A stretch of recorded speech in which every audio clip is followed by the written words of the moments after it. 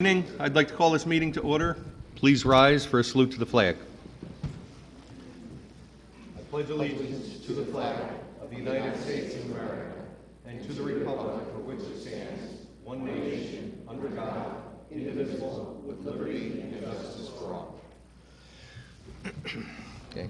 This meeting is convened in accordance with the provisions of the Open Public Meetings Act in New Jersey. Let the official minutes reflect that adequate notice of this meeting has been provided by publishing a notice in the Asbury Park Press on Friday, January 8, 2021, the Press of Atlantic City and the Star Ledger, and also forwarded to the Toms River Times, Toms River Patch, and WOBM News on Wednesday, January 6, 2021, and thereafter posting same on the Town Hall Bulletin Board for such notices and filing same with the Township Clerk pursuant to a resolution adopted by the Township Council on Tuesday, January 5th, 2021.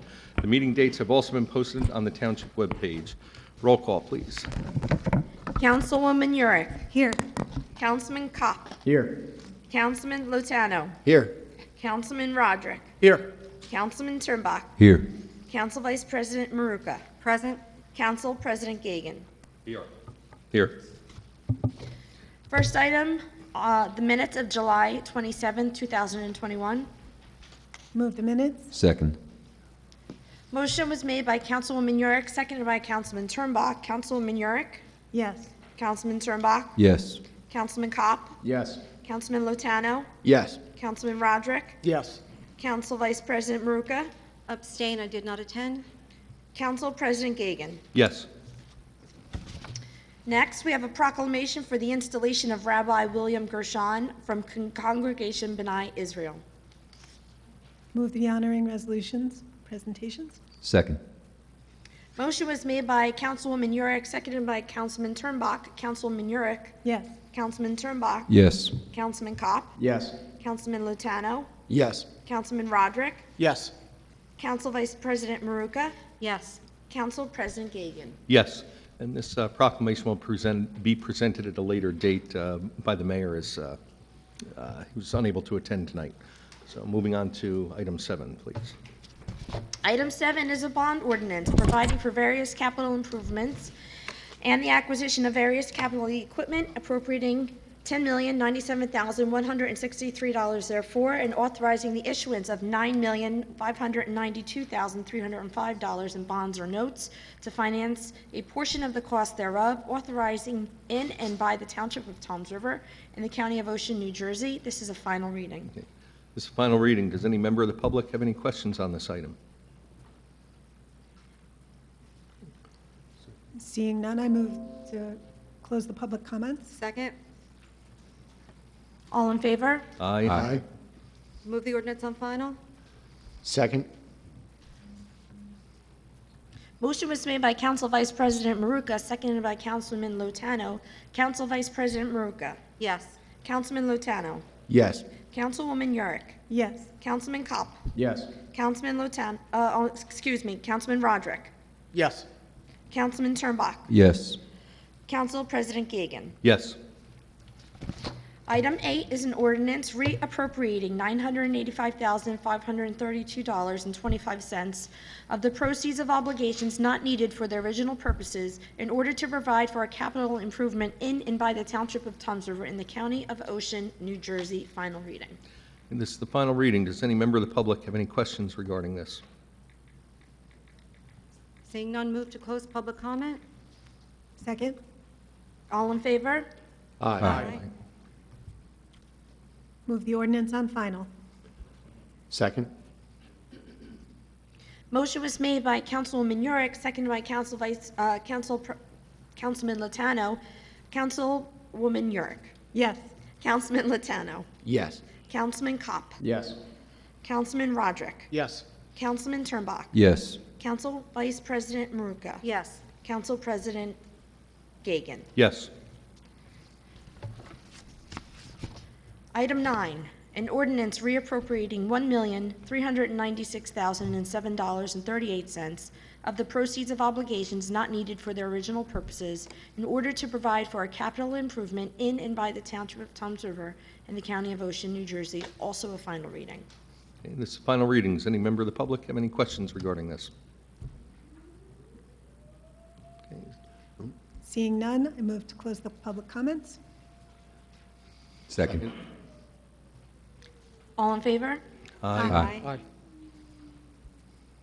Move the ordinance on final. Second. Motion was made by Council Vice President Maruka, seconded by Councilman Lotano. Council Vice President Maruka. Yes. Councilman Lotano. Yes. Councilwoman Yurick. Yes. Councilman Kopp. Yes. Councilman Roderick. Yes. Councilman Turnbach. Yes. Council President Gagan. Yes. Item 10 is an ordinance of the Township Council of the Township of Toms River, Ocean County, New Jersey, authorizing an appropriation of $685,000 from the Open Space Trust Fund toward the acquisition by the State of New Jersey Department of Environmental Protection of real property designated as Block 1022, lots 2.03 and 2.04, Block 1026, lots 27 through 30 in the Township of Toms River. This is also a final reading. Does any member of the public have any questions regarding this? Seeing none, I move to close the public comments. Second. All in favor? Aye. Move the ordinance on final. Second. Motion was made by Council Vice President Maruka, seconded by Councilman Lotano. Council Vice President Maruka. This was a long time coming, and this is one step closer for the acquisition of the Surf Club property, and I wholeheartedly vote yes. Councilman Lotano. Yes. Councilwoman Yurick. Yes. Councilman Kopp. Yes. Councilman Roderick. Yes. Councilman Turnbach. Yes. Council President Gagan. I agree with Councilwoman Maruka. This has been a long time coming, as many projects here started before some of us were up here, and I fully support this. Yes. Item 11, an ordinance amending and supplementing Section 8.26 signs of Chapter 348 Land Use and Development Regulations of the Township Code to revise the general design guidelines for all signage within the township. First reading. Move the ordinance on first. Second. Motion was made by Council Vice President Maruka, seconded by Councilman Kopp. Council Vice President Maruka. Yes. Councilman Kopp. Yes. Councilwoman Yurick. Yes. Councilman Lotano. Yes. Councilman Roderick. Yes. Councilman Turnbach. Yes. Council President Gagan. Yes. And before we move on to item 12, I'm going to ask Mr. Roberts and Mr. Gincalian to come up to give a presentation regarding the next two items on the agenda. So if we can dim some of the lights, please. We just need to get the projector on. Let me see if, Is there an electrician in the house? yeah, I'm looking for Mike.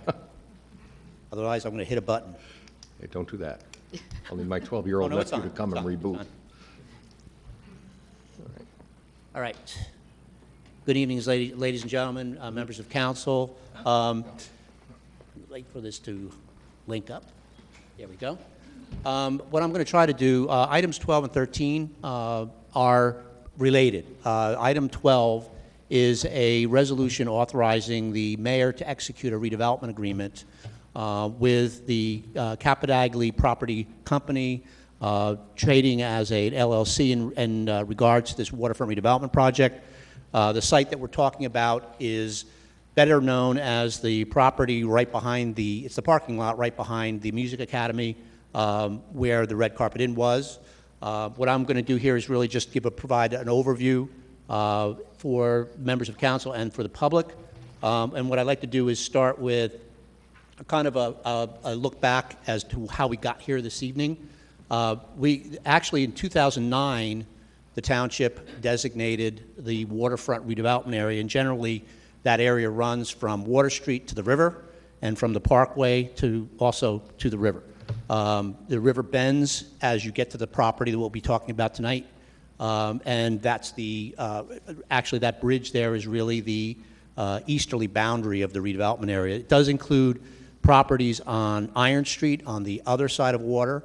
Most of those are parking lots, but it does not include properties from the Iron Street, from that parking lot on Iron Street to the parkway. That's in a separately designated rehabilitation area. What happened happened in 2009.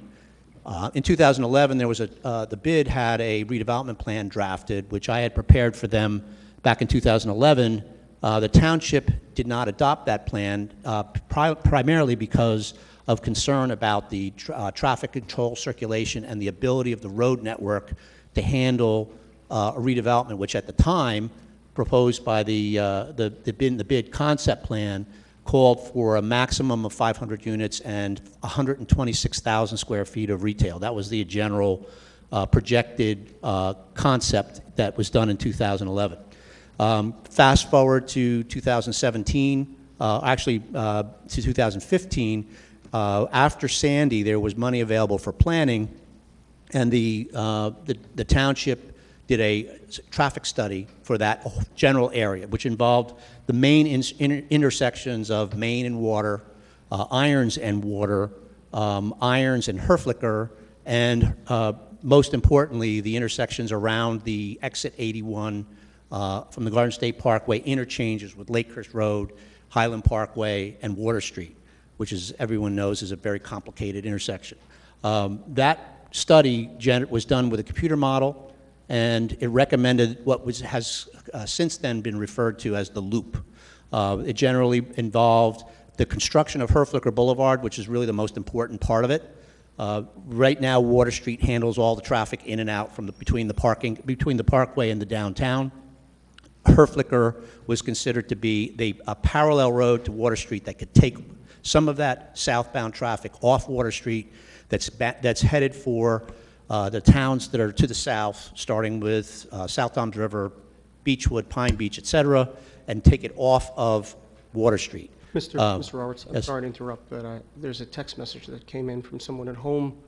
They said the audio for the council meeting is not working. Okay. I know it's working here, so. Okay. The audio is not working? The audio for the meeting is not working. Okay. Destiny, is our IT person in the back there? Are they? He's trying, but there's no video feed. He said there's audio, but there's no video feed. Is there audio? Let me check my text messages. I have none. So you're saying there's audio or video, but no audio? Hang on. IT is saying the opposite, Okay.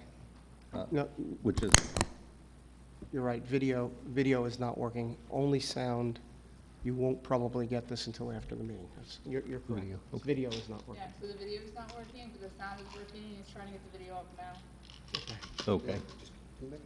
Yeah, we can give them a moment. Sure. If that's okay. Right now, there's nothing going on with the video. I was going to say, you could describe the Right. demolition of the red carpet inn. We have, That's the picture that's up right now. sure. It is being taped though, correct? Okay, so we'll be posting. I want to go ahead and continue, Mr. Roberts, who knows how long that'll be. Sure. Thank Okay. you. The other thing But we can thank do, the other thing we can do is make this PowerPoint available on the website tomorrow. Yeah, please do. We just finished it this afternoon. Basically, that traffic study then got rolled into the redevelopment plan, which we then adopted in 2017, right about the same time as the township was experiencing a lot of difficulties with the red carpet inn, and it had been for a number of years. At one point, just to kind of refresh everyone's memory now that we've been without that building for several years, there was something on the order of 700 police calls within a matter of a couple of years just generated by that one building. It was responsible for most of the crime calls that were going on in the downtown at the time. As you remember, the township took action in that time frame of around 2017 to 2018 to acquire that property and demolish the building. It was set up as a temporary parking lot, as you see there today. And then in 2018, after we had adopted the redevelopment plan in 17, we put out an RFP, which is a request for proposals, to see if there was any interest in the part of the development community in redeveloping the parking lots that the township already had control over. Those were referred to as the lower Iron Street parking lots, which are the ones across from the post office, and the upper Iron Street lot, which is at the top of the hill near the intersection of Iron Street and Schneider. We did get one proposal, and that was after doing a little bit of marketing, making sure the development community knew about the opportunity. The one proposal that we received was from the Capitagli Property Management Company. They did a proposal that had a concept, but before that, in 2018 as well, just to give everyone an idea of moving parts that have been evolving, the township submitted an application for a grant to the Federal Highway Administration, and it was based on the original loop concept that was put out in the traffic study from 2015. Well, what happened as a surprise, and these involved 2 county roads at least, maybe 3, Highland Parkway, Water, and Herflicker, the federal government selected the grant. It was the only grant selected in New Jersey in that first round of the Build 18 grant applications. The problem was at the time, though, that because they involved county roads, the project needed to get on the state transportation improvement plan and the North Jersey Transportation Authority's transportation improvement plan in order to be able to move out of the concept stage. What happened in 2020 is the county, after a number of 2 years of negotiation and talks with the county, decided that they were going to take on the concept plan for the road improvements, and they hired a consultant at their expense to do that plan.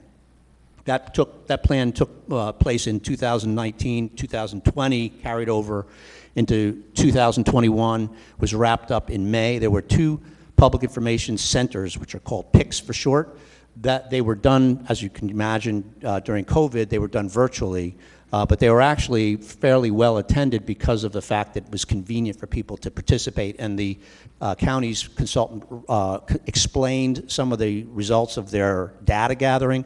The difference between this traffic study and concept plan and the original one that was done by the township is that the county brought in multiple other intersections. They expanded the analysis of the traffic patterns beyond just the several intersections that were in the redevelopment area.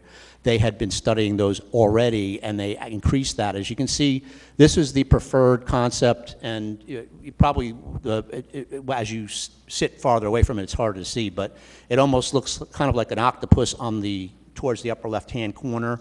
That is the recommended solution to the current problems that we have at Exit 81 northbound ramps.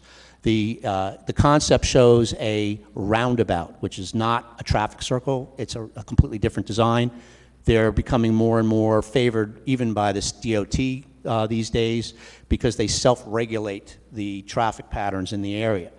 The other concern here is that you can see on the middle section to the left, that's the Exit 81 off and on ramps for the northbound side of the parkway. There's a fairly short distance between those ramps and the intersection, and having a signal there is something that the Turnpike Authority is very reluctant to approve because they're afraid the traffic will back up into the parkway, into the travel lanes. So the roundabout was reviewed with them. The computer generated analysis was reviewed with the Turnpike Authority, and they were comfortable that the roundabout would work. That then became part of the preferred alternative that came out of that process. The other change that took place there was that the one-way loop actually had a fatal flaw to it, which is that all of the southbound traffic, if it was forced to come down Herflicker heading south, if it wanted to get back to Water Street to continue on to Route 37 or what have you, it would end up at the stop sign on South Main right before you go over the bridge. And that stop sign would cause a backup that caused the whole concept to fail. So the alternative that was derived was to keep Herflicker and Water Street both as two-way and to modify the intersections and improve their functionality in between. That would be the intersections at Irons and Herflicker, Water and Irons, and Adafre and Herflicker, which would now be continued all the way to Highland Parkway, and then the intersection of Herflicker with Highlands Parkway. So that became the preferred alternative. It also provided for some improvements to the intersection of Main and Water, which is another real difficult intersection, especially for pedestrians to try to navigate to get to Huddy Park. The concept was required to consider not just vehicular circulation, but pedestrian circulation as well. So that was the result of the build grant. Between 18 and the present, basically all of last year, we negotiated a grant agreement with the Federal Highway Administration.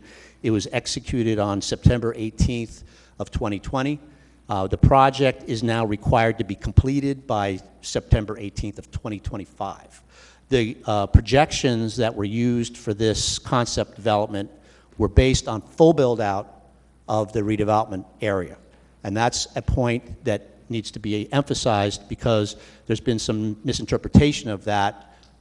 It's not just to correct the problems we have today, which it will improve, because it involves synchronizing all of the signals at these intersections, but it will accommodate full build-out of the entire redevelopment area, not just the project that we're talking about tonight, but every project that will ever be built, whether the projects are ever built or not.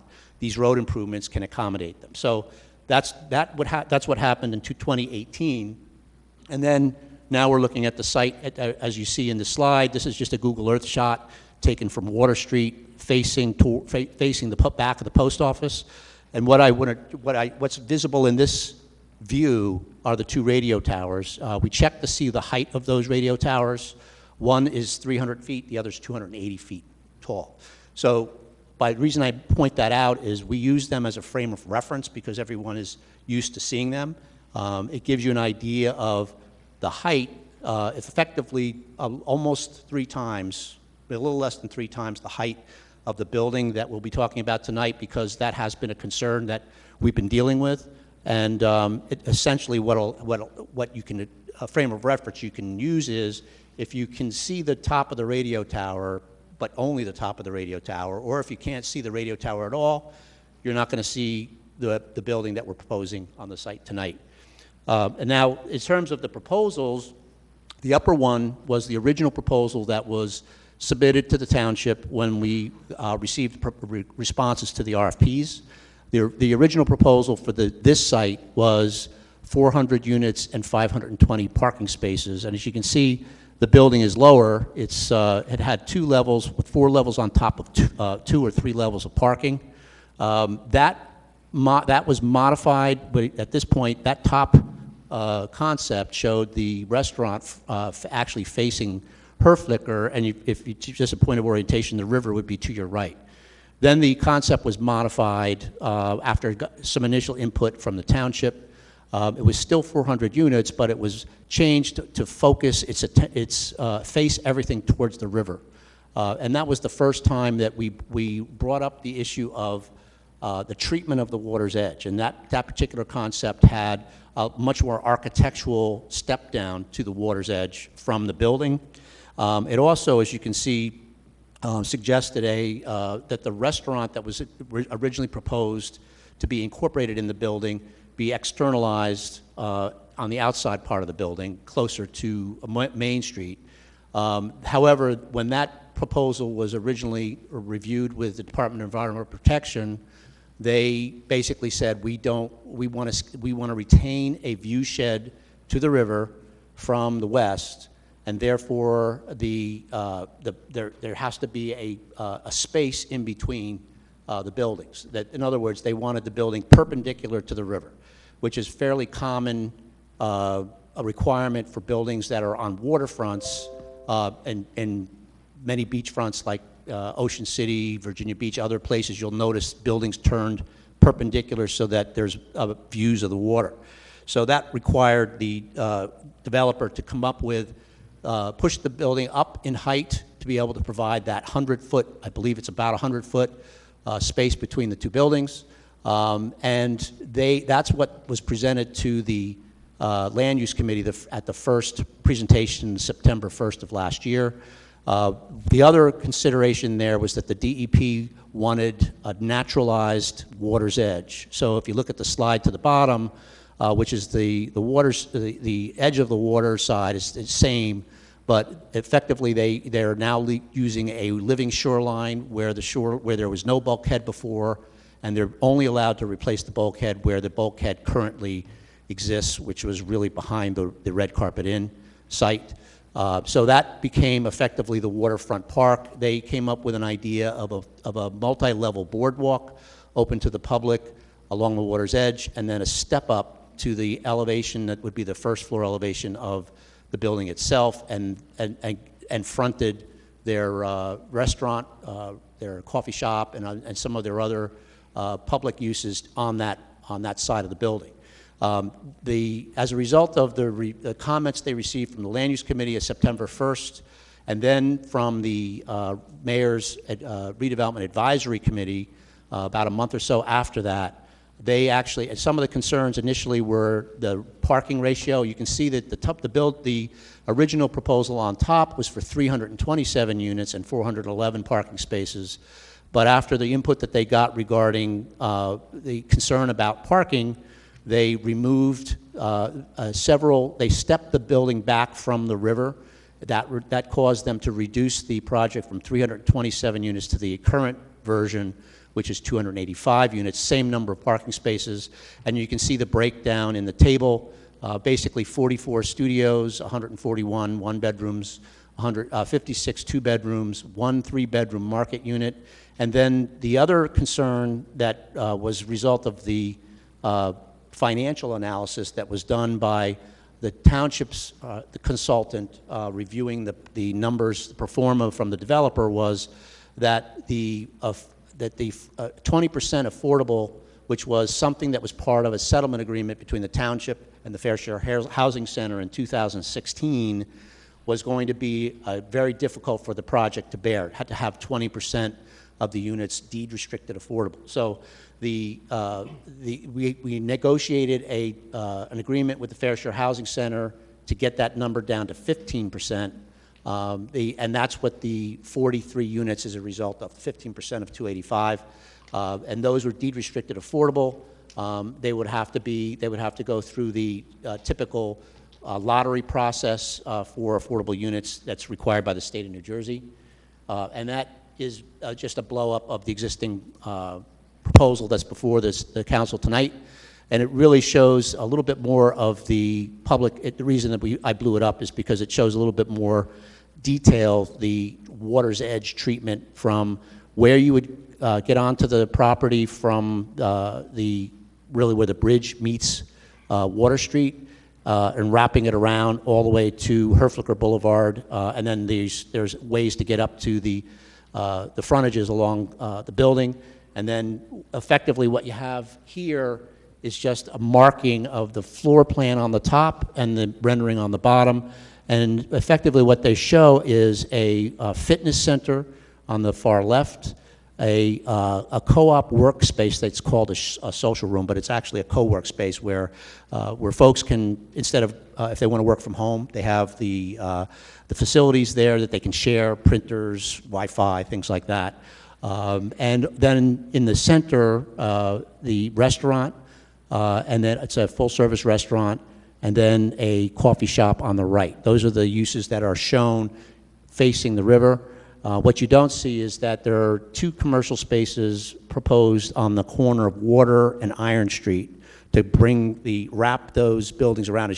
As you know, you see Music Academy, then you see the social services and the mental health buildings next to that, and then there's a parking lot that brings you to the corner. This would fill in that parking lot with retail on the corner, and then effectively the 2-story sections of the building would flow down Iron Street with the 2 residential components perpendicular to the water. So that's generally the layout. What we've tried to do in order to get a handle on the impact, the council had seen this initial presentation on March 10th. There was a couple of concerns expressed regarding the height.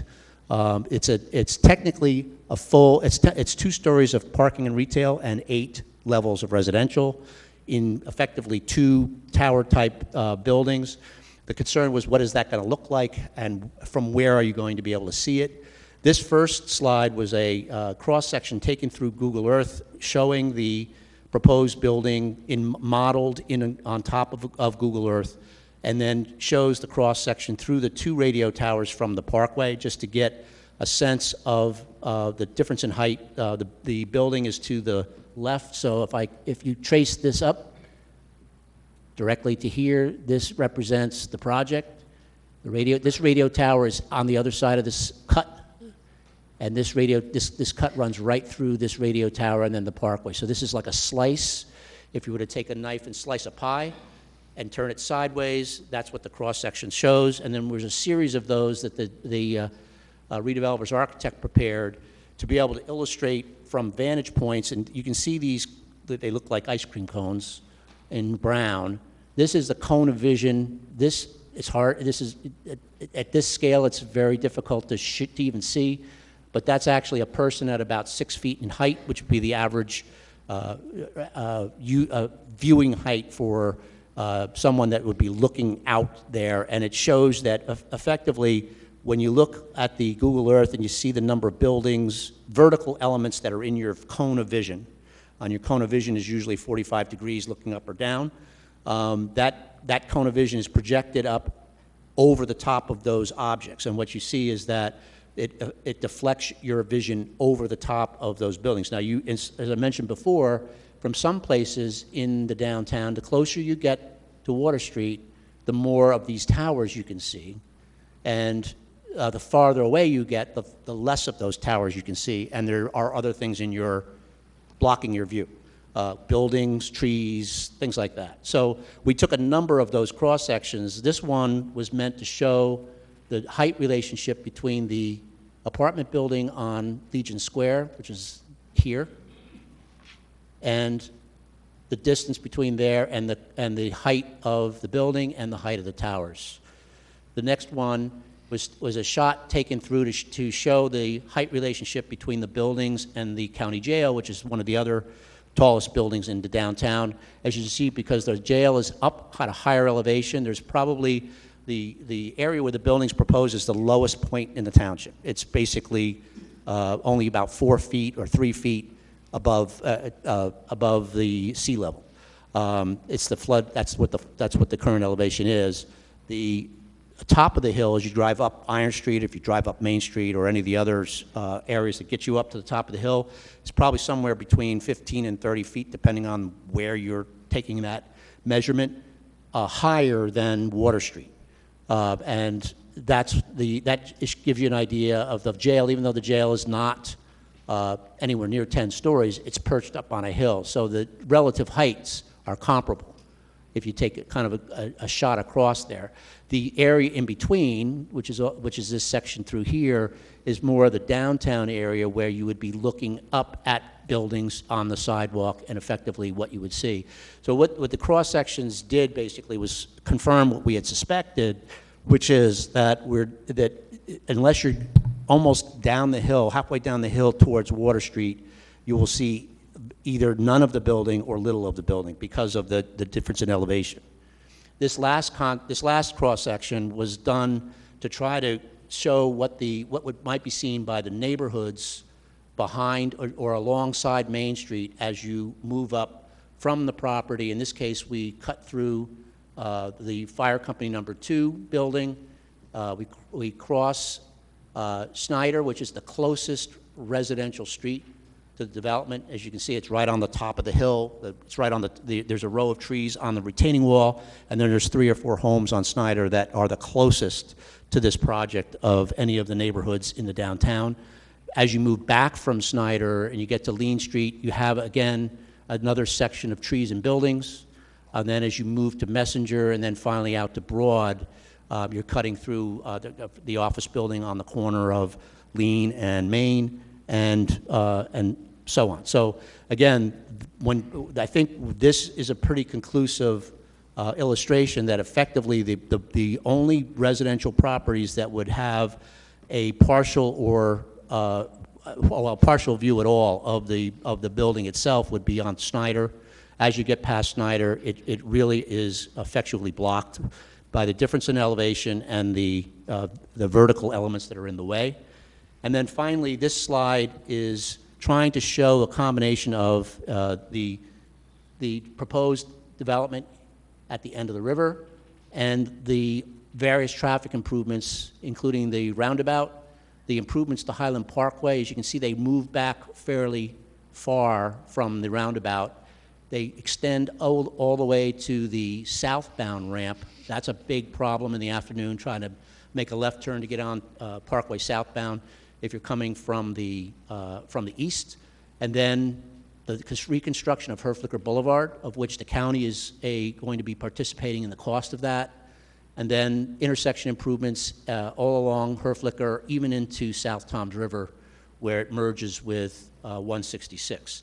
So those are all that's effectively if you could fast forward to 2025, that's what the area would look like after all the road improvements are done. This is really just a comparison of a couple of towns. We often hear at meetings comparisons to Red Bank, Belmar, Asbury Park, and so on. These are a couple of examples of how what this first development would look like in compared to some of the buildings that are parts of those downtowns. Actually, the one in Belmar is a senior citizen building. It's been there for many years. It's 10 stories. So it gives you an idea of the fact that these types of buildings are commonplace in those types of towns and downtowns that we've been trying to emulate. I just wanted to get to some fiction and fact. We did a similar presentation for the DOJ.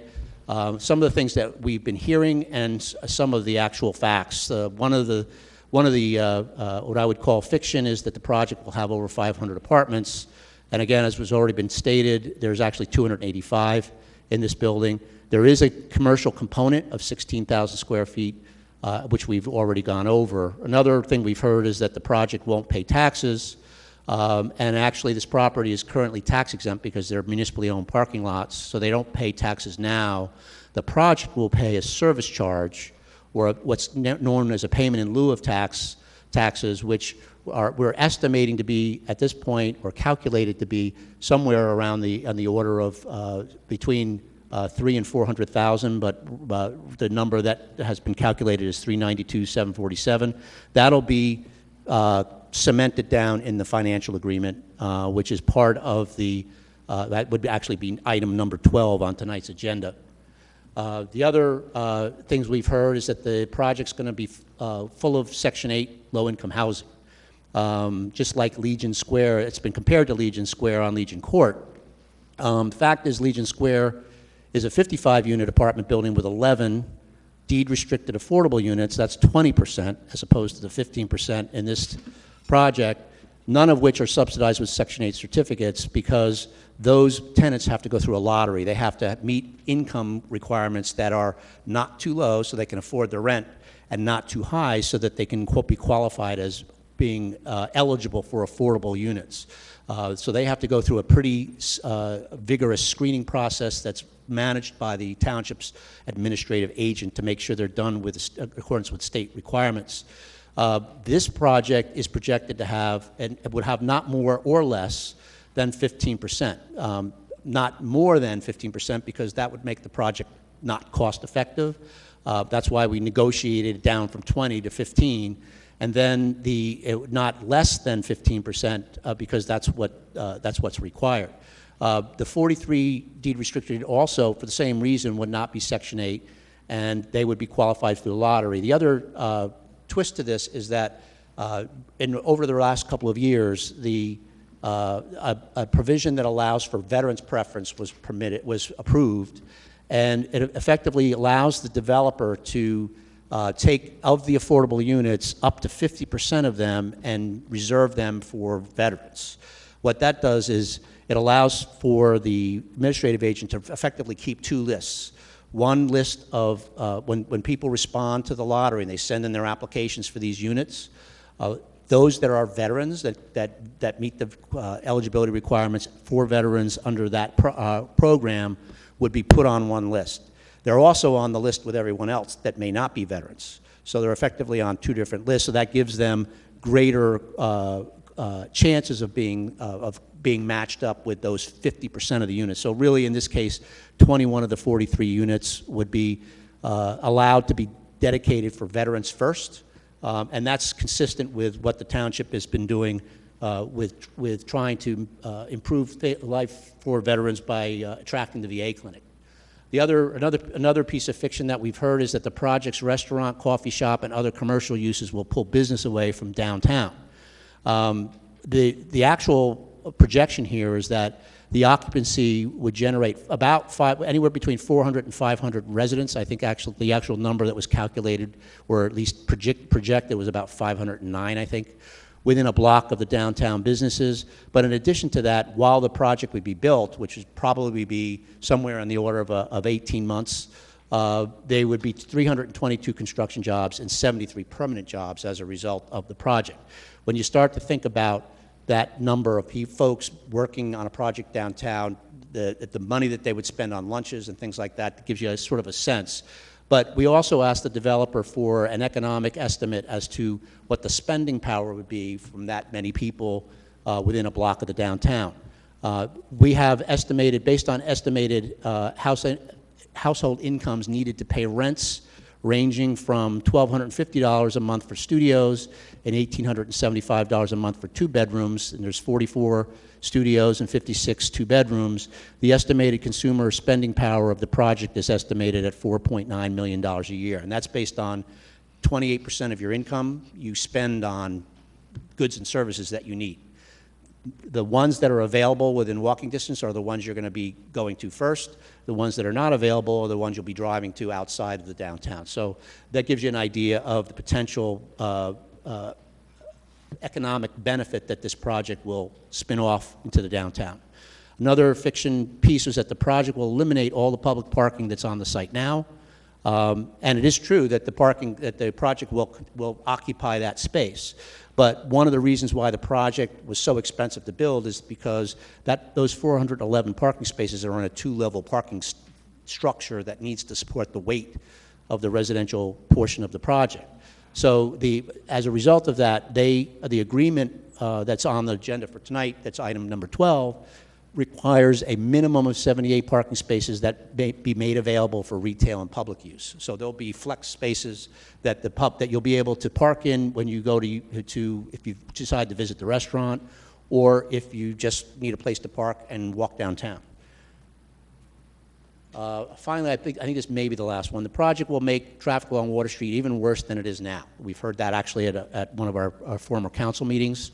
The council applied for, and I mentioned this, the $5.6 million federal highway grant, and just to kind of restate it, that those public improvements, those circulation improvements, are meant for the full build out of the total redevelopment area, even if it never happens. And $5.6 million of that is being paid for by the federal government.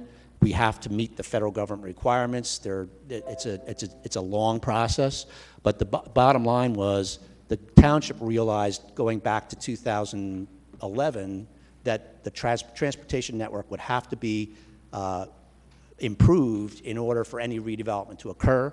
And not only did they put it in a plan, but they got the money to pay for it.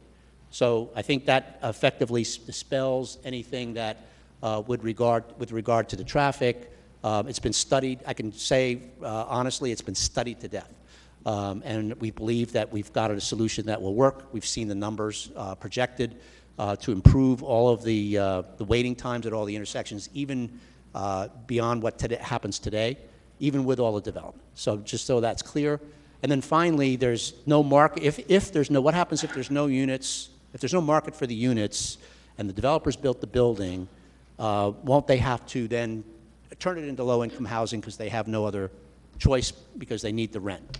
And this is one of the things that we've been, beside the fact that you have a need to try to, there's been a desirability, and there's been a market study done probably 18 months ago that documented that there's a market. Beyond all of that, that was before we became aware of the expansion plans that Community Medical Center has, for example, that are substantial, and I believe there's a representative from Community Medical Center here this evening that can certainly speak to it. But the information that I've heard is that, or that I've seen and had in a couple of meetings that I've had with their professionals, is their projected employment is 800 medical professionals at the Community Medical Center. They're going to become a teaching hospital, may have already started that program. but they're going to be growing that over the next number of years to probably, from what we heard, anywhere between 170, 200 interns and residents. And again, certainly could be corrected if there's better information that the representative from CMC can provide. But these this development is in a perfect location for these interns and residents, for example, that are effectively doing a rotation of 2 or 3 years.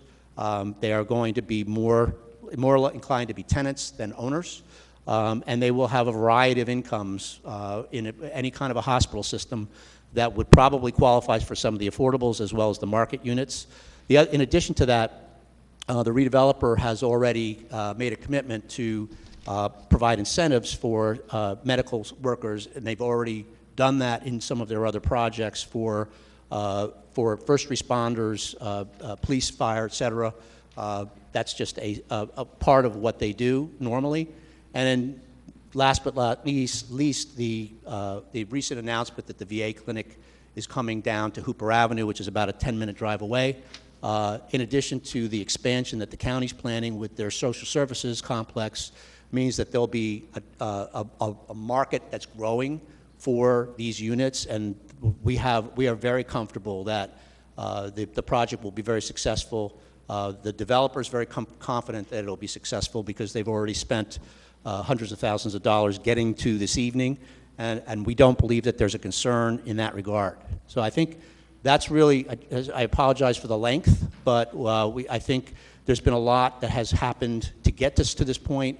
I felt that the council felt that it was important for the public to be kind of brought up to speed, or at least reminded about some of those things, and I'd certainly be happy to answer any questions, Mr. Chairman, or Mr. President, if the council has any. Council President, I have one question. Jay, could you just go over the redevelopment plan and the percentage of building heights? Because I know that has been a concern for the residents that live closer to the downtown, that if the percentage of buildings that would be the 10-story and then the other different levels there, because the whole project will not be 10 stories throughout the entire redevelopment area. Right, and actually, when we did the original redevelopment plan in 2017, the design intent was to get a variety of building heights so that we wouldn't have all one height throughout the entire area. The reality of construction in development is that if you go above five levels or whatever that magic number is, you go from stick-built to steel and concrete. So even though we allowed those heights, we thought it would take a lot of revenue to be able to create that. The fact that the developer went from a shorter building, squatter building, and broader building to a taller building was not anticipated, but it was a result of the DEP review. But effectively, the plan still says that not more than, I think it's 10% or whatever it is, of all the buildings in the entire redevelopment area can be more than 8 stories or more than 10 stories, and we have percentages stepping down from that point. So you would never have all 10-story buildings. Most likely, what we anticipate will happen on the projects that are not required to build parking garages, which are the expensive part of it, that they're going to do the private property owners, and these are where they're not replacing parking that was originally open to the public. They're going to do surface parking, which means they're not going to be spending as much money on their parking, which means they're going to do stick-built, and most likely what you'll see are mostly 3 to 4 story from this point forward, as long as they don't have to do structured parking. Thank you. Sure. Thank you. Does any other member of the council have any questions for Mr. Roberts? I do. Go ahead. My first question is if you could clarify how many units are in each building? Well, there's 285 units in the total project that are divided between the two buildings. I would imagine it's 50-50. I don't have the exact count, but I believe it's 285, and it's probably 50% in one building, 50% in the other. Okay, now does this agreement lock the developer up as far as the commercial component, or can that be changed afterward?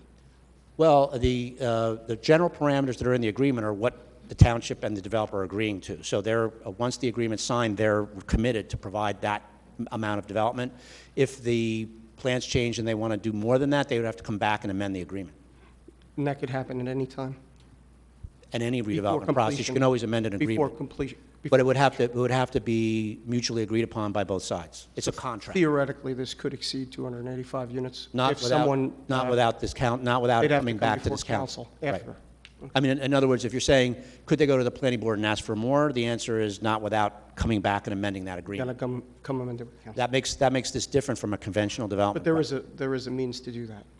Only if the council agrees to it. The thing about the redevelopment process is that this body is the be-all and end-all. Nothing happens in this process without your agreement. It's different than a traditional development process where a developer, if they look at the ordinance and they can meet the ordinance requirements, they can go to the planning board, and it's very difficult for the planning board to deny it because they don't need to have any variances. This is completely different. Is the commercial market a weak market right now?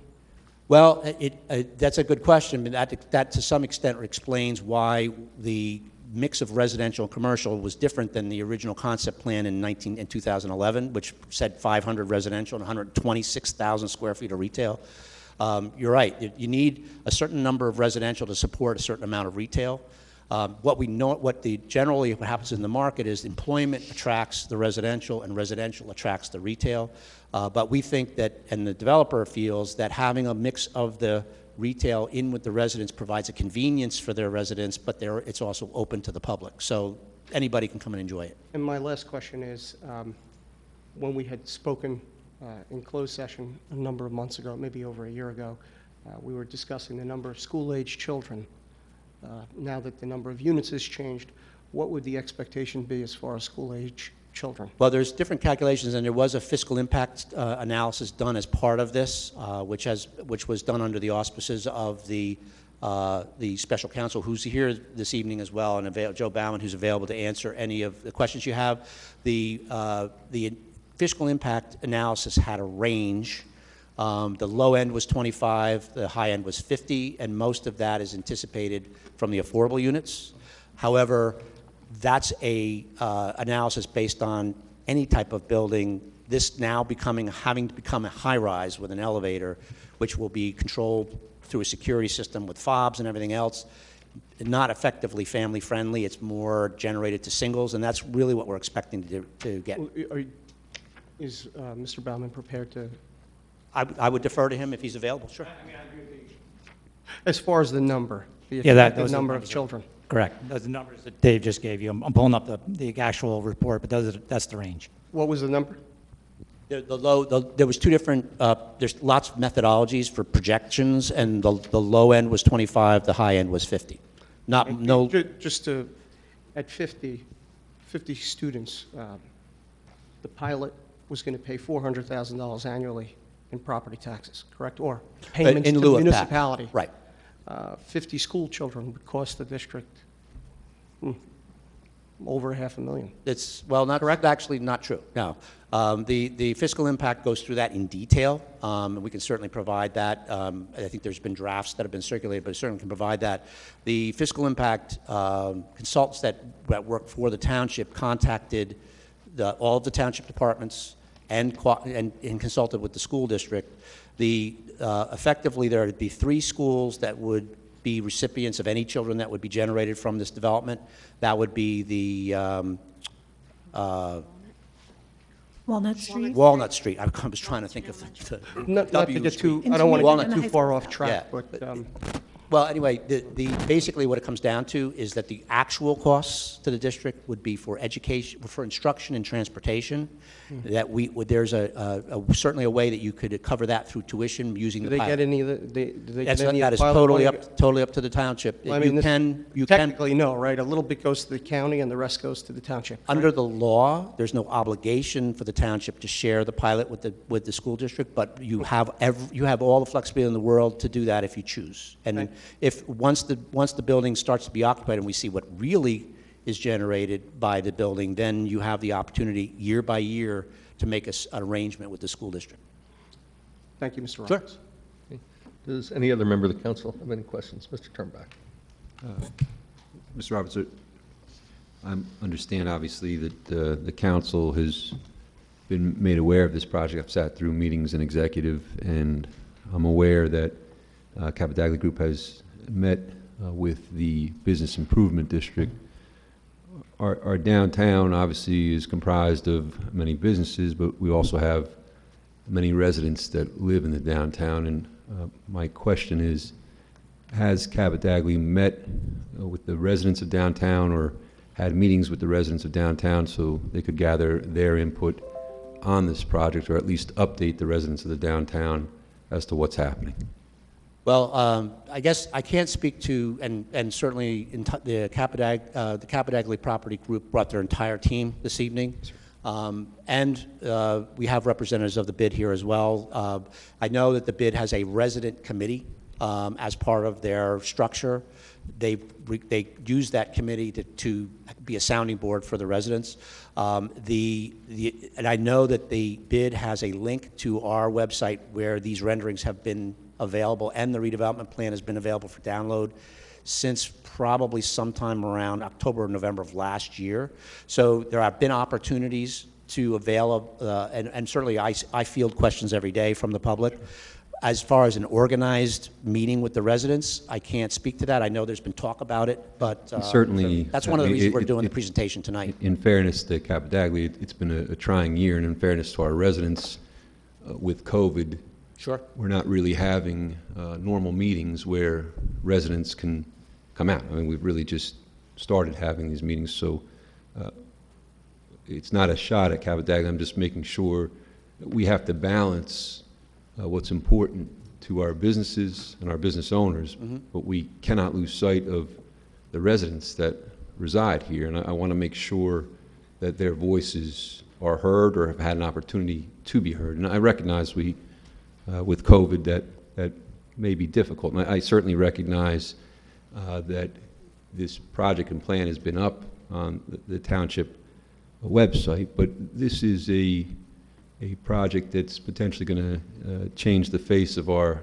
downtown, and I don't want to just respond to the residents that, well, you could have seen it on the website. I mean, I want to make sure our residents are aware and that their input is being considered. No, absolutely true, and that's one of the reasons why, as everyone knows, it's very uncommon for a presentation to be made before a vote on a resolution. Sure. But because this is an important resolution, we wanted to put this out, provide as much information as we could to the public ahead of time to let them know that we've heard some of the things that have, some of maybe the concerns that have been expressed.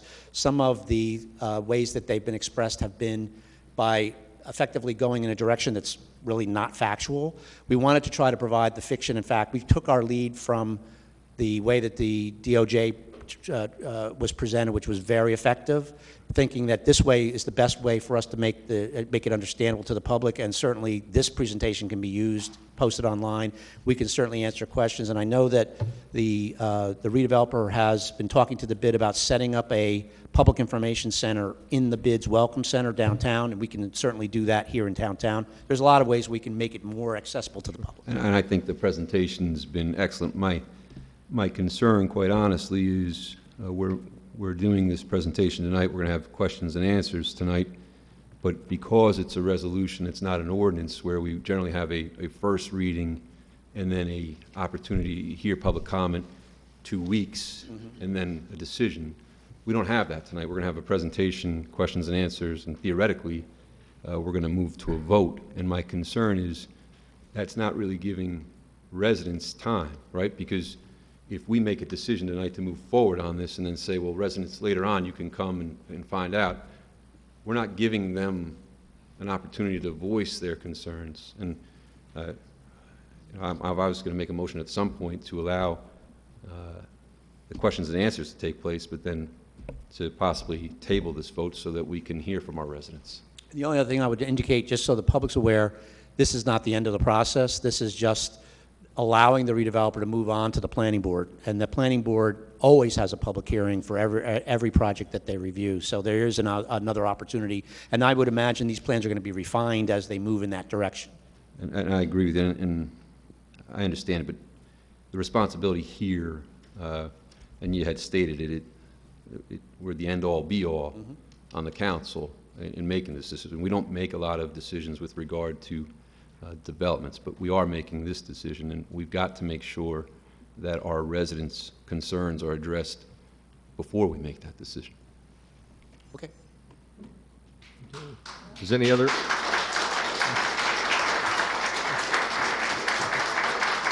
Does any other member of the council have any questions, comments? Yes, I do. Councilman Montano. All right. Mr. Roberts, what is the amount of money to be considered affordable housing? Do you know what that number is? Well, it depends on household size. It gets in the weeds, to use an expression. Generally, one thing about in this particular project, normally you have a minimum or a maximum of 20% of the total number of affordables would be for one bedrooms, not less than 20% for 3 bedrooms, and the rest can be 2s, or they can all be 2s and 3s. In this case, it's 50% 2s and 3s. That was the agreement that was reached with the Fair Share Housing Center. So with a 2-bedroom and 3-bedroom unit with a larger household size, or just because they have extra bedrooms, the income range is higher than it would be for a 1-bedroom or anything other than a 1-bedroom. So the rents, I think the rent range is anticipated for the affordables to be somewhere between $1,295 and $1,395, something like that. So they're not insubstantial, but they would meet the income guidelines for 2 or 3-bedroom units that COA sets up, and those are adjusted periodically so that they stay in pace with inflation. Mm-hmm. So it's you would have to make enough salary to be able to afford that rent for a household of whatever would fit in a 2-bedroom or a 3-bedroom.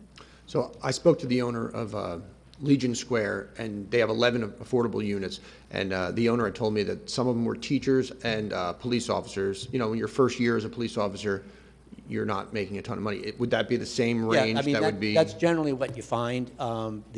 Just because they're deed-restricted affordable doesn't mean that they're only available to folks that, in other words, you have to have a job, you have to document your income, you have to show pay stubs and everything else, just like any other tenant. It's just that you have to fit within that window of making enough to afford the rent, but not making too much that you're not eligible for the lower rent. It's effectively a lower rent than would normally be charged for the same unit. Right. The other question I have is more about Community Medical Center. So they started a residency program this year, and if my numbers are correct, there's 27 residents now, 54 next year, 117 the year after, and 140 the year after that. This residency program is going to be the second largest in the state of New Jersey. There is a representative of the hospital here. Is there a way they can speak on this, if it's possible? I hate to put anybody on the spot. Yeah, if they wish to. Sure, come on up, ma'am. That's okay. And again, I'm sorry to put you on the spot. I just want to see if there is a need for. Yeah. How do I address you? Just everyday folks. Good evening, everybody. I was going to say a little something. Is that all right? Yeah, absolutely. Even though this is for later. Okay. So, hi. My name's Dr. Mika Neblett. I'm the Chief Medical Officer at Community Medical Center. I've been in your lovely Ocean County now. I'm going to stand over here because that's a box. I'm not supposed to stand over there. Sorry. For almost 2 years now. So this has been a lot of fun and very interesting. To give you a little reference to what a residency program is, I am not even close to from the area. I am from Boston. I went down to Atlanta for college, medical school in DC, and then when I was 26, I moved to Brooklyn to do residency, and I spent 4 years in Brooklyn. Residency is a really intense time. You spend first in the morning from 6 a.m. to 6 p.m., and then hours after that in the hospital. On your days off, you want to relax. You don't want to do anything. You want the same mini-mart that you know. You want the same area that you know. You start to become friends with the neighbors. It's a really intense experience. You're working really hard and you're playing really hard. At the end of my residency, I stayed and lived in Brooklyn for a couple of years. And then I left for 1 year, and then I couldn't resist and went back to the exact same area in Brooklyn. The time that I spent during my residency was where I wanted to live. It was my marriage that took me out of Brooklyn, but that's another story, okay? So to get you to hear and why I said all that, we did start a residency program. I'm going to correct some of the numbers, if you don't mind, with all due respect. Yep. We did start a residency program on July 1st with emergency medicine, internal medicine, and podiatry residents. So you are correct. We do have 27 residents with us right now. Next year, there will be a general surgery program. And the year after that, we're starting another program called Transitional Year, which means there'll be 16 residents per year going through every year. So by the time there'll we're done, will be 117 residents who will be here in Toms River and Ocean County, living and breathing amongst you in this community. They will love the beach. They will love the environment. They will get to know you. They will get to know the Acme. They will get to know the Circle K, everything else in this area. And that's really exciting. I first heard about this meeting, which I knew nothing about, when I found out that one of our residents who don't make a lot of money, because I'm sorry, you don't pay a lot when you're a resident, you didn't get a lot, they couldn't find housing near Community Medical Center, and they were walking about 1.5 miles, 2 miles to get to their job. And that made me very sad. And I didn't think that this is a young doctor who's learning how to be a part of the community and how to be a thriving doctor, and they had to walk to work every day. There's not a lot of buses in the area, as you're well aware. And so the reason how I found out about this redevelopment and this project was I mentioned this to Jen Schufriend from our foundation and said, this is bothering me, this is sad, how can we help? And she said, by the way, there happens to be a redevelopment project. Why don't you learn more about it? But this kind of project, I can't comment on how it would affect you in the community who've lived here all of your lives. But for us at the hospital, it would be amazing for the residents to have an environment where they can live and thrive and easily commute back and forth to the hospital, as well as for our first responders, our brand new nurses, our brand new doctors who are not, don't make all the money and can't do everything, that this environment would be perfect. Does that answer your question, sir? Yes. I have another question. How Yes, sir. long is the residency program? Excellent question. Emergency medicine and internal medicine and podiatry are 3 years long, and then it just keeps going. General surgery is a 5-year program, and internal medicine transitional care is 1 year, but there's every single year it's new 16 residents. So the general surgery residents would be here in this community for 5 years before they decide what to do. Residency is really the time where you usually meet your spouse, have babies, and end up living where you trained. Very good, thank you. Thank you, sir. Does anybody else have a question? Does any other member of the council come in?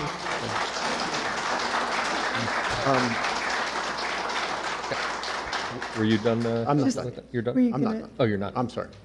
What's that? Just in relation to the hospital, the jitney? Yeah, I was going to bring that up. I know that I had spoke to the developer, and it was very important for me. I know a big concern for the residents is like, who is going to occupy this? I mean, we've had some bad instances, especially the motel that was torn down. It is a major concern to make sure that we have, the best possible citizens living there. And I know that, partnering with the hospital, it's not quite a partnership, but the developers agreed to give preferential treatment to the residents. And then the jitney, they're required by the development agreement to transport residents from the building to the bus terminal. They've also agreed to extend that to the hospital so they can transport the employees back and forth if that is desired. The other thing I wanted to bring up, I just want to address one of Councilman Roderick's comments about coming back to ask for more units. The way the development process works, and Mr. Roberts, you'd be able to say it better than me, but if they get approved for this step and they go to the planning board, after they go to the planning board, between the approval from the bank and the approval from the township, that pretty much locks in their plan for construction. Is that correct? That's just like any other project. By the time it gets to the planning board, they have to get the same state approvals as any other development.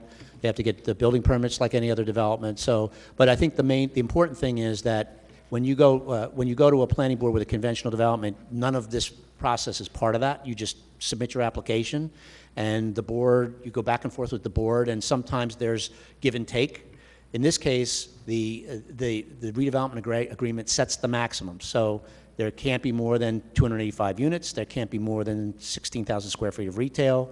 If there's differences in those numbers which are plugged into the agreement, and by the way, the concept plan that we went over tonight is also associated with that agreement. So what goes to the planning board has to be substantially consistent with that concept plan, even though fully engineered plans are refined from a concept, but generally the numbers are locked in. It's almost like a general development plan concept where you get the concepts locked in, and then it takes years to build it out.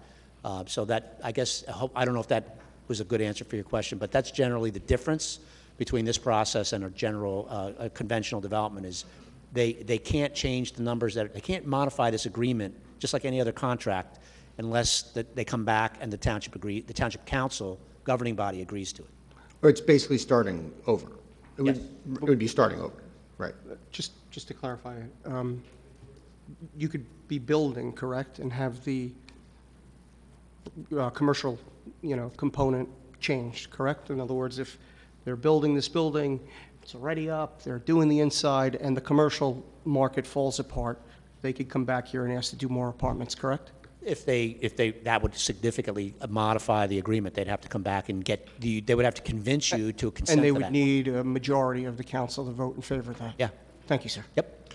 And the last thing is, any redevelopment plan, they design it to, it's not quite a question, I'm sorry, but any redevelopment plan is set to boost the downtown, it's set to boost the township, and in no way do we want to put any burden on the school system whatsoever. I think I would speak to for everybody up here, that I think we would all agree to be able to contribute from the township to the schools for any child that would be put into the school system. I think would be very beneficial to our school system, because none of us want to burden the school system in any way. And that's all I have. Okay. Does any other member of the Yeah. council? Yes, Council President, just to Mr.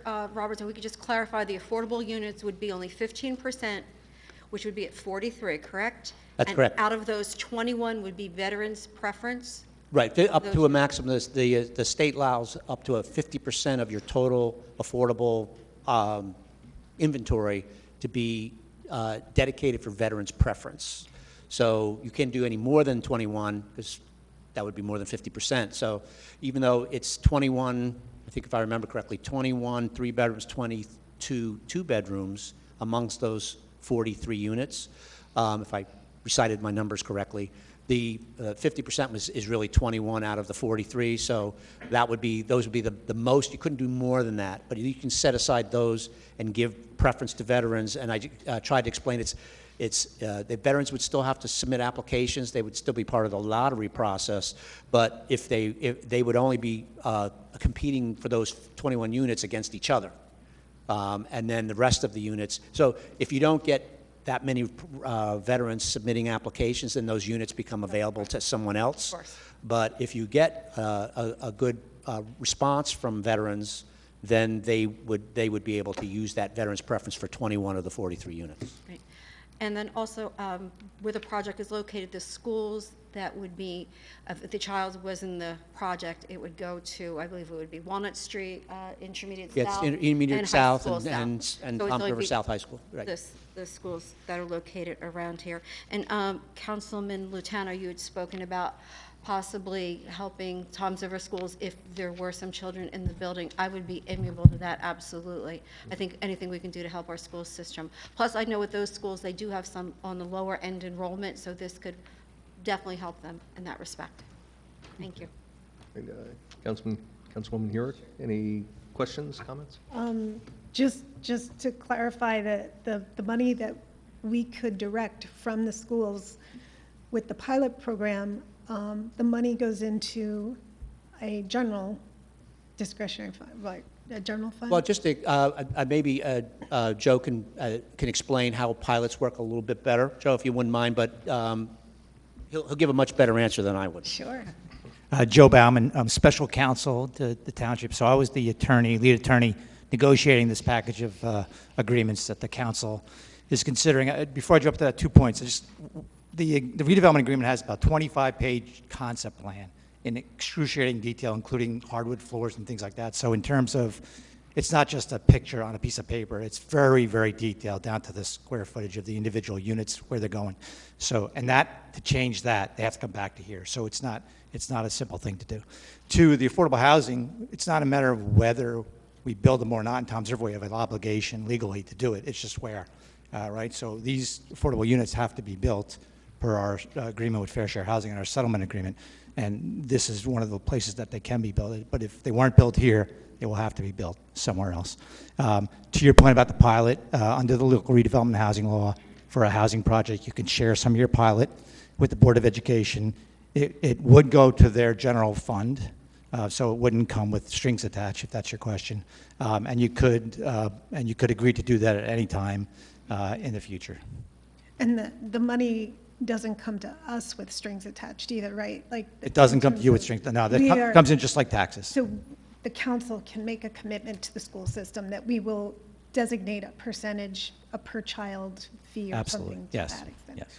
So, because I think every single person on this council feels very strongly about not burdening the schools because they've already been burdened by the state law. Correct. And actually, something that you just brought up, that we do have obligations to the state to build a certain amount of affordable housing.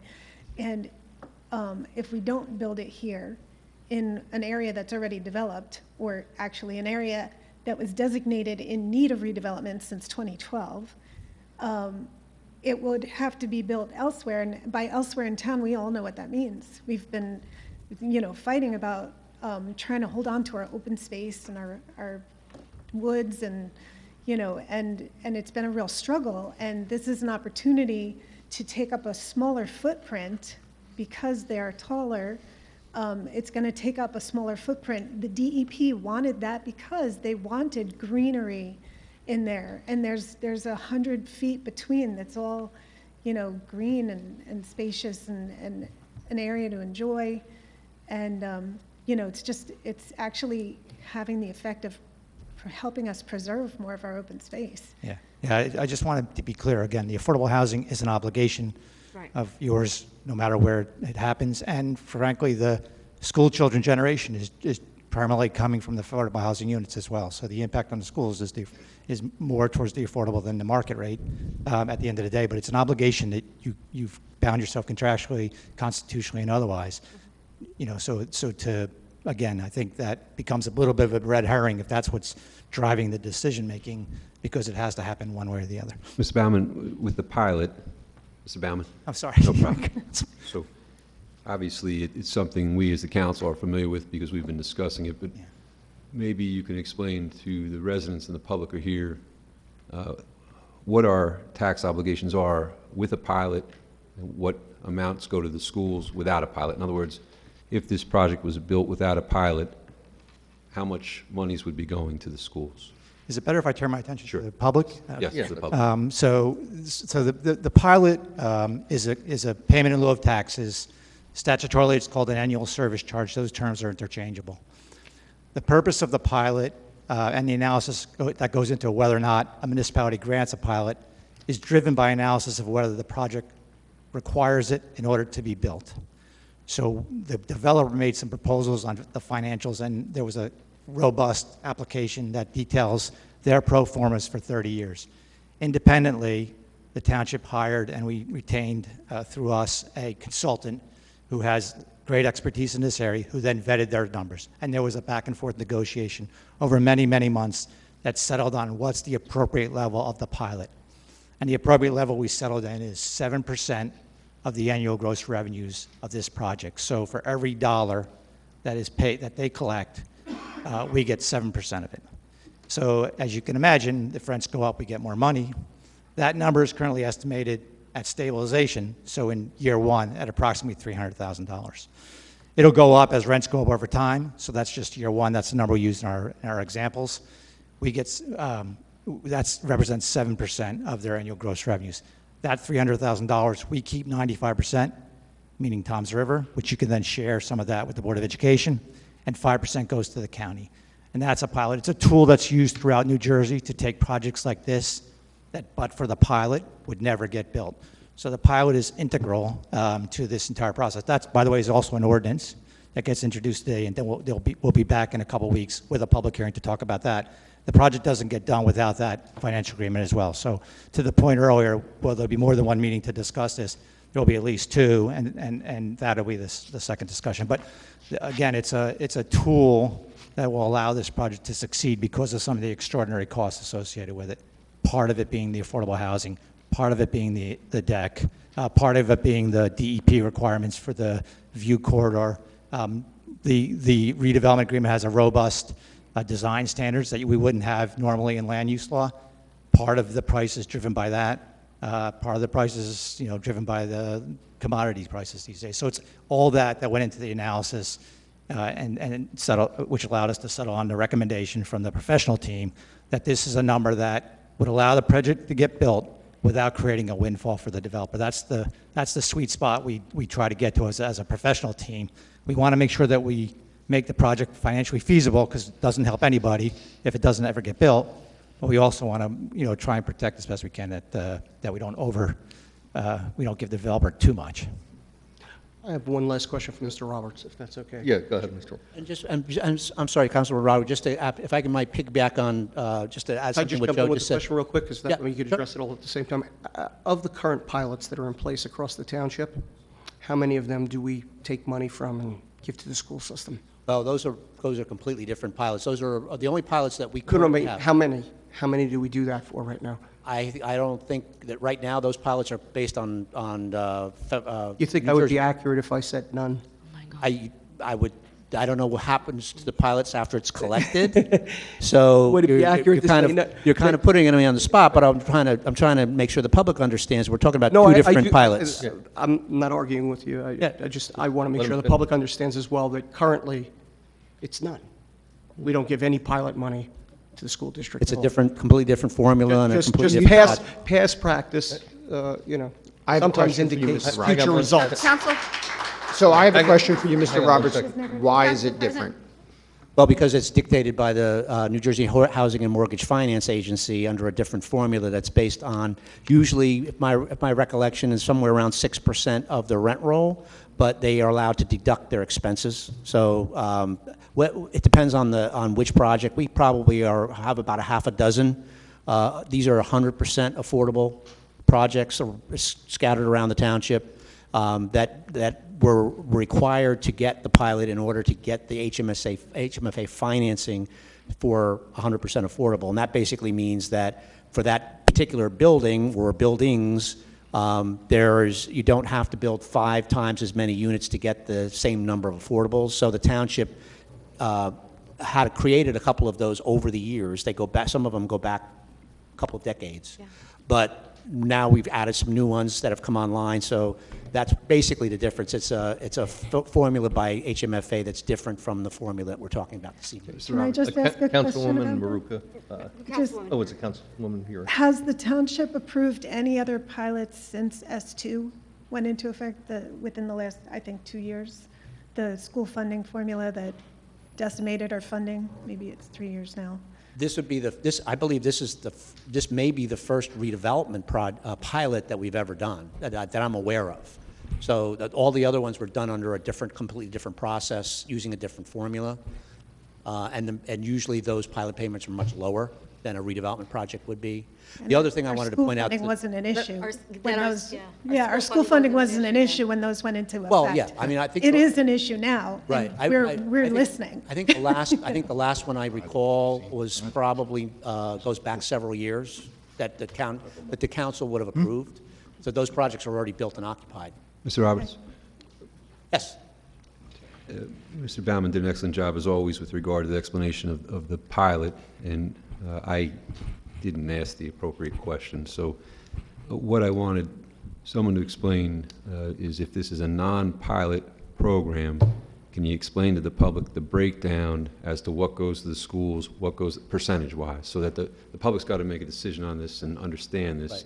How much of, if it wasn't a pilot, goes to schools, how much goes to municipalities, how much goes to the county? What's the percentage? You want to take that one, Joe, or you want me to? I answer, but I think he'll answer me better. Before, I also wanted to ask Joe to, when he answers that question, to also explain the scale up to full taxes at the end.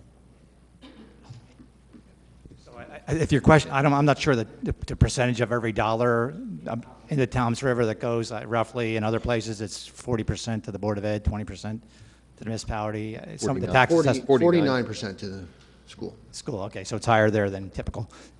So if otherwise taxes, that would be the exact percentage of the dollars. If your question is, what would be the rateable without the pilot, the answer would be 0, because the project wouldn't get built. So the challenge always is, it's a false choice, right? Someone would say, well, if they didn't get the pilot, what would our taxes be? They'd be higher, certainly a lot higher than the pilot, because the purpose of the pilot is to have them pay less than full taxes. but it's a false choice because we would never have that project in front of you because they couldn't build it. But to your point, typically, I guess you would get 49, the Board of Ed gets 49%. I just want the public to understand why there's a discussion going on with regard to schools, because normally the schools here would be getting 49%. Right. But with a pilot, the schools don't get that 49%, so the township is now discussing trying to provide some form of money to address this too. So 49% might be an appropriate percentage of the annual service charge to give the Board of Ed if you were trying to make a decision purely on the existing allocation of otherwise applicable taxes. I have another question, but I Okay. want to let the others Okay, go that's- before I do that. Councilwoman Oh, Maruka, yeah, did he you have? didn't- Yeah. He was going to go into. Actually, Dave, you had asked Joe to go into what it would be when it gets to full tax, when it starts out with the pilot. Joe didn't really go into that at all. Good point. Okay, so the law is also designed to have the annual service charge get to full taxes over the term of the 30 years. So the 7% every year is compared to a second number, which is a percentage of what the otherwise applicable taxes would be. That starts at 0 and ends up at the latest years at 80%. So by the last, I think it's 5 years in this deal, I have to double check, but we're now collecting 80%. So there's a crossover period. It's generally around between the 18th and 20th year where you're actually going to be collecting more under the second formula than you are under the 7%. And it's designed so that this project over time will become accustomed paying full taxes when it comes out the other end. And you're getting along the way that 95%. So actually the back end years to the municipality and the Board of Ed, if we share the money, would be very significant because the county never gets more than their 5%. Just one more question about the pilot too, because I've been reading a bunch about it. And is it true that the improvements and the land are treated separately? So the pilot is on the improvements? So in this instance, you could do it one of two ways. You can exempt, in a housing project, you can exempt both the land and the improvements, or you can have the land continue to get paid taxes based upon the existing taxing districts, but then they get a credit back, so the developer doesn't pay any more. In order to maximize the number of dollars coming to the municipality that you can then share with the Board of Ed, we have exempted both, so that you get 95% of every dollar coming off the site, as opposed to 49% of what would have been the land taxes, and 95% of a smaller number. So we've exempted the land with the goal of having the municipality get the maximum, and the county, frankly, getting the least amount that they would otherwise get, and then gives you the most dollars to share with the Board of Ed if you so choose. Thank you. Thank you. Councilwoman Maruka, you're done? Councilwoman Burek? Councilman Kopp, any questions? Council President, Okay. one more. Mr. There was a reference, again, focusing on the residents of the bid. I'm very familiar with the bid and the fact that they do have a subcommittee that represents the residents. And I don't know if the representatives of that subcommittee are present here tonight. If they are present, I'd certainly like to hear from them on whether or not they were consulted with regard to this project and whether or not they had a fair opportunity to be heard. Are the representatives of the subcommittee for the residents present here tonight? Mr. Anderson? Mr. Mullen? If you are, could you please come up just so I can ask if there's been communication?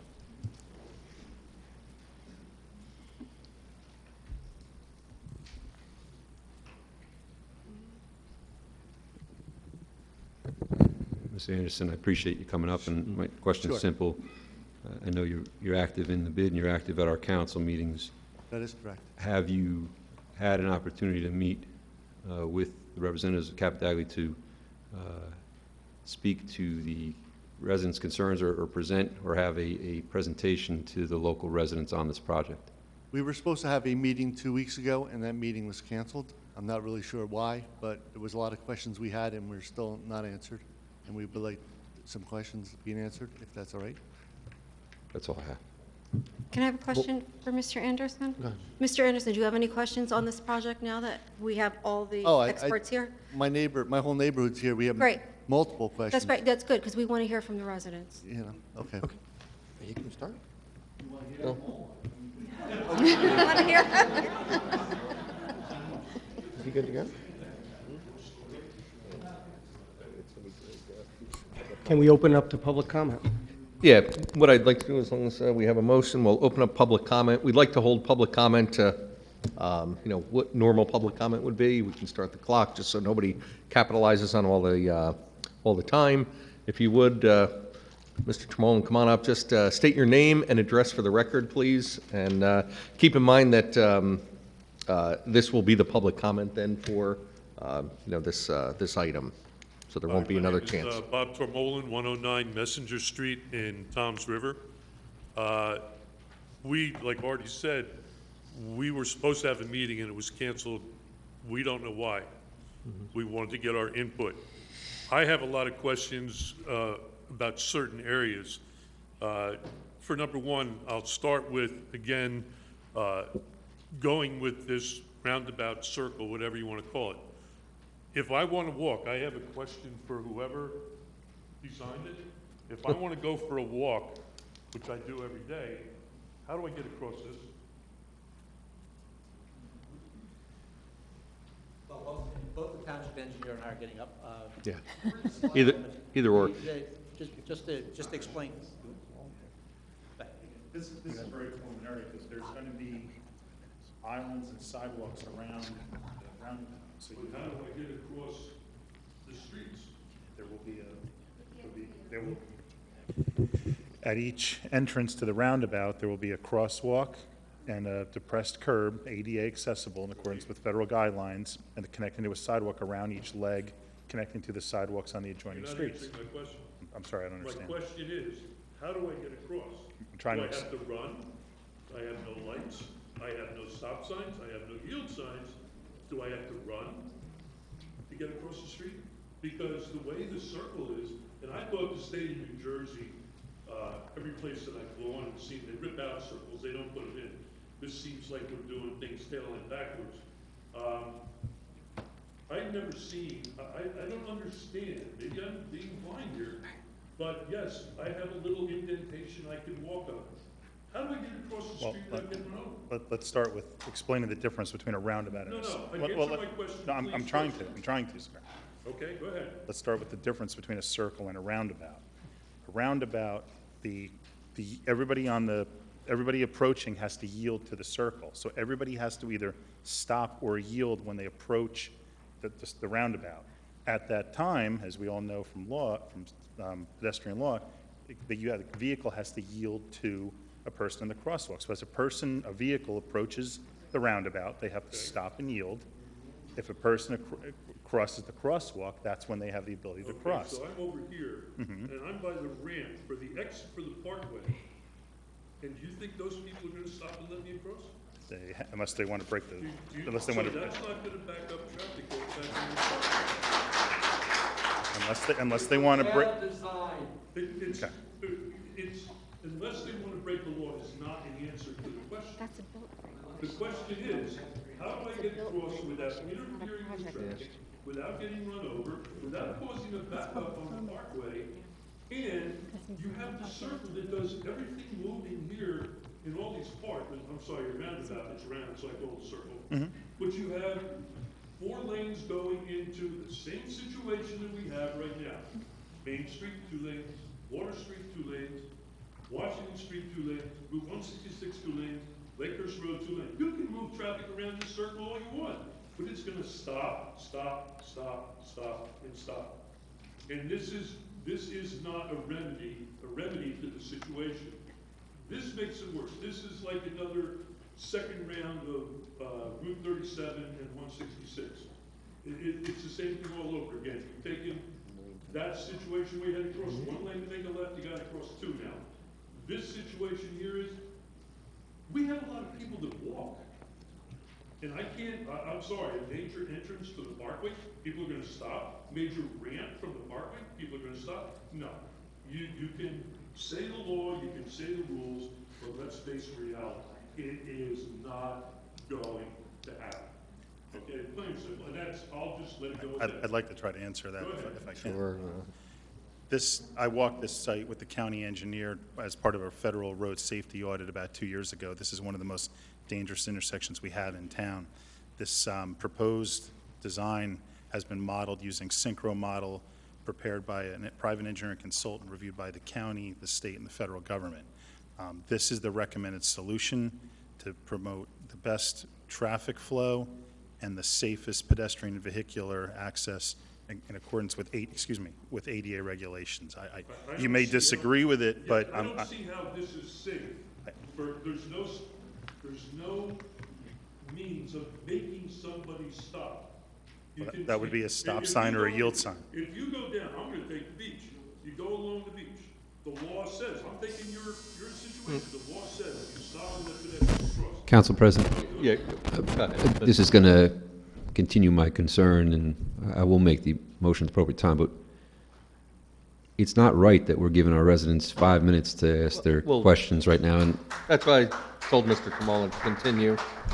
we need to have them be able to ask and answer their questions and then digest this and then come back. I'll speed this up. There's no rush. We don't want you to. Okay.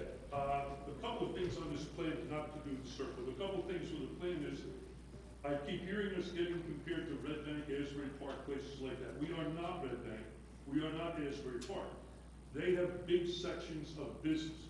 We do not. All right, I walked downtown the other day, and I checked all the stores, and just out of curiosity, we had a number of, we had 6 law offices, 6 health businesses, 5 mortgage and development companies, and a couple of banks. Then we have a couple of restaurants and services, only 10 of them, and 9 empty stores. Why would we build a project of this scope if we have nothing to draw these people to? I mean, you're like putting the cart before the horse. We'll build the buildings and they will come. We have to have something to make those people want to live in those buildings. We don't have it. And we can't be Asbury Park and we can't be Red Bank. We can be Tom's River. And that's where a lot of us, especially the ones over where we live downtown, most of you people don't live downtown. You don't have any idea what goes on downtown except when you come to work. You've lost the feeling of what the downtown village section of Tom's River is. All right? And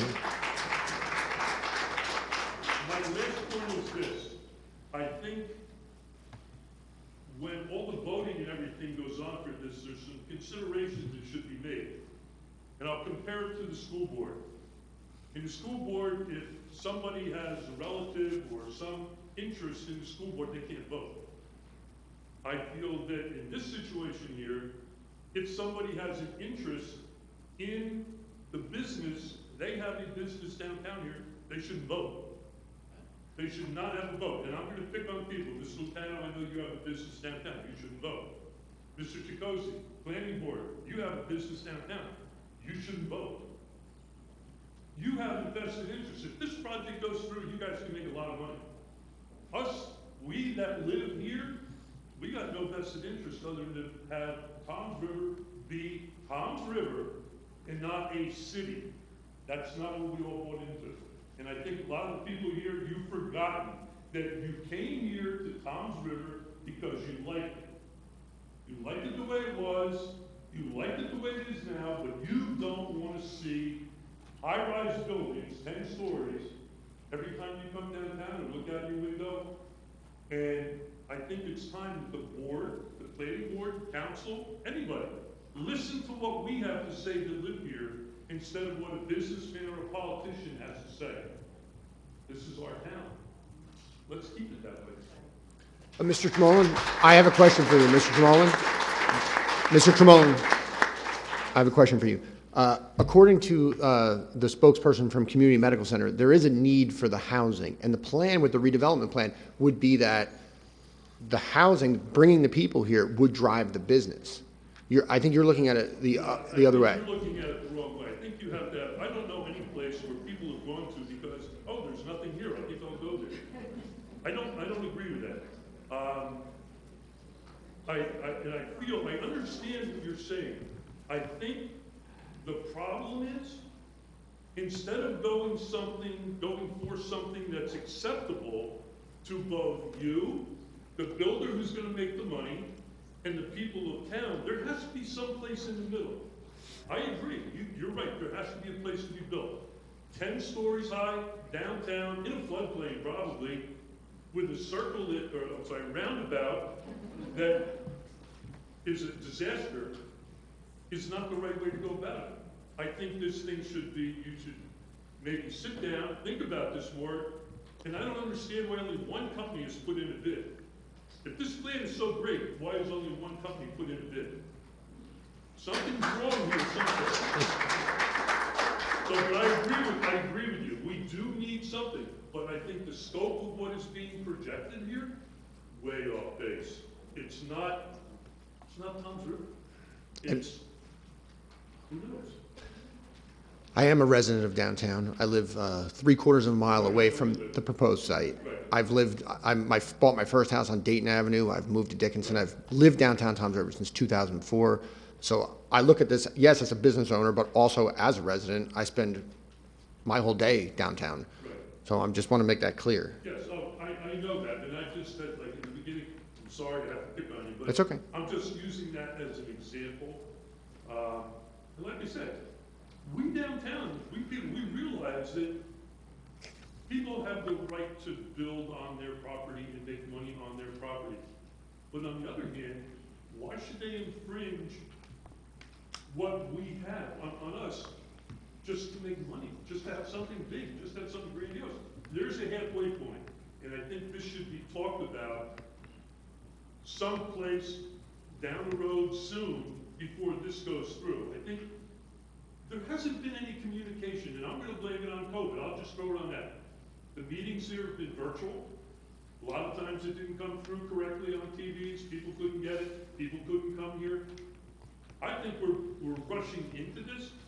Yes, like I said, people can build, but I think we have to have more communication, and I think that's the lacking part. There is no communication. But again, that's just my personal opinion. Okay, thank you, Mr. Kamala. Okay. Who- I would just like to clarify for the public, though, that this is not the developer's property. This is currently township property, correct? Yes. Okay, just so the public Okay. knows. Does any other member of the public wish to have any questions on this?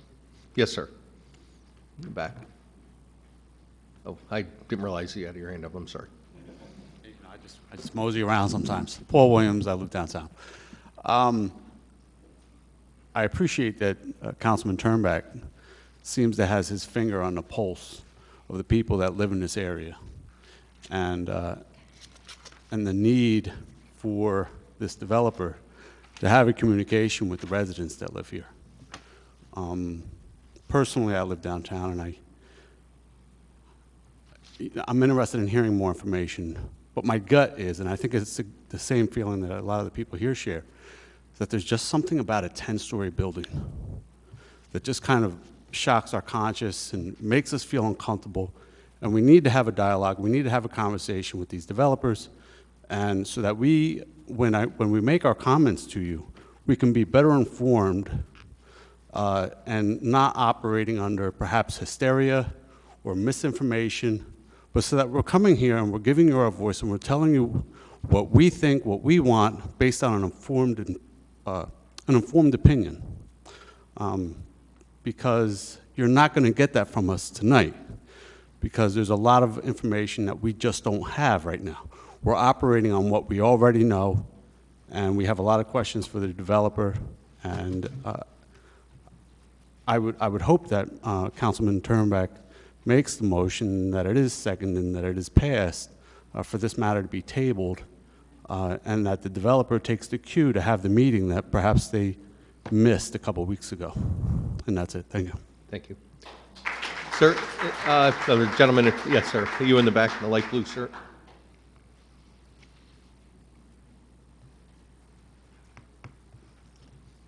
If you would just state your name and address for the record, please. Sure. Scott Thompson, 112 Messenger Street. Thank you for your time. I'm actually going to echo Mr. Williams' thoughts that tonight I respectfully ask that you the council, table this resolution in regard to the downtown redevelopment. I'd like to make clear I am personally not asking for a no vote, a yes vote. I just think that the downtown residents need to know more. Tonight was a great first step. The PowerPoint, the information from Mr. Bowden, was it? I'm sorry. And Mr. Roberts, everything was good for that, but this is the first we heard about it. We had 26 hours that the agenda came out that we were learning about this. I just really feel like it needs to be tabled. We need to meet. The residents, myself, need to be educated. We live here. We want these businesses to thrive. I know they need it. There's nothing that we know of in it for the residents and what it's going to do for us. And we've been here. And like I said, if we could just think about this and table it and meet and discuss to help us out. We support you guys. We really do. I know sometimes we come to the meetings or when they were on Zoom, we ask questions and we're tough and everything, but continue. There's numerous people on here that we support. All I'm doing as a resident is I will continue to support you. Just please support me and please support us, residents. Thank you. Thank you very much, Ms. Thompson. Council President, why don't we just make this motion now? I'll make the motion to table the resolution. Okay. Yeah, look, we have point of So there's a order. motion on the floor. Point of order, we have to close public comment. Let's hear from the residents. Yeah. The gentleman in the back with the black shirt, please. We'll just go through a couple more and close.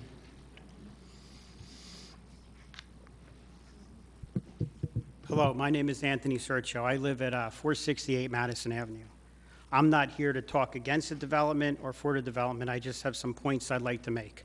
Because personally, like the Councilman Turnback said, this is the first I'm really hearing of this in detail. I've never been contacted via letter or anything like that.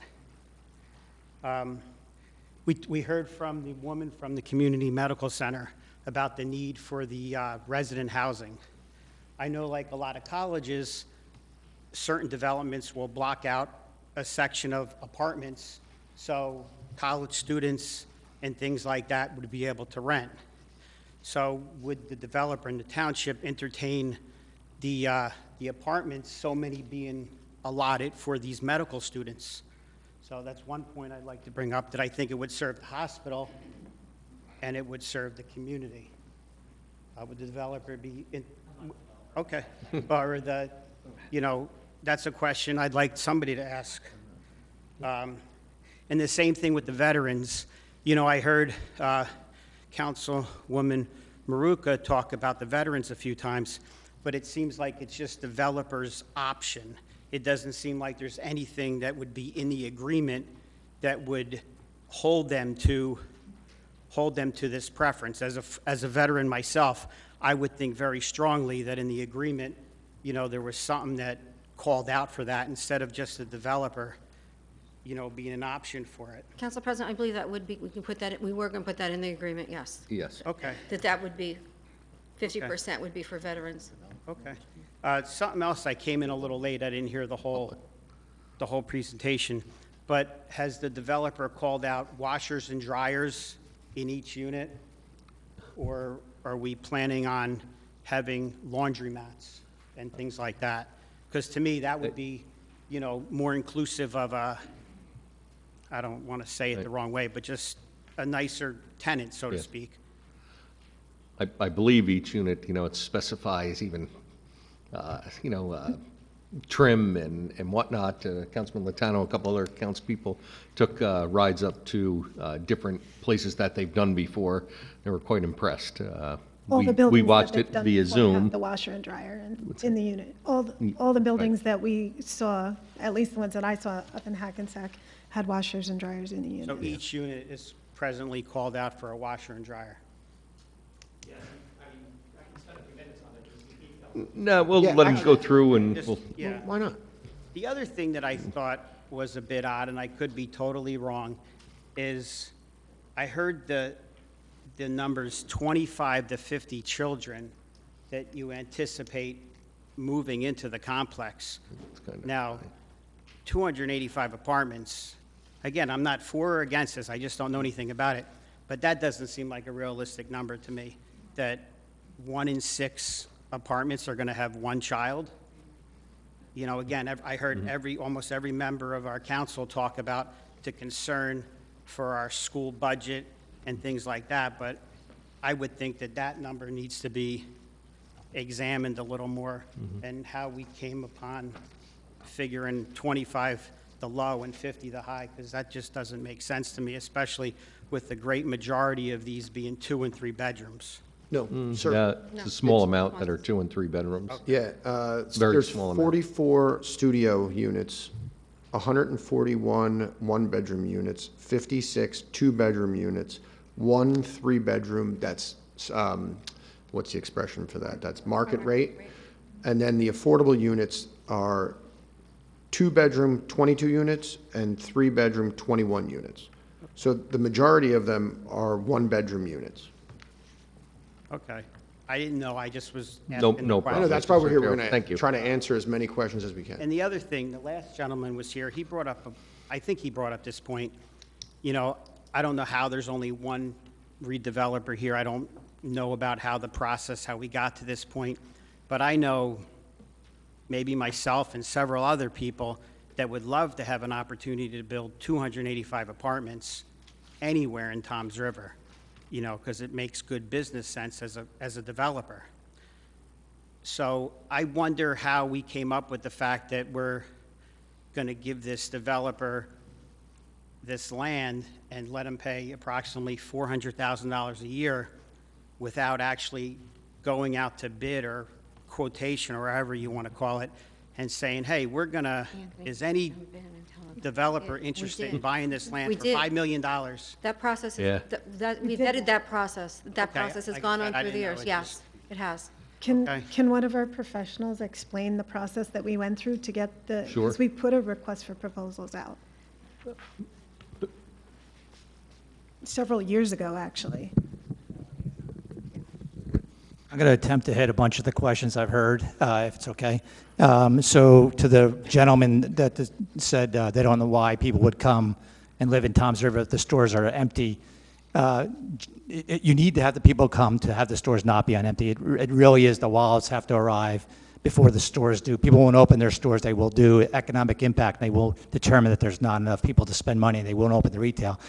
The people have to come first in order to have those stores stop opening. And this is really, in so many ways, an economic development project for Toms River. That's what this is really all about. We went through a really robust effort to try and solicit proposals for someone to develop this piece of property. It's not near a train station. At the time, that was critical important, maybe less so in the pandemic. It was an area where you know, it had some challenges associated with it, dealing with the DEP, for example, that required us to split the building into 2 and make it taller. You know, huge challenges. So it wasn't particularly surprising to me, who've done it for 30 years, that we didn't get a lot of people. We were thrilled to have the Capadagli group, and they're a group that we're familiar with. We've worked with them on the other side in many, many towns. What we like about them is they build, right? They weren't just going to come and show us a picture, although they did show us 500 units, and we ended up agreeing on 285, so we did split the baby, or come to the middle, as you described. It wasn't what they didn't get what they wanted. And we went through that sort of this robust, almost a year, I think we designated them in 2019. So we've been negotiating for a couple of years to get the best deal for Toms River. In terms of the issue on the height, we've been asked to go back and do the numbers. Can they build a smaller building? The economics fail. We'd have to have them pay no taxes, because the built-in costs with the parking structure and the project overwhelm the cost, so that you can't make a smaller building work. We tried that. We tried to just chop off 1 floor and redo the numbers, and they just didn't pencil out. So the height is driven by the economics at the end of the day. In terms of the quality, we spent a lot of time trying to make sure the quality is proper. And so just by way of example, yes, washers and dryers are recorded, but we've called out the kind of shower doors. We've called out the cabinetry, that's the 30-inch width of the range. There's like 12 pages of design standards, not to mention the actual concept plan. So it's a robust document, which is designed, as you described, to make sure that it's a quality project that Toms River will be proud of, not a project that's that will be disappointed in. And I think, granted, it's large, but if you look at it, it's pretty iconic. It's a pretty spectacular-looking building, I think, by almost anyone's view, particularly when compared to the first thing we saw, right, 2 years ago. So I certainly appreciate that a lot of the details are coming out now, and we're going to do our best to answer the questions and continue to do so. But where we began, the vacant parcel, to where we are today, is dramatically different. It definitely was an effort to meet it to the middle. The goal was to keep it as small as possible. We did that. We had to comply with the DEP requirements, and we did that. And then the only last point I think is important to remember is the circle and the traffic pattern changes are pretty much unrelated to this project. That's driven by the needs of the area and the future needs, but this project is not dictating that traffic pattern. That was as a result, as the engineer described, state, county, all the experts getting together to determine how to make a really bad situation better. And so perhaps there are folks that think there could be a better solution still, but you certainly had an army of experts, who do only that, trying to figure out that traffic mess. And this is the result that they came up with. But that, we got to remember that and the project are pretty much separate. The project we can do or not do, the traffic changes are coming, right? They're coming. Yes, thank you very much. Like I said, I have never heard of this in this detail until tonight, so like I said, I'm not against it. I'm just wanted more information. Not a I problem. think a lot of people feel that way, that, maybe we already have the opportunity and we just don't know, and instead of a 200-foot letter, maybe it might have been a good idea to send out a 1,000-foot letter or a 1,500-foot letter, that said, hey, we're building this project, come down to the township, or, send us your email, we'll send you the email of what we're seeing. And like myself, it seemed like all my issues were already addressed, and if I just had some of the information like Councilman Turnback had said, I would have felt a little better and wouldn't even have to get up and talk, which I'm not very comfortable with. So. Not a problem, Mr. Thurcio. Can I just ask a quick question? You do a good job of public Thank speaking. Thank you very much. Thank you. I just had a Councilwoman question. Herrick. Because this hasn't gone before the planning board. It's not to that stage yet. So when letters go out, do we have the option to send out a wider radius of letters for notifying when the public hearings are? Mr. Merlino saying yes, so. Yes, Mr. Baumann said Okay. yes as well. So that can be done. Those hearings haven't happened yet, so. Well, I guess we'll have to determine what that radius will be, but. Yes. Yes, ma'am. If you would just state your name and address for the record, please. My name is Susan Ottenreith, and And your address, please? 14 Dover Street. That's okay. Right up, Thank you. right up the road. I have no plans. I did not know that I was going to be here tonight. I have no notes. I'm just feeling a little bit like I'm going to come out of my skin a little. Just wanted to say, I really wish the council would somehow put some information out to the residents of Toms River. Even though I'm a resident of downtown Toms River, I know for a fact that other people in the surrounding areas most likely are going to not want to support the 10-story building. I think that's the one thing that that's turning people off the very most. And the other thing is, I might have missed this in the beginning of the meeting. Is there going to be property along the river's edge that will be usable for all the residents, not just the people in the towers? Did I miss that? Yes, there will be. Yes, ma'am. Okay, because I thought it's such a beautiful place. I'm not opposed to that. I just want it to be accessible to more residents of Toms River. I think that would ease it a little bit. And probably the biggest objection is the 10-story.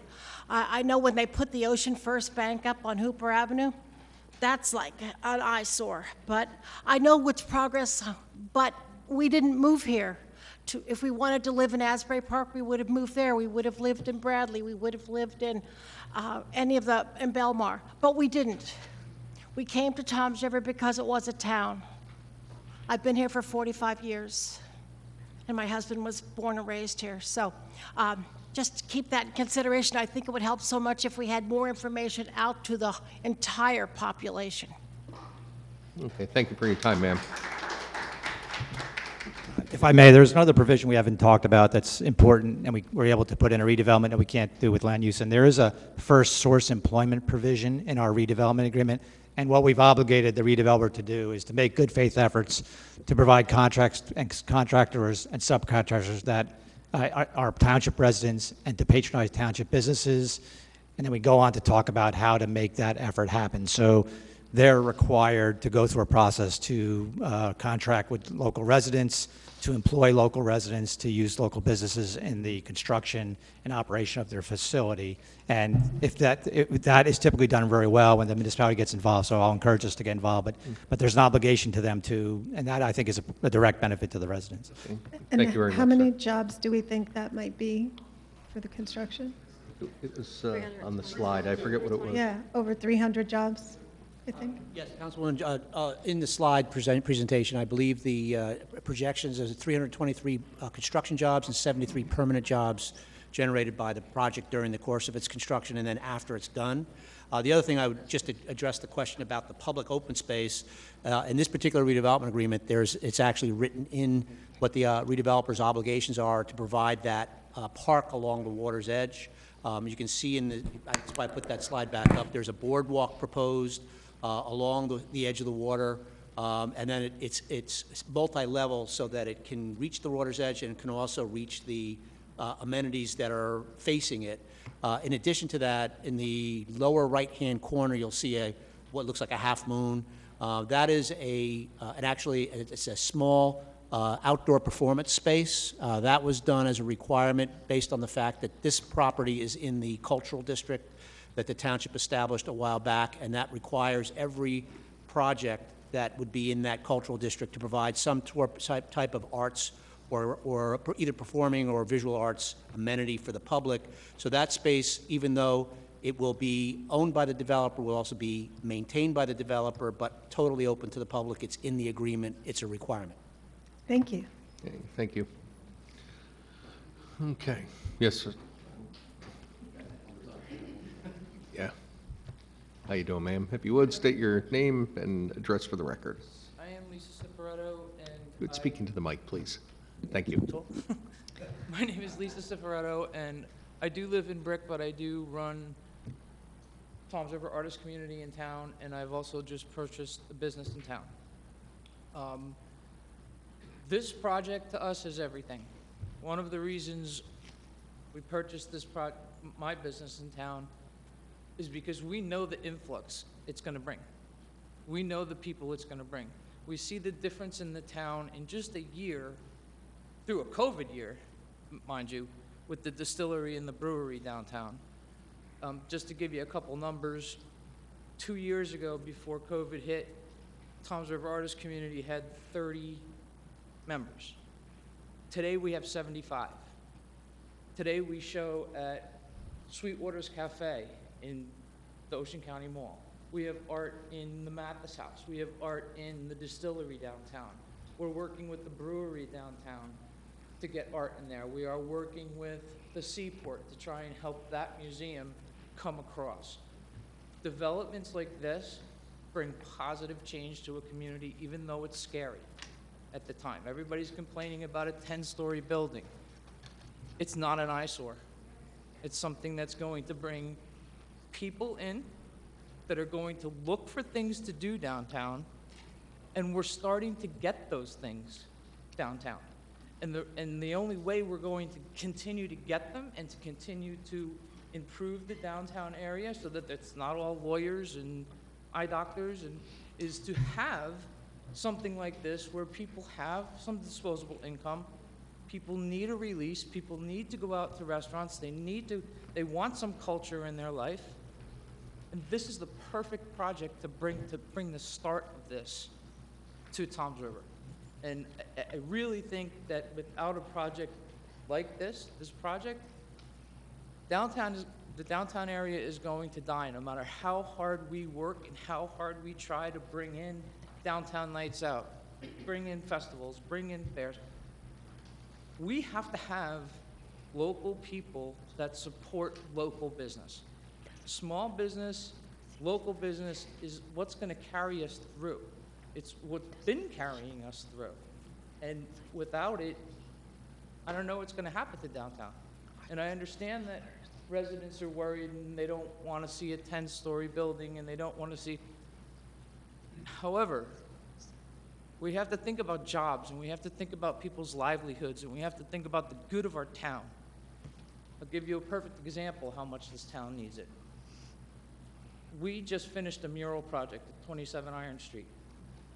It's a 120-foot mural, an appreciation mural for all of our first responders, all of our essential workers.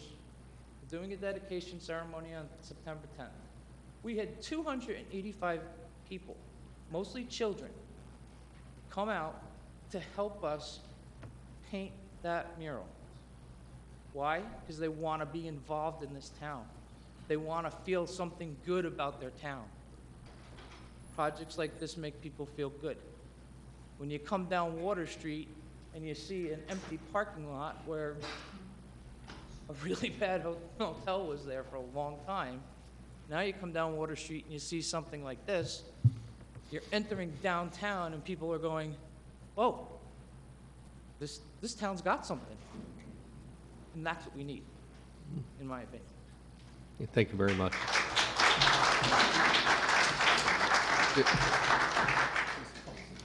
Yeah, we'll have to raise hands after this. All right. Go Pardon ahead. me. Go ahead. All right, I'll wait, sir. No. Go ahead. State your name and address for the record, please. All right. Pardon me, I thought I was next. All good. David Sikosi, 847 Ocean View Drive, here in Toms River, 20-year-plus resident, and a 30-year property owner downtown Toms River. And honestly, the property in downtown Toms River for 30 years has been zero. I charge my tenant a whopping $50 a day. I got to pay the mortgage, the property taxes, the bid vig, the water, the sewer, and the insurance. So needless to say, I've been losing money for 30 years.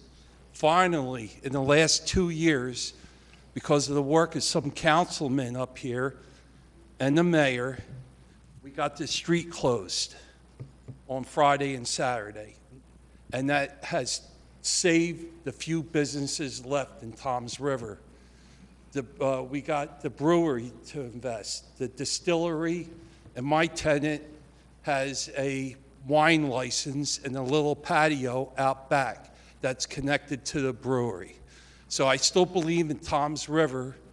We're not there yet, but what the lady said before, it's dead down here. They can't survive paying the rent and making a living. It's impossible. So I have no skin in this game with this development. I'm a volunteer on the planning board for 11 years. I worked my way up, and yes, I am chairman, and I am proud of everything that I've done on the planning board. And mostly, or all of it, is commercial. Yes, I approved the, not me, but the other members, Ocean National Bank. That's going to be 250 jobs. Hopefully, most of them will come from Toms River. The Ocean County Mall, all the car dealerships on 37. Yes, I am pro-growth, and I am for this project here because I'm not thinking about tomorrow. I'm thinking 10, 20, 30, 50 years down the road. We approved the Water Street restaurant. People were against that. The old Observer building, people were against that. So nothing's perfect, but there's laws. I can't vote on anything if I have an interest in the project or if I'm within 200 feet or if I have business dealings with anybody. So my record is clean. Okay, thank Do you. you have any questions? About the project? We want to stick it, No. try to stay on topic. Any questions for the developer? No. Okay, thank you. Sir, you in the second row with the green shirt. You've been patient. Thank you. I'm just going to be very brief. I'm Joe Erickson, 111 Messenger Street, Toms River. Hi, Maria. Hi, Joe. Hi, Mo. Very quickly, I've heard a lot of good input tonight, but it's not enough. It's a good starting point. A lot of good points made tonight. I heard council say that He's been negotiating for the past 2 years for the best deal for Toms River. Now, I'm not an accountant. As a matter of fact, I was a C student in accounting. My specialty was history. But 7 cents on the dollar seems like a sweetheart deal for the developer. That's at least in my opinion. Talking about giving money to, helping the Toms River School District, great. I agree. But I also am understanding that we are going to reimburse the developer annually for snow removal and garbage collection. With the payments in lieu of taxes at $400,000, it seems like everything is going to eat away at that money, and the burden is going to fall on the rest of the taxpayers in this town. Yes, sir. So, I agree with the previous speaker that the entire town should be notified of this, and as Councilman Turnback stated earlier in the meeting, I really do think this should be tabled. The vote should be tabled tonight. Thank you. Does anybody else have any questions for the developer? Yes, ma'am, you in the black dress. If you would just state your name and address and what questions you may have. Yes, hi, Donna Sergio, 601 Main Street. I live downtown. I've been at meetings here and there over the years, and one of the things that I had noticed, it seemed to be missing from the redevelopment project right now, was open space. I understand that they have the walk along the river, and that looks wonderful. I mean, some of the input here has been really, it's been good to hear facts. However, over the years, there has been talk of water parks. It seems they're doing a small theater now. Originally, it was supposed to be a large amphitheater. We were told that possibly there would be skate parks, water parks. We're still missing a boat ramp, and we live on Toms River. I don't know why. The kayak launch, I understand we have, but it seems to me like we're getting this 10-story building and a little bit of a walkway in front of it that's going to be designated as green space. What happened to the green space and all the extra? There was talk about the boat works being redeveloped with the redevelopment project. And I was not under the impression that the boat works was going to be redeveloped into more residential. Is that what's being slated for it at this point? Are we going to get any additional open space? A couple, Mr. Roberts, if you want to elaborate, you can explain it better, this different phases. Yeah, it's a lot of questions in one, but I'll try. It's true. Actually, if you look at the models that we initially projected in the redevelopment plan, we were looking for a larger outdoor performance venue, and that was actually located off the site. So those amenities that were in the redevelopment plan were really meant for the entire redevelopment area, not specific to this project. We did try to, and the redevelopment plan does mention examples of those kinds of public open space amenities, including spray parks and amphitheaters. In this particular case, to really get back to what Joe Bauman explained, to pencil out the numbers, there were some, at one point, there was talk about an amphitheater, a larger amphitheater, which would have meant acquiring the property, building the amphitheater was probably a $3 million to actually create one of a large amphitheater outdoor space would be about $3 million is what was estimated. When the numbers didn't pencil out, the amphitheater in terms of the acquisition and construction of that was one of the casualties of that, to be perfectly honest. However, the idea of taking the waterfront and turning it into a park, especially incorporating where the Red Carpet Inn was and turning that into part of that park, was always something that was part of the kind of a minimum requirement of the township. So even though it looks like a small space, when you look at the scale of that image, it's actually a pretty large space. But you're right, you're absolutely right. The amphitheater was cut out of the project. It was on the table for a while, but it was not. It did not pencil out in terms of the numbers. It had to be sacrificed. Doesn't mean we can't build it. The redevelopment plan still shows it. One of the things that you have to keep in mind for this is the first project. That means that this is where the most risk is.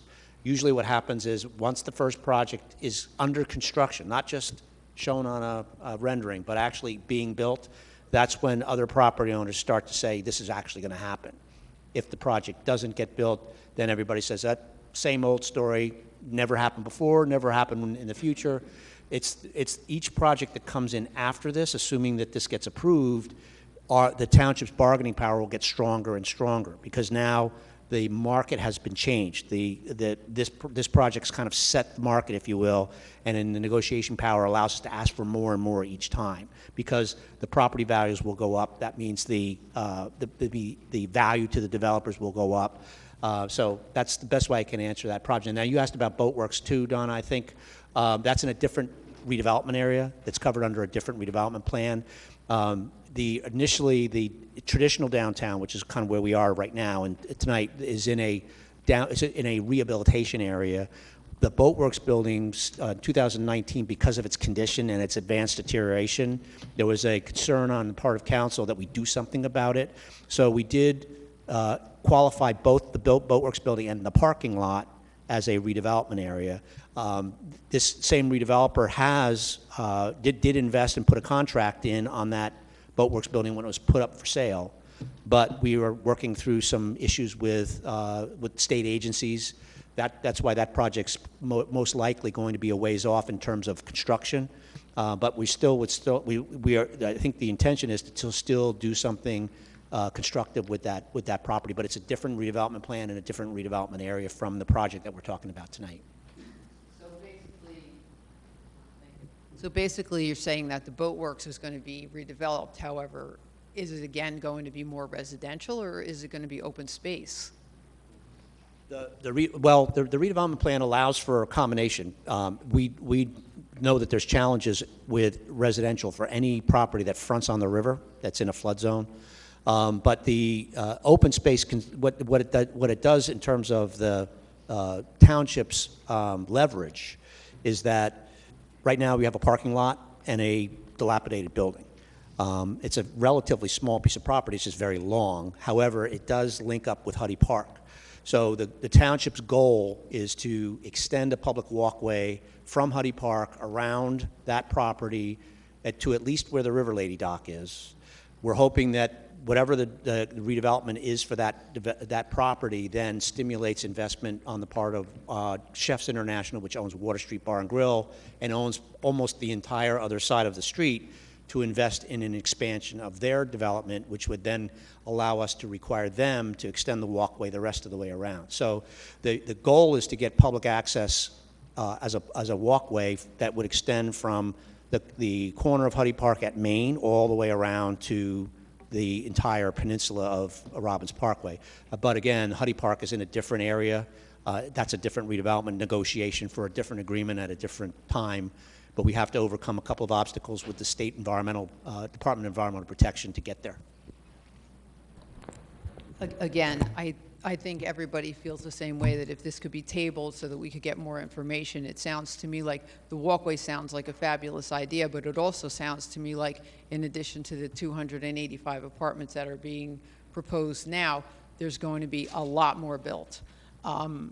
I understand about development, and I think some of the ideas here are really positive, and I understand that we do need to have people downtown to build businesses, although I know that the businesses bring people too. It's a very slippery slope. Again, I think it needs to be tabled, and we can really look at the entire project and decide how many residential units is this redevelopment looking to build in the long term, not just in this one property, because it sounds like this is a much bigger scope than any of us are understanding at this time. Thank you. Okay, thank you. Miriam, you had your hand up? Sorry.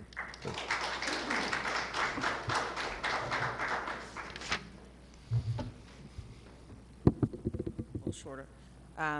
Council President, if you don't mind, if I can address Council Turnback for those questions absolutely. that he had. I believe one of your questions was, did the bid engage with the residents? And I can assure you, it was me that canceled the meeting 2 weeks ago due to a scheduling conflict. And I apologize for that. I do have a tentative meeting on the 26th of this month to meet with the residents committee because I do feel that transparency is a good way to be, and I want to keep people more involved and tell them this is a good story about this project. And Marion, you do an excellent job with the bid, so please don't mistake my comments at all. My concern is if we're asked to vote on this tonight, their consideration and their comments wouldn't be taken into consideration before we have that vote. So I'm thankful that you have that, but we really need that before we then can cast the vote. Because otherwise, we're saying, residents, you can talk about it after, but we don't need to hear it. No, and I definitely want you to understand what my efforts were. Sure. You know, we have board meetings every month that are open to the public, and I maintain that to have a Zoom, because I understand that it is difficult to have people come down. I've had maybe 1 or 2 residents participate in that. I've actually gone out and talked to residents and have them come into my office and spent numerous hours. So I understand that people are concerned, but unfortunately, we've been working on this project for over a year, and those haven't been voiced to me till the last minute. So this is just a first step in a many-step process. So what I can do is I can promise you and assure you that I'll do a better job, and I will make sure that, you know, if the residents want to meet in my office, if they want to meet with the developer, through all the other steps, I will continue to make that commitment and do a better job. I think you do a great job. I just think that the residents of this town need to have a sit-down, maybe here at Town Hall, with the developer, with the attorneys, so they can get their questions answered. I understand that. I just want you to just know that I have made an effort. There are channels, and we've tried to continue, and I'll do it. Absolutely, and we Okay. appreciate you. Thank you. All right. Thank you very much.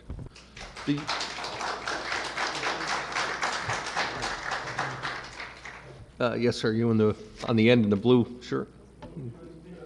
Okay.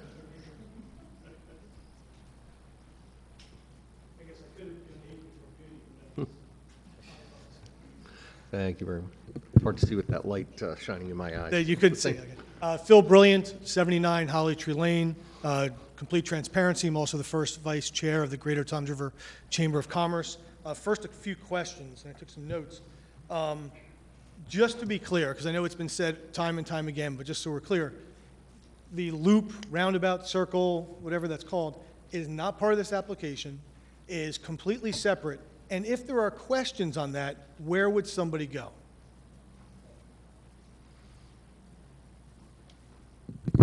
That's a great question. Yes, the answer is, as has been indicated before, this is on a separate agreement with the Federal Highway Administration. The township was a direct recipient of the grant, up to a maximum of $5.6 million to build all the improvements. The county engineer was responsible for the concept plan. The township, under the grant, is trying to finalize a agreement for the preliminary engineering. So that's when the pencils get sharpened and the real design takes place based on that concept. So we will be responsible for, when our consultant is finally on board and we're waiting for the contract to be approved by the Federal Highway Administration, which has been unfortunately not as responsive as we would like to get us started. But during this process between now and 2025, during the design, we anticipate, just so the public knows, that the preliminary engineering will take place roughly in 2022 and carrying the final design into 2023, and then we would be under construction in 2023. That's what the schedule calls for. Completion by early 2025 and inspections and sign off by September of 2025.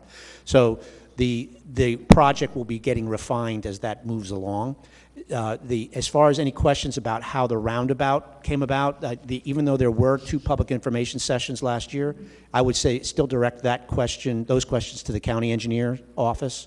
As far as what happens from preliminary engineering, there will be continued public information centers throughout the entire design process. That's required by the Federal Highway Administration. So as the design gets refined, there'll be opportunities, and we would be the contact. We would be able to get that information from our consultant going forward. You as the planner and the engineer, not the council. That's correct. Yeah. No, just give me it back. Thanks. Another question, actually, and I've heard it a couple times, the height of the building has really been dictated by DEP requirements that fell upon the developer relative to also making it affordable. okay, making it a project that a developer would want to bid on and would want to do. Because if I heard someone say, if you chop off one floor based upon the current, it's basically not a plan that you would develop, okay? But that requirement came from DEP requirements based upon the site restrictions, not a requirement set forth by the council or the planner or anything locally. Okay.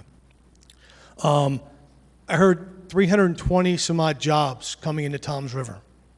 In a time where many of us are coming out of the past 16 to 18 months of struggles, of not knowing if we had jobs, not having jobs, of people looking for opportunities that fit them both in construction, in engineering, and all aspects of building, that people right here in this town are looking for those jobs and now maybe driving to Hoboken, Hasbrook Heights, other parts of New Jersey. Those two popped into my, and they start with H's. Now you're talking about 320 jobs that will be available soon. They'll be available when the developer has his approvals to move forward and start. And I heard also that there's a set aside or a requirement in the agreement that they have to hire local. Did I get all of that right? I don't want to be absolutely correct. Good, there's a process, good faith efforts to hire township residents, yes. Not an absolute hard requirement. Good. Again, I think this is a redeveloper who has come here to Toms River. They're looking for the opportunity to build this project, which is going to bring jobs. It's going to bring people to downtown Toms River. It's going to bring traffic, in foot traffic. If you look, and anybody has opportunities to travel not only New Jersey, I just had an opportunity to be in Savannah and Charleston, and nobody needed a car. You could basically walk to everywhere you needed to be. It's a beautiful way that people are revitalizing towns. It is not about taking open space that we want to preserve and turning it into houses and projects. It's about taking underutilized properties and turning it into developments that people want to be part of and want to be part of that township. And you see it all throughout New Jersey. And I think personal comment, that I hope the council considers this tonight. I think this is good for Toms River and for all the residents of downtown as well as all of Toms River, if I understand. This is step one. There are other opportunities to voice your concerns, your objectives, your opinions. They have to go to planning board. They have other opportunities and other approvals to give their input. And here's a developer who's here sitting right in front of you. If it doesn't happen, will we have the opportunity to come back and have another developer sitting in front of us? It may not happen. And the last part, and I heard it said two different ways. You know, this week the Yankees are going to play the White Sox on the Field of Dreams in the middle of a cornfield in Iowa. We all remember the movie when we were growing up with Kevin Costner. Build it and they will come. If we build this, the opportunities of the other redevelopment plans live. If we don't, we may never see that opportunity. Thank you. Thank you.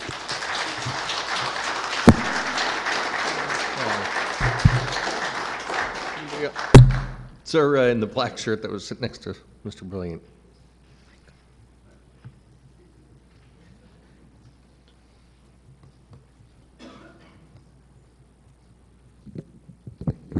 Good evening, everyone. My name is Ralph Wolf. I live at 25 Rico Avenue here in Toms River.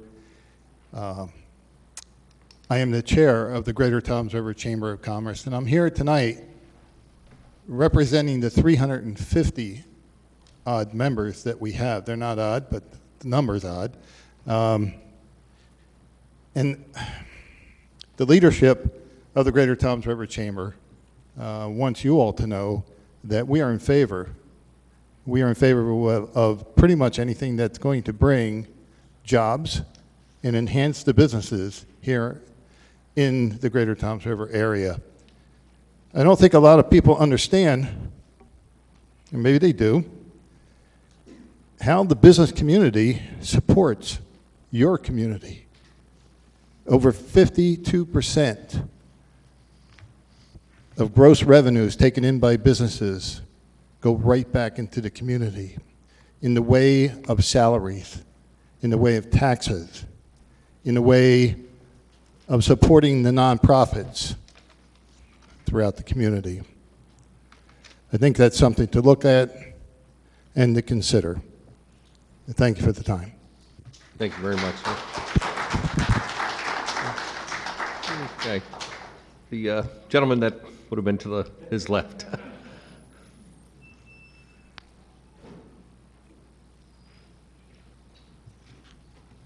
Hi, my name is Mike Hovance, 638 Dave Marion Road, Toms River. I'm here to support this fully.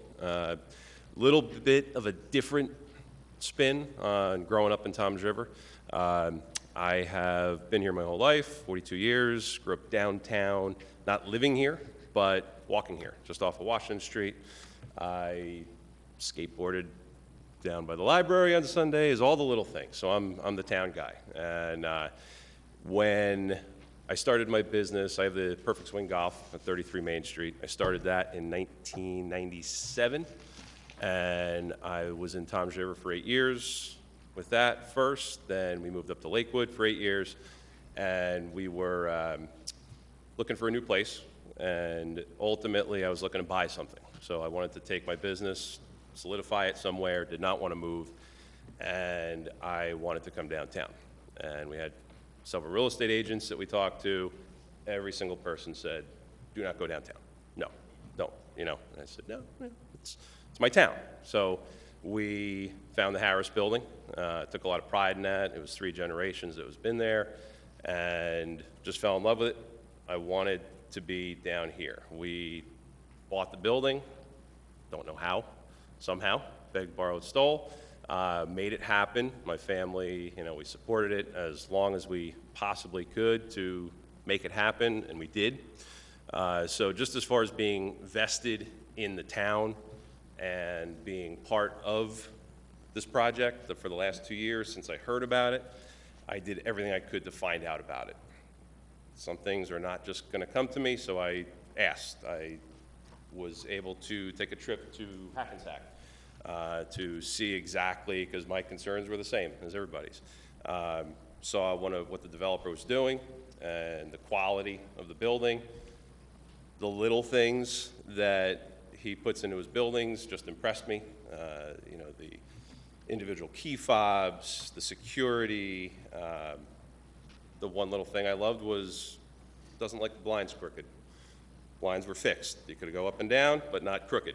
So little things like that are what sold me 2 years ago. And it's a big switch. I'm going to be staring at it for a year and a half of construction and everything else. But it's worth it to me. It's worth it to my family. It's worth it for downtown surviving, for growing.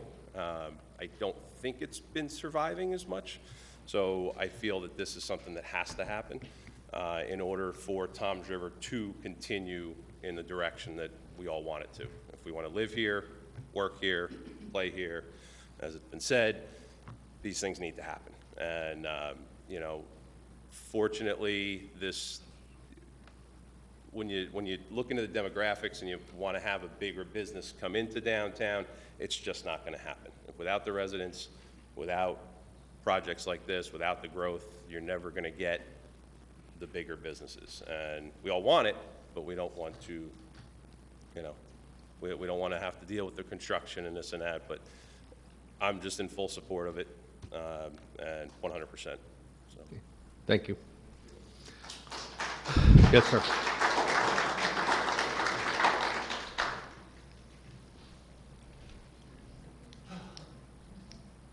Hey, guys. Okay. Tom Forgione. I'm a business owner in downtown Toms River. I've been a business owner downtown since 1995. My family has been business owners in Toms River since 1978, where we own a liquor store and bar in Silverton for over 37 years. Phil's Liquor Locker. Maybe some of you have been there. Yay. Okay, so I'm also was a marketing instructor for 19 years at Ocean County College. I own a marketing agency. I'm a SCORE resource and volunteer, and I work with the Small Business Administration, so I know traffic studies and all those good things that are about business. And I can tell you right now, no business is coming without people. It's not the other way around. It's never been the other way around. So no matter what you think, it's not the other way around. If businesses don't see the traffic, they're not going to invest. Now, I've been working with the bid since I've been down here, since it was invented. And I've seen a lot of good things happen. And yes, I agree that the townspeople that live down here should have some input. But where were you for the last 20 years? We were talking about this. Wait a second. We have monthly meetings open to the public that are noticed, that people can see and come to our meetings, and we don't see them. We see maybe one or two people. It seems like when things come to a vote, that's when everybody comes out and they want to voice their opinion. And I think that they don't have enough data, which I think they should have, and if they need more, that's fine, let them get it. But I don't think that some of the things that are brought up here were really thought out, and they weren't based on data. They weren't based on things that people and business owners and residents really want. I think that what Ralph Wolf said was really true. 52% goes back to us. Isn't that a good thing? And we're not talking a 10-story monstrosity. We're talking a 10-story, look at that thing. It's a beautiful building. It has a lot of accoutrements that our people are going to be able to enjoy, not only the residents of there, but our residents. And my last thing is this. Do you think that the businesses downtown can survive any longer? How much longer without bodies? I don't think it's going to happen. I mean, if you read some books and you read some literature, you go on the web and just look for different economic development and what happens to towns that don't move forward, you'll see that most of them are in shambles. Drug-infested, real big problems. We need the money from the businesses to make the taxes, to keep the people happy, to keep the crime down, and to have a fruitful downtown. And I've been doing this a long time with everybody here. It's needed. I know, change is hard. I don't like change, but sometimes it's just required in order to move forward for our future generations, not ourselves. And we need to think about them. 200 people living here, 200 apartments with 400 people living here, and jobs that are coming down here. The VA's coming down here. Lots of things are happening. It's a good thing, not a bad thing. So I wish that if we did table it, we would require that it be one more meeting. And if they don't show, then that's it. We give them one more chance to voice their opinions. But we have to know definitively what the problem is, not speculation based on junk data that these people are bringing up. They don't have the right information. You don't have the right information. Please address the statements that I've heard here from the people who are against it, and I understand that they're trepidatious because they want their values of their properties to be high, and they don't want a big 10-story building that's going to block their view, which we will prove that it's not going to block their view. But base it on true facts, not on what's in their brain. They have to actually have real data. And as an educator, that's the most important part. And I don't think they have it. I think if they need that information, we can give it to them, but they don't have the true facts, and they're basing it on speculation. Thank you. Thank you very much, sir. One moment, Mr. Anderson. Mr. Baumann, if this were to be tabled for 2 weeks and you met with the residents next week, right, open to the residents, would that, are there any timelines involved? So we would adopt the resolution approving the agreement the same night we adopted the financial agreement ordinance? Is that would be the schedule? Yes. I think that would be fine. Okay. Well, then I'd like to make that motion to table the Well, resolution. we still have to hear the public, so I opened it up for public comment. That way we don't have to, like we did with a former ordinance. So I think we scheduled the hearing on the financial agreement, that ordinance. That would be We'll finish hearing public comments, and then okay. We'll have you set up a meeting with the residents. But Mr. Anderson, please.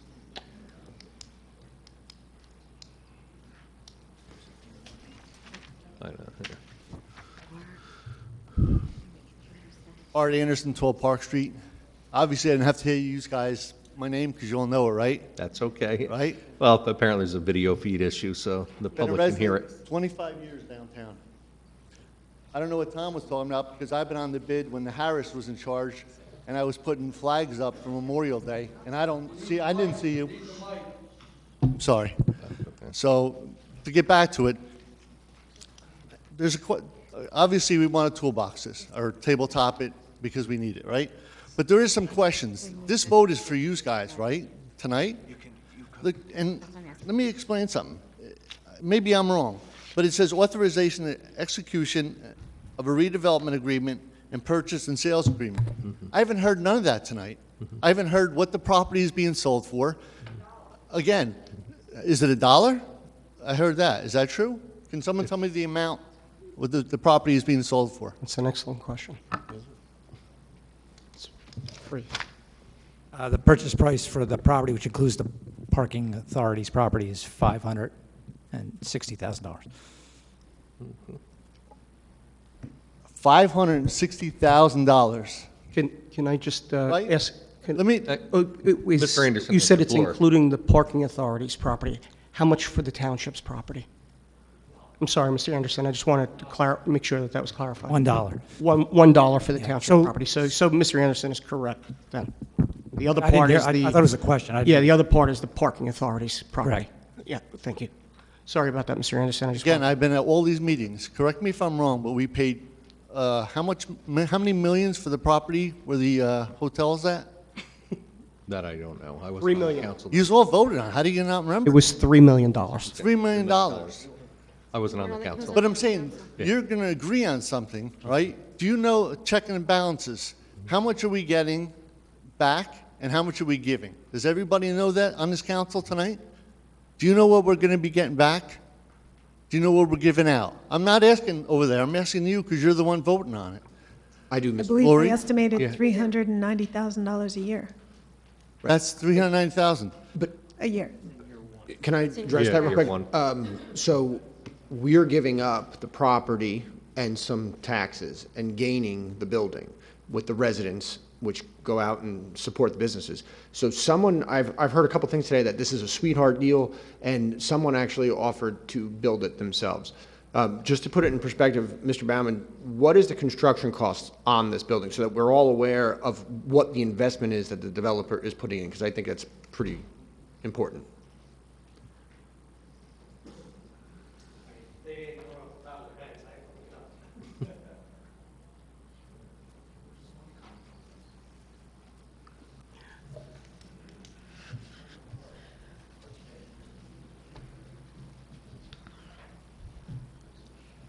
How many square feet is the building?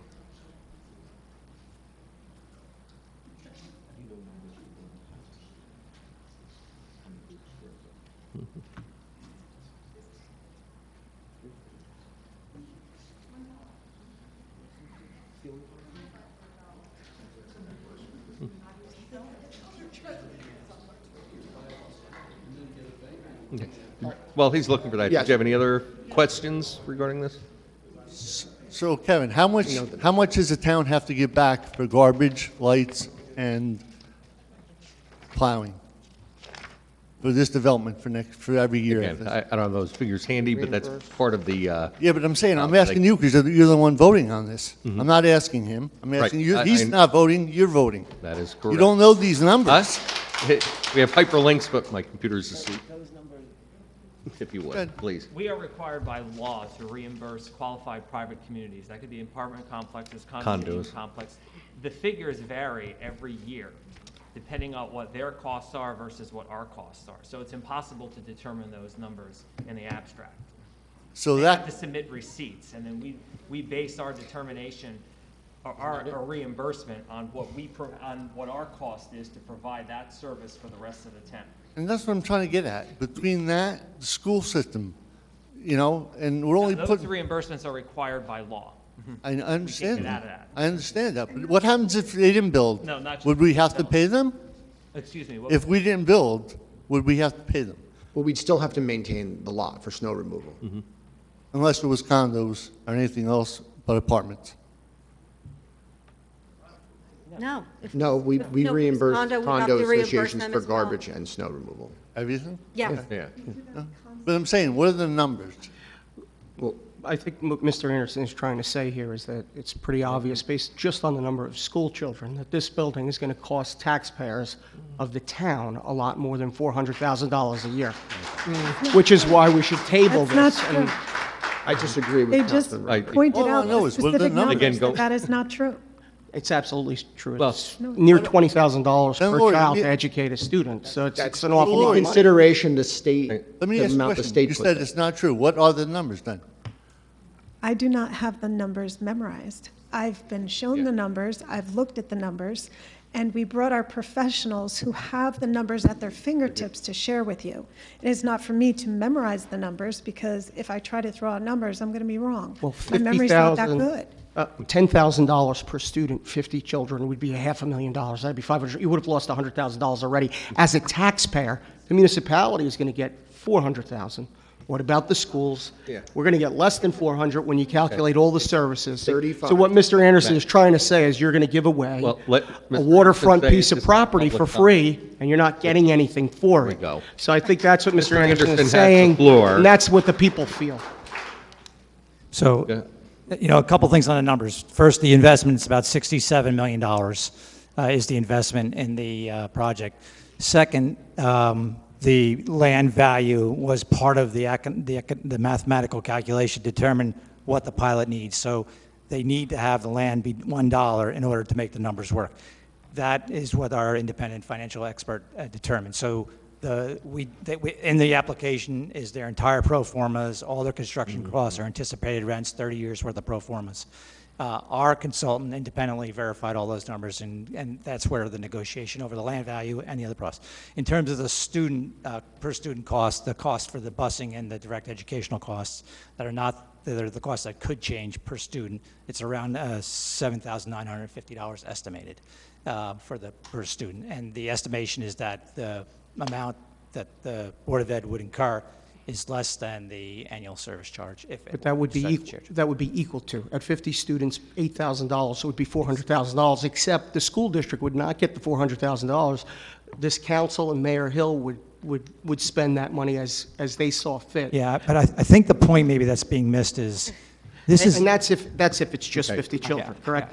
We'll continue on with the public comments. Councilman Latano, please hold off. I mean, the point that's most important that I think shouldn't be missed is this is an economic driver for Towns River. This is a project that's being driven to create economic development in the downtown. And it's then what the economics of this project are required to make that work. Otherwise, you're not going to have this type of an impactful project that's going to have the residual, the indirect benefits that are associated with a project like this. It's the first one of its kind in the Toms River. You need to have a first one. The first one is always going to be, to the township, the most expensive. If you look anywhere, look at Cranford, look at any of the Asbury Park, look at any of these places, the first one, the first entity that takes the chance, submits a bid, because many people wouldn't, as you know, and takes a chance on Toms River, that's the most challenging. And what it will create is other opportunities. Even if you go look at any of these towns, Hackensack, for example, if you looked at Hackensack and saw before the first project arrived, it was empty. Now there's 5 or 6 projects. Go to Cranford. You can go up and down New Jersey to find the first project, which is always going to be the hardest one to tackle, but it's the one that creates the impetus for other developers to show up, for wallets. That's a lot of wallets that are going to be wandering around the downtown that are not here today. And so I can assure you a couple things. The financials were vetted carefully, including the land purchase price, the 7% annual service charge. By the way, they are not going to get reimbursed for municipal services for the garbage. We negotiated that. And that ends up in this package of numbers that we're presenting for you today. But if you're going to make again, the decision you have to buy into is we're doing this to drive economic development in our downtown, and there's a price for that. It's a lower annual service charge. It's $1 for the land. But the economic benefits to that is taking this downtown and making it completely different 20 years from now. All I know is we need to make sure the numbers work for the town and not the developer. And I think agree. if we tabletop that and we could see that, then I think we'd agree with it. But right now, we don't see it, so how can we agree with it? That's all I got to say.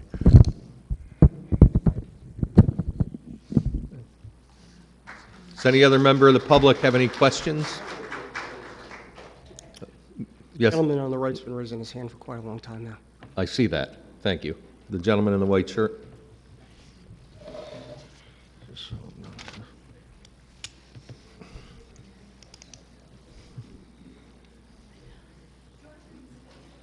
My name's Bob Watson. I live at 102 Messenger Street. It seems to me, in answer to the folks on the right side here, the solution is easy.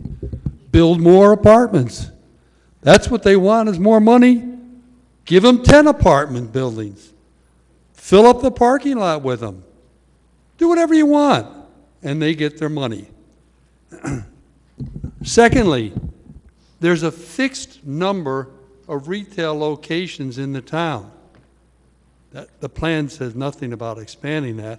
So all you're going to do is increase the income for a fixed number of retail outlets. That would be irritating to me. The bottom line is more apartments give a few people more money. I think you should stand back for a little bit and take a look at what the plan is saying.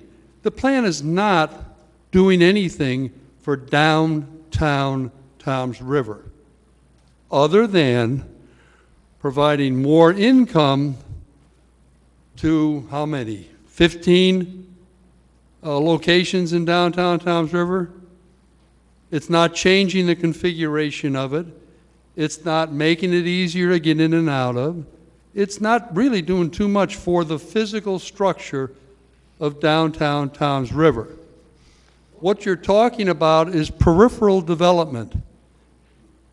You're not going to be influencing the downtown. And I think that's could be part of the irritation. There are many of us like downtown. The downtown we all grew up in is what everybody thinks of in downtown. This is not a downtown redevelopment program, and you're smoking something if you say it is. It's not. It's a peripheral construction with the one objective of getting more, two objectives, getting more tax revenue into the town and more revenue into peripheral services that those people will require, such as attorney services or bank services. So what I think you should consider is sitting back and saying, okay, what do we really want in the town? Because what you're building is not a downtown. You might make the decision that you want to be a center, an Ocean County center town. And so you build up buildings, you have residences, you basically do away with the downtown other than a half a dozen retail outlets and make it all income with apartments and forget the old-fashioned downtown. Or you decide, okay, let's build the downtown. Let's expand downtown. I understand this has come up before. Take Water Street or Washington and drive it right through to Iron Street. Knock down a couple of buildings. Good luck. The lawyers own them. They'll probably fight you and never let you do it, but condemn them. But the point is, if you did something as silly as that, you would expand the downtown. You wouldn't be putting peripheral structures around. Let's face it, guys, if you listen to all the issues, all the people are saying this will bring money into the retail establishments, then the solution after this project is done, the next project, the solution will be more apartments.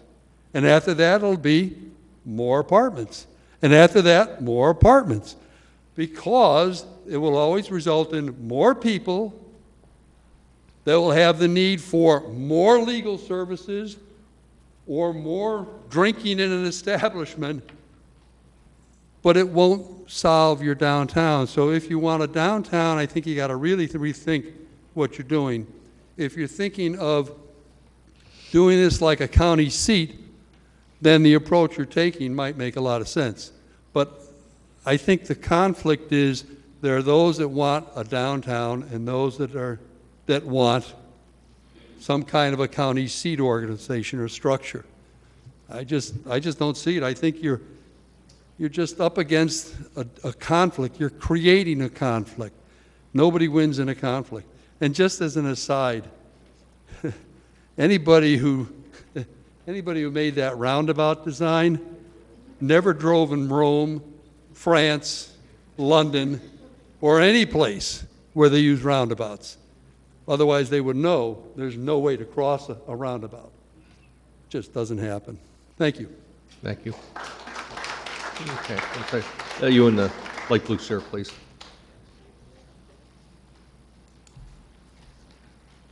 Hi, guys. I'm an out-of-towner, Chris Macho, Oceanport.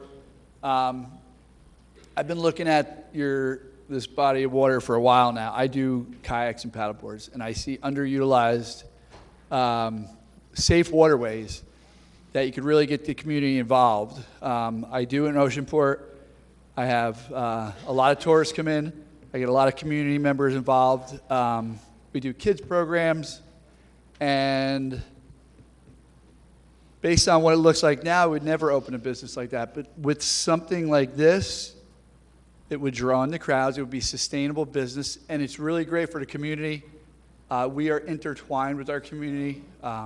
We sponsor lots of events, and I see a beautiful building and a lot of opportunity there. And I'm very interested, and I hope that this does get off the ground, and I could come and visit and maybe, bring my business model to the Toms River area, because I see tons of potential for tourism and for families. So, thank you very much. Thank you. Okay. Does any other member of the public wish to be heard? Okay. Mr. Paul?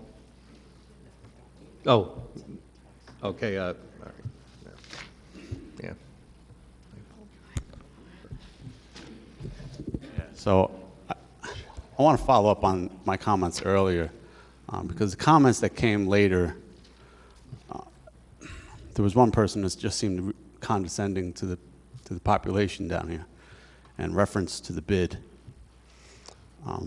Again, I'm not jumping on either side of this, for or against it. I'm going to again, recognize Councilman Turnback for being the first to mention that maybe this needs to be tabled. But I want to assure you of something, because the representations that came from one of the commenters kind of gave the rub that the people in this area have already had the opportunity to talk with the bid. Let me tell you, and I know who the bid is. I remember when Nick Zorgia was the executive director. I've been in their office.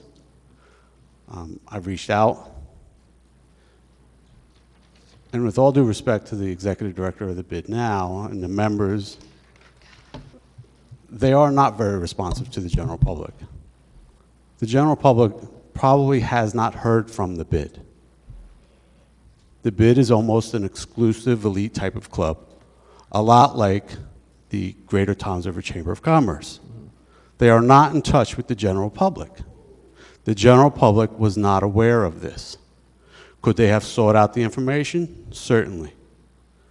There's a lot of things that the general public doesn't do that they ought to be doing in order to hold our government officials accountable. But they don't. But it doesn't translate that they've had the opportunity to hear about this project, to have comments, to become informed. And I think that's what's really important here. They need an opportunity to be informed. I think a lot of people have failed our general public in making sure that they understand what is going on. There's pros and cons to this, no doubt about it. But the general public should have an adequate and effective and meaningful opportunity to hear about it, to ask questions, to become informed. And not just to have this, this gist that, they had the opportunity and they failed to participate.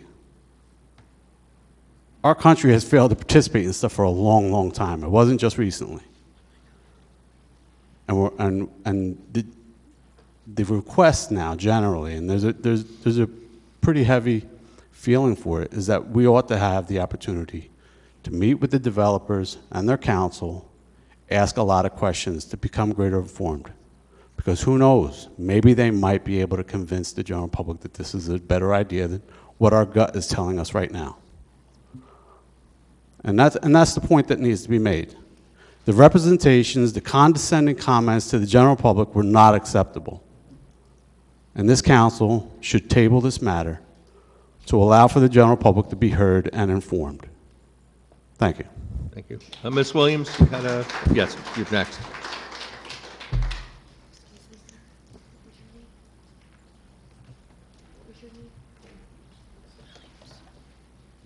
Michelle Williams, 111 Tiller Drive, Toms River. Council President, during the conversation regarding the pilots, nothing was ever said of how long they were, the term of it. Some of them, generally speaking, can be 30 years to 50 years, so I was wondering, what is the term? Yeah, it was mentioned 30. 30. Yes. 30 years. Yes. Cost per pupil in Toms River currently, this year is $14,000. Times 50 students at $700,000 per year. If we have one student that has special needs, it could even cost us $100,000. And if we're only receiving from their payment in lieu will be $392,000, I don't know where we can even make up that difference. I'm just asking that the council, if this project does go through, that perhaps you can renegotiate that 30 years. That will be to the benefit of the people of Toms River. Thank you. Okay, thank you. There's another woman over here in white Council that President. had a question. Could I just? Yes, ask Councilwoman. a quick question about the payment in lieu of taxes. You do a financial analysis of what the regular tax rate would be, right? So the payment in lieu of taxes is 7%, but remember, it's based upon the annual gross revenue, so it's going to go up every year, just like rents go up every year. So over the course of the year, that number, 300,000, we expect it would go up at least 2 or 3% a year as rents go up, so that it's tracking with cost, presumably. The estimate by our financial consultant on the actual per student number is closer to 8,000, not 14,000. And it's because so much of the costs are either not paid for by taxpayers or they're fixed costs that are not going to change, debt service, they're not going to hire another principal, things like that. And so that's sort of all the economics that go into it. But the primary driver from our perspective is to make sure that the developer is not getting too much of a benefit. And the 30 years, was part of the analysis on Mr. Baumann, I think what Ms. Urick was asking is, given the I construction could ask cost my own is... questions. I could ask my own Thank questions. Thank you. Okay, so then it's my So- question. Given the cost of the no, building, then it's my Mr. question Roderick, now. I you was did just not asking a question. quite finish Councilman answering my Browder, can you question. just please wait your turn? I Councilwoman Burek did. I wanted had to a ask the question, but if you're still asking a question, I'll wait. Go ahead. I find that hard to believe, but I please can wait. ask my own questions, and I would like to have the question that I'm asking is that you do an in-depth financial analysis when you're looking at, because the township needs to know, is the pilot worth it for the township? Right. So the point of a pilot is that the township should actually be getting more money than they would otherwise. I understand your question. So if we were going to collect taxes and 49% of those went to the school, would I understand. would it even be the 390,000 Yeah, I anyway? understand. So the number you're looking for me is the actual taxes that would find its way to the township, not counting the county and others. That analysis I don't have at my fingertips, but I can get you the answer to that question. And then it would be, Because we get because they 95% step of up the to that in the last 5 years or so. So the step up, in Right. this case, it's 7% the whole time, not the step up. But your question is, 95% of a smaller pie is more than whatever we normally get in a larger pie. And that number I'll definitely have for you. I don't have it at my fingertips. Can I ask a question, Mr. Baumann? You had said the construction cost was around $60 million, correct? 67. 67 million. So I guess what some folks in the public have asked is what I thought Ms. Urick was potentially asking, but I guess I was incorrect, is that what would taxes be on a building worth $67 million at the current tax rate? Yeah. Pretty high, right? Well, it's a false choice, right? Right, but it would be pretty high, It'll be correct? high. It would It'll be be way higher higher than than $400,000. Well, that's the point. The pilot is a discount off otherwise applicable taxes, so yes. It would a lot higher. It would be, Yeah, yeah. 'cause I know it would be, we just did something with Sibagagi the other day, right? And it was $60-some-odd thousand a year for a $2 million piece of property. Yeah, so I mean, 1.6 million, so it would be, you're saying it would be 1.6 million for the taxes? 67 million times the tax rate is 1.6 1.6, so about four times what's suggested here, 4 times. Oh, that's true, that's not the assessment, that is the build cost, so it would be different. It would be Council higher, President, can I because ask you you'd a have to question? tax them on the I property. mean, to your point, the taxes, the otherwise applicable taxes on this project would be substantially higher than the annual service charge. Absolutely true. Okay. My point is, it's a false choice because that project that you're describing would never happen. No, I understand that, but Okay. the folks out there are a lot of folks that just oppose the whole idea of having more apartments and more people downtown. I understand that. So, I mean, for them, it is a real choice. I got it. Can I ask a question, Mr. Baumann? A lot of the questions with regard to the pilot are with regard to this cost that the township is indicating that they will cover for the students. And I think the public and the council would feel a lot better. Has that analysis been done? Yeah, so we had a fiscal impact analysis that determined, first they figure out how many school children are likely to arrive at the school. Right. And they do that by relying on 2 Rutgers studies that is universally used throughout New Jersey. That study, you use it to determine the number of students, which is where we get the 30 to 50. Right. And from that per student, you then go and analyze the school budget, and you pull out first things that are money that's not being paid for by taxes, so grants or other money. Now you have just what's coming from taxes. And then you pull out fixed costs that are not going to change at all, like the debt service is going to be the debt service.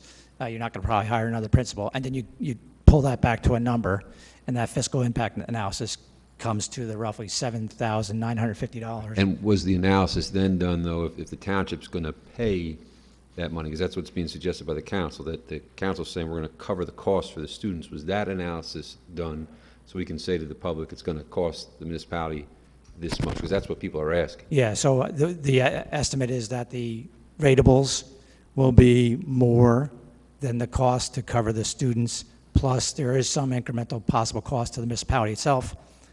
Those costs are estimated to be close to, but less than, the annual service charge. So net, it's estimated that it'll be neutral, revenue neutral.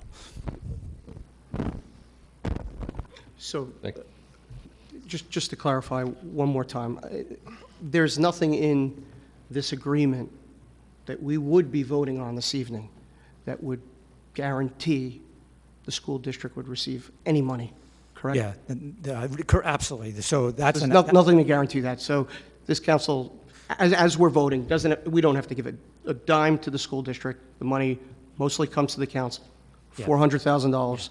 Yeah. And then if it costs the school district more money, they would have to raise taxes if we decided not to give them any of this money, correct? Yes. Thank you, sir. Presumably, for every dollar you don't give them, it's $1 less municipal taxes that are to be paid. So to the taxpayer, it should be neutral, right? Because they pay taxes for the Board of Ed and the municipality. So if the municipality has $500 that it keeps for itself, it's $500 less taxes they have to charge, albeit $500 more for the Board of Ed. So if you think of the two of you as a single taxing district, which I'm betting most taxpayers do, they think of you, they look at one big tax bill. They don't really spend too much time thinking of the discipline. So from them, this money is, where it ends up in which pocket doesn't really, at the end of the day, have an impact on how much taxes they pay, because if you keep it at the municipality, it's $1 less municipal taxes you got to raise versus the Board of Ed. Having said that, we purposefully did not put it in the redevelopment agreement because we don't think it's the developer's business on how we spend our money. We left it up to the governing body here to decide if they want to share the money with the Board of Ed, because as far as we're concerned, that's not their business, so it's purposely not in the redevelopment agreement. We left that for your discretion. But that's 13, right? Well, we vote on that in 13, correct? So there's two things, can I address that? There's two things. You're going to vote on a resolution, which approves the redevelopment agreement, the purchase and sale agreement, and introduce an ordinance. To the question earlier, it's important that we introduce the ordinance so that when we have the adoption of the ordinance, we could then consider the resolutions at the same time. So if we were to table anything, I would prefer that we tabled the resolution to the same night that we're considering the ordinance, so we don't lose any time, but we do introduce the ordinance, which is just moving it to the next level for a public hearing, if that makes sense. Yes, sir. Okay. Does any other member of the public have any questions? Yes, ma'am.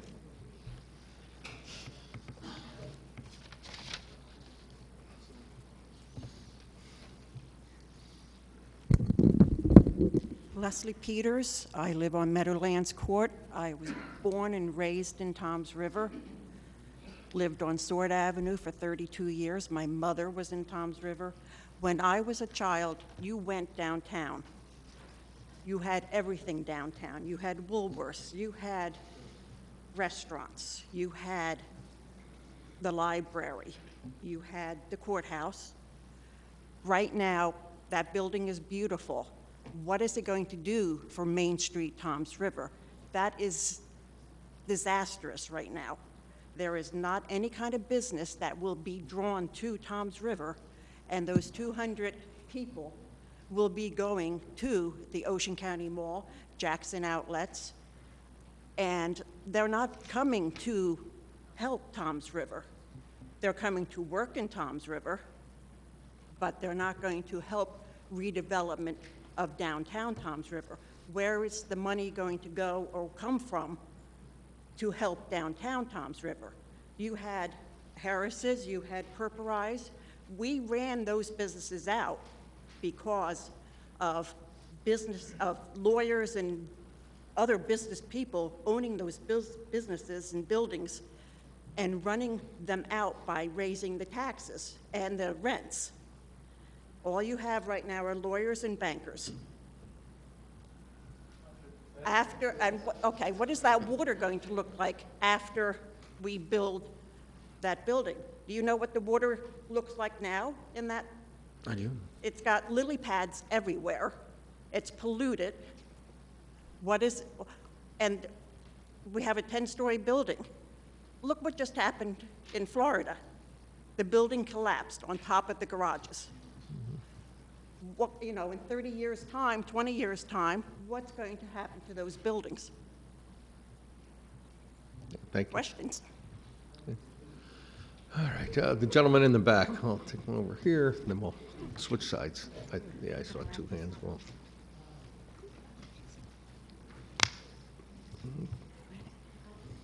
Hello, everybody. My name's Anthony Palmucci. I moved to downtown Toms River on Dayton Avenue 32 years ago. I started a business in my basement, taught Matt Lotano, who bought his first house on Dayton Avenue. I did also. Started a business in my basement. Now I own the Music Academy, which is up there on the picture. And I could definitely say I have about 350 families who are for this because they've been living in downtown for many years and have nowhere to go to eat. And I think that anything that when is now a good time to start the revitalization of the downtown? It is, in fact, the county seat. And I do think a lot of the folks on this side, Bob, I know Bob from the gym, make very good points, and we should be very concerned with the decisions that we make in revitalizing the downtown. I rented from Andrew Kiriakou for 10 years, downtown Toms River. We were always hoping that something would happen downtown, and now it finally is.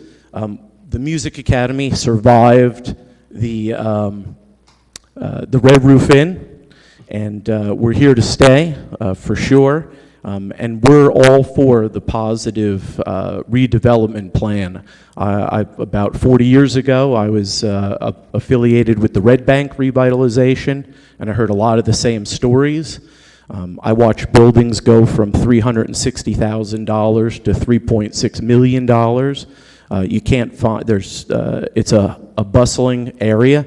This is the county seat. It's about time that we start bringing business into the downtown Toms River areas because that's what will bring the people for sure. It definitely doesn't work the other way. It never has.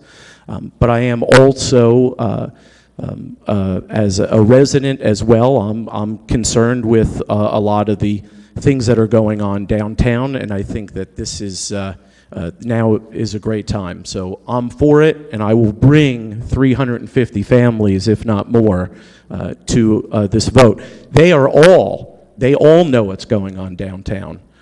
So I don't know it is the business improvement district, but without them, we would have no fairs, We would have none of the downtown events that we have every month without them bringing people to the downtown. If that doesn't say it all, I don't know what does. Build it and they will come for sure, but without having something to come down for, they will not do it. So I thank you guys for having this meeting tonight. Thanks for inviting everyone, both sides. Thank you very much. Thank you very much, sir. Okay. Is there any other member of the public that wishes to be heard? Ms. Tormolen. I'm just going to excuse Councilman Copy has to make a phone call for work tonight, so if you want to step off that.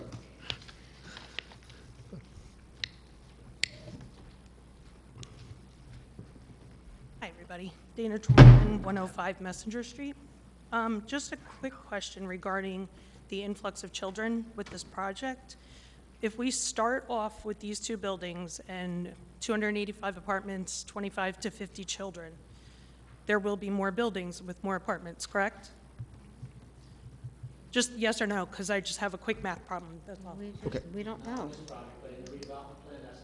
Okay, so right now, Walnut Street, which is the elementary school that they will be going to, 751 students, K through 5. There are approximately 125 students per grade if you do the division that way. 4 classes per grade, you have 31.25 children in a classroom already. If you do 5 classes per grade, it's 25.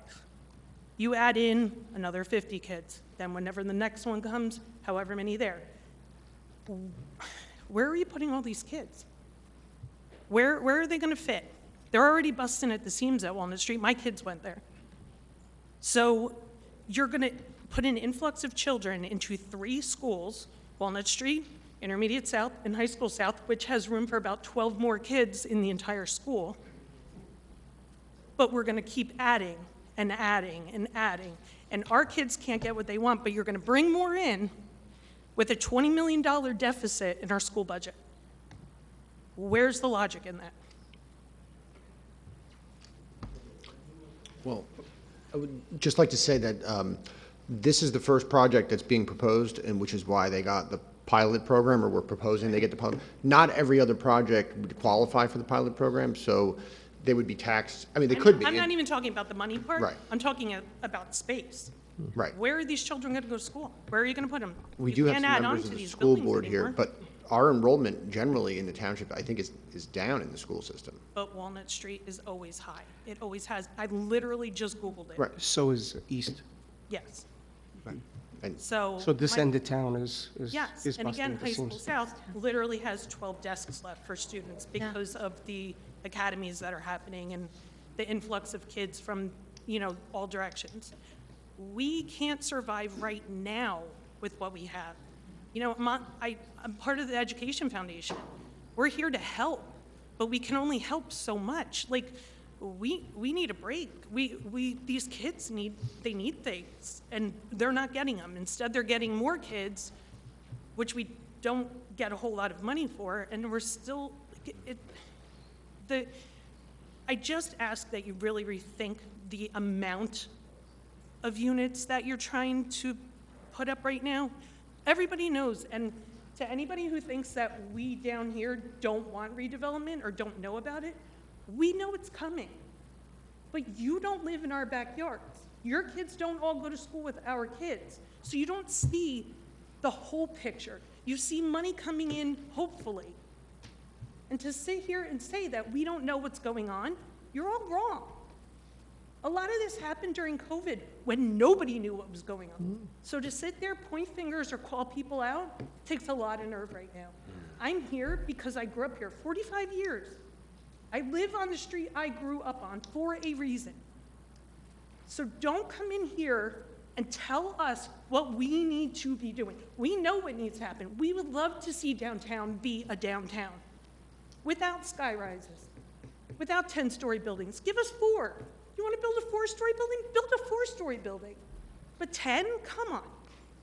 And I'm sorry. I appreciate the fact that Community Medical Center is now a teaching college. It's wonderful. Good for them. But those people are not going to fill 285 apartments And 2 and 3 bedroom apartments? You think 1 kid per apartment? Who's going in there? Somebody with more than 1 kid. So as you all sit here judging us for how we feel about our backyard, think of it if it was in your backyard. Thank you. Thank you. Does any other member of the public wish to be heard?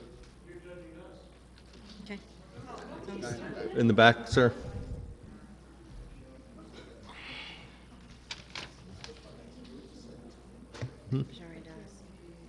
I missed it over here. Okay. Good evening. Good evening. John Gonzalez, 104 Hamlet Court. Just 2 very quick and direct questions.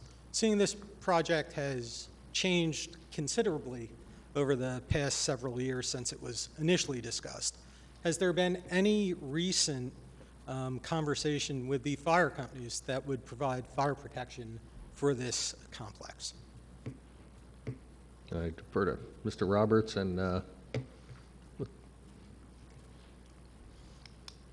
know that, good evening.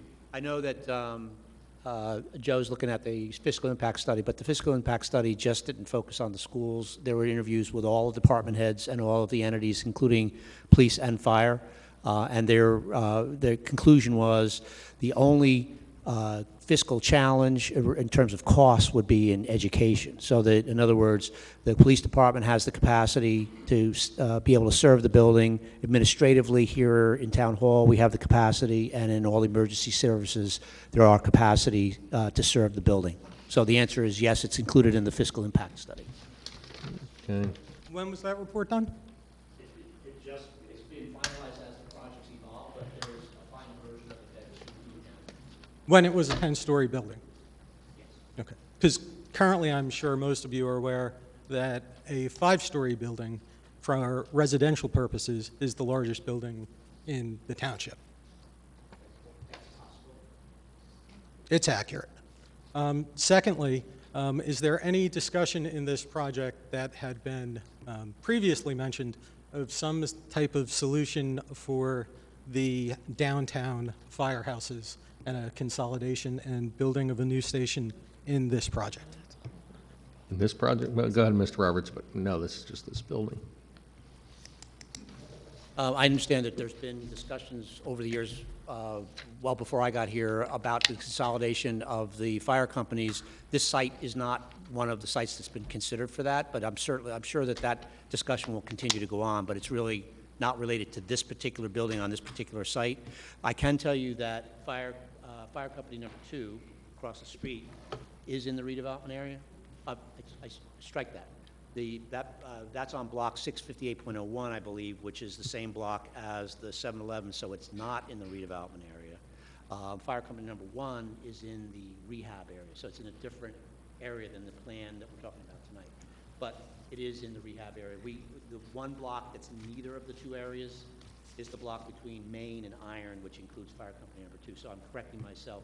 It was originally thought to be in the redevelopment area, but a resolution to designate it never happened because of Sandy. Sandy interrupted the whole thing. So that's something that most likely we think will be part of a rehab area in the future, but right now is in between. So it's not in either area. That's not to say that the consolidation of the 2 fire companies can't happen. I think the question is finding a site and coming up with how it's going to be paid for. And just to clarify, as part of this project, the leadership, AKA fire chiefs, of the 2 fire companies that provide fire suppression service to this site were contacted and it was discussed with. Is that what you were saying? I believe he was referring to the fire subcode officials in the Fire Prevention Bureau. Okay. So not the actual fire companies that are going to provide service to this building? Being that the chiefs change every year, that's correct. It was a fire subcode official and the Bureau of Fire Prevention. We never talked to the fire department? Subcode changes too. Thank you.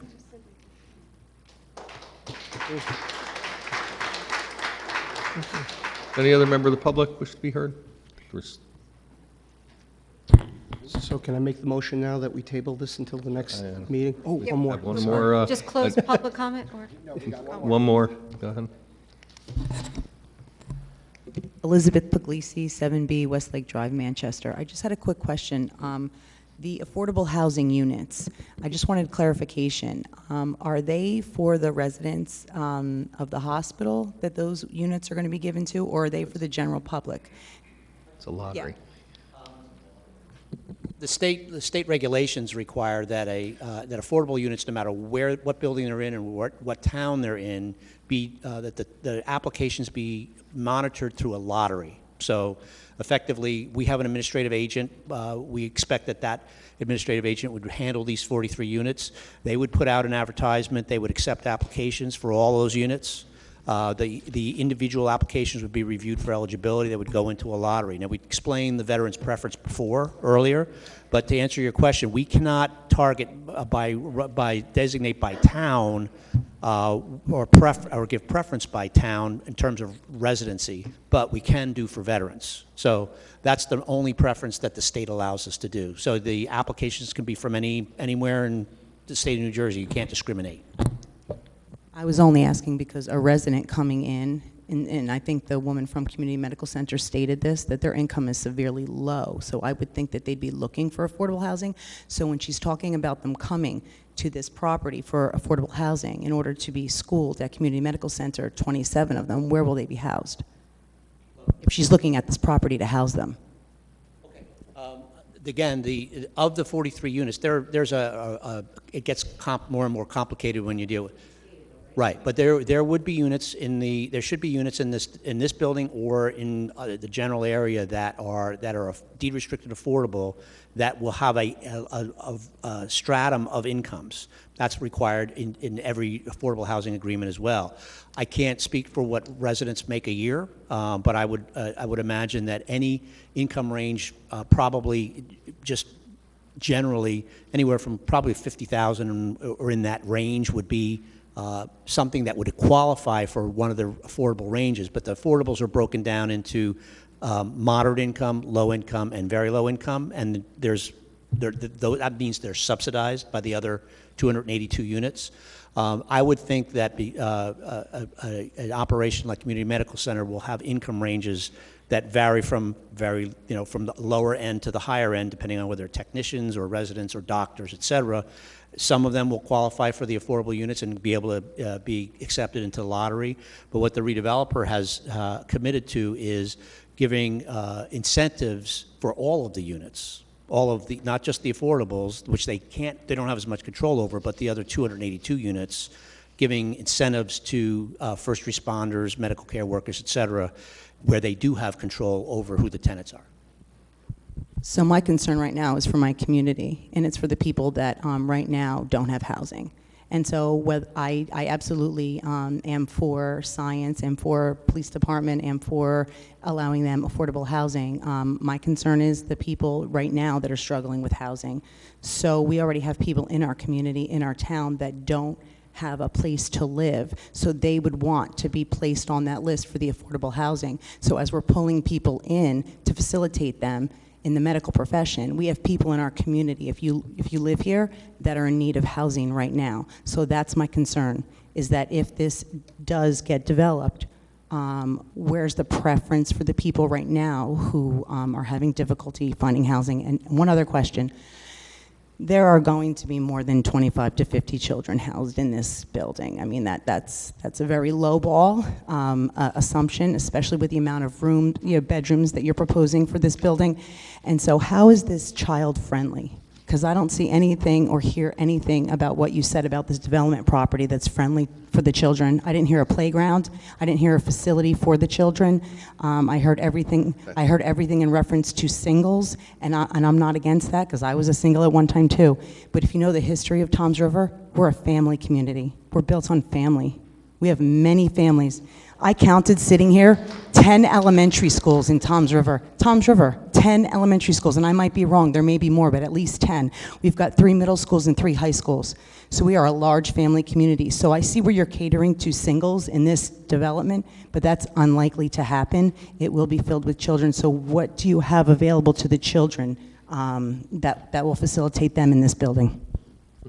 I mean, let me just address that, because it's almost like damned if you do, damned if you don't. Some people are saying there's going to be too many kids, we don't want so many because the school can't afford it. You're saying we should have more kids. Well, so I'll address likelihood, but you can see how the people are expressing the concern that there's going to be too many children. You're expressing the concern that there's not going to be enough children, which is sort of the dilemma of the governing body. Well, so my point is, this is designed for singles, for not children, right? And when you say it's unlikely, I know, but there's a study by Rutgers, and then a second study by Rutgers. Well, I'm just telling you the data. To someone said, well, data is facts, right? Right. Anyway, the point is, Rutgers did 2 studies. Based upon those studies, it was determined that the number of children likely to come out of that, and this is born to live in a building like this in New Jersey, in this region, in this area, yes. What I'm telling you is Rutgers did a study across the state of New Jersey by... Well, I mean, all you can do is a study, right? What else is... Okay. We can agree. We can agree to disagree. He is trying to explain, thank you, he is trying to explain where they got their information from.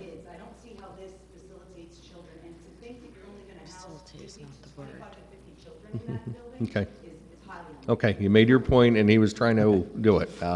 Again, So we one can of those agree and points- disagree about the number of kids, but I can say that this is designed not to have a lot of kids for many of the reasons we discussed. It's that studios won't have children, the one-bedrooms are not likely to have children. The analysis that's given on the number of children primarily attributes them to the 3-bedroom than the 2-bedrooms, and that's where they come up with. So the expectation is by number of bedrooms, the number of kids, few in studios, very few in 1-bedrooms, more in 2-bedrooms, and more in 3-bedrooms. And that's how it's broken down. That analysis, again, which is by Rutgers, and so this is purposely designed more towards millennials, more towards people who have sold their homes and want to stay in the community. That's the design plan. So yes, it's not designed with a lot of things for children. I don't know. Okay. So I appreciate that. And I thank you for answering my questions. And I just want to leave with this. Toms River is a community. It's family. And I see where it's going with regard to a building like this. And I fail to see how the community is going to stand behind it, those who have families, who have children vested in this town. I understand about business and revenue, believe me, but there's other ways that we can move forward in that. There's a apartment complex building that's going up over by our movie theater. Camelot, I believe, is the developer possibly. So I see development all over Ocean County. I think the residents need to be aware of these things, educate them, get educated on these things, and advocate for your families and your community. I'm not necessarily sure that we're welcoming an Asbury Park and a Red Bank into our community. Those who have lived here, born and raised here, raised families here, may very well just want to keep it the town of Toms River that it is. And as far as revenue is concerned, revenue does come into this county and community in this town, and high-rise apartment buildings aren't what brought it here. Thank you. Any other member of the public wish to be heard or have any questions? Seeing none, Seeing move none. to close public comment. Aye. Second. All in favor? Aye. Aye. Aye. So I'd like to make a motion to table the resolution. I'll second that. Council President, as point of order, I never even read the resolution's title into the record, so may I do so first? If that's what's necessary and legal, yes. Resolution of the Township Council of the Township of Toms River, Ocean County, New Jersey, designating a redeveloper for the property commonly known as Block 569, Lots 3, 4, 5, 5.01, 10, and 11.01 on the tax map of the township, and authorizing the execution of a redevelopment agreement and purchase and sale agreement. May I have the vote again? Council, your pleasure. I'd like to make a motion to table the I'll second resolution. Okay, there's a motion by Councilman Roderick, seconded by Councilman Turnback. May we have some clarification on that motion to table? We need a date. Date certain? The next meeting is Table August 24th. Table till the next meeting?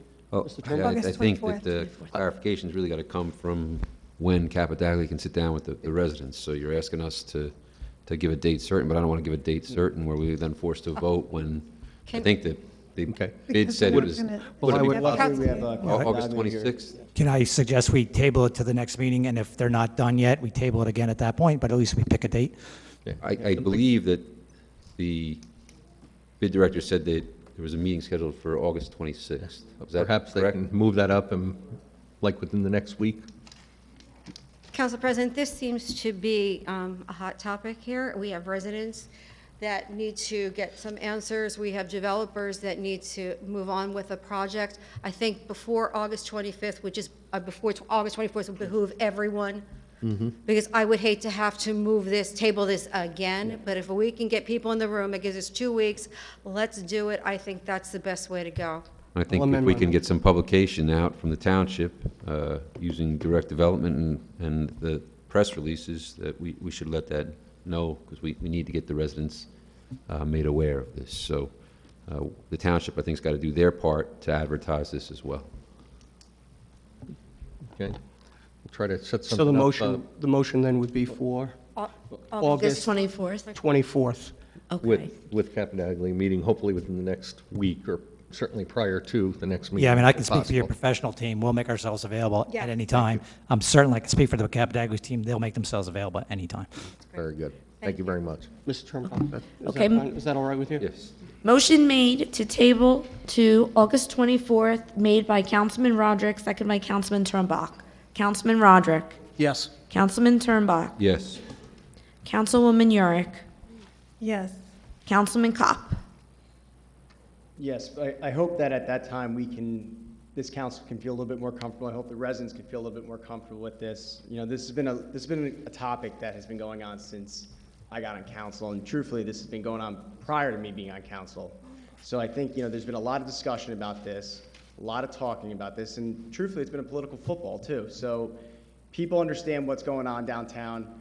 We worked very, very, very hard on this, and I hope people take the time now to talk with the group that our development team, like I said, they brought us out to their redevelopment projects. I saw their high quality of work. We worked very hard on this project, but I'm hoping that the residents that have some concern make themselves available. I know the Capadaglia group will make themselves available in our team here. And I hope at that time, on the August 24th meeting, we can make a decision here. So I vote yes to table. Councilman Lotano. I too, with Councilman Kopp, saw their projects in Roselle Park, which I thought was going to be their crown jewel of complexes, and I was wrong, because the next one I saw at Rawway kind of blew me away. Their quality of work is very good. I know when it comes to a project like this, financing dictates everything. I know that the banks expected them to get started. I know they're on a squeeze. I hope in the next week we can all get together and answer as many more questions as we can. I'll vote yes to table until next meeting. Council Vice President Maruka. I hope both sides can get together and meet on this, and I think people have to stick to the facts here. I think when we start getting into this side of town, that side of town, name calling and things like that, it doesn't behoove anybody. We're one town, we're one community here, Toms River.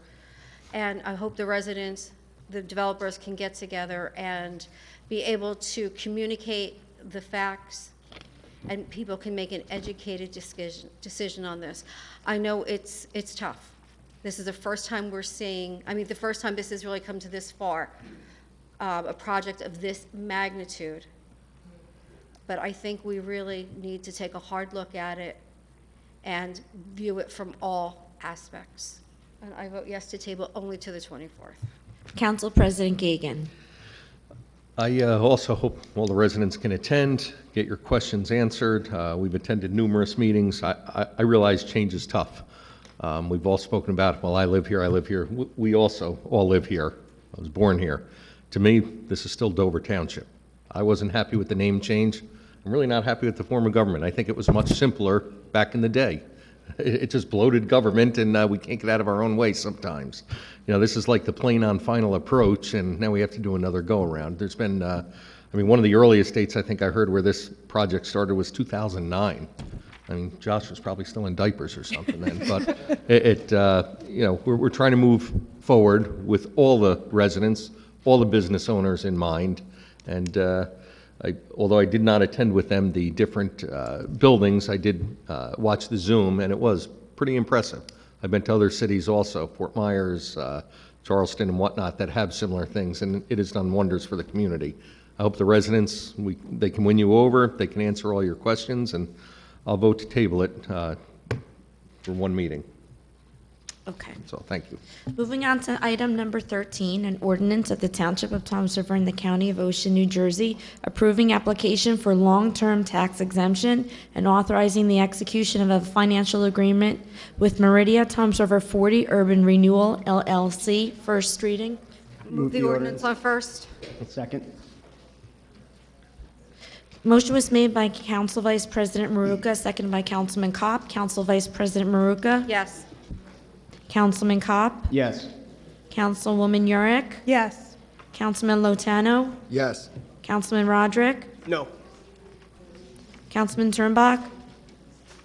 I have strong concerns based on the conversation tonight with regard to the amount of children that are going to be here and the impact it's going to have on our schools. And I understand in a normal municipality that's not suffering the effects of S2, that pilots are what are needed to make these projects happen. But Toms River is facing drastic cuts to its education right now, and I'm not comfortable with the numbers I'm hearing as far as the amount of students and what payments we're going to make to the school from the council. So I'm going to try and find out what that analysis is and what the council is willing to pay, but I can't support this with the drastic cuts to the school at this point, so I'm going to be a no. Council President Gagan. Yes. Next, we have our consent agenda. All items listed under item consent agenda will be enacted by one motion in the form listed below. There will be no separate discussion of these items. If discussion is desired on any item, that item will be considered separately. Okay. Council, any member of the council have any item they wish to discuss separately? I know item F we would like to postpone and discuss an executive session. Yeah. Does F as in Frank? Does any other member of the council have any item they wish to discuss separately? Any member of the public have any item they wish to discuss separately? Seeing none, Councilor I move Yebrosser. the balance of the consent agenda, other than item F. I do have some, I do have two items I'd like an individual vote. Excuse me, I needed to step out briefly. Okay, which items? Opening it up, sorry.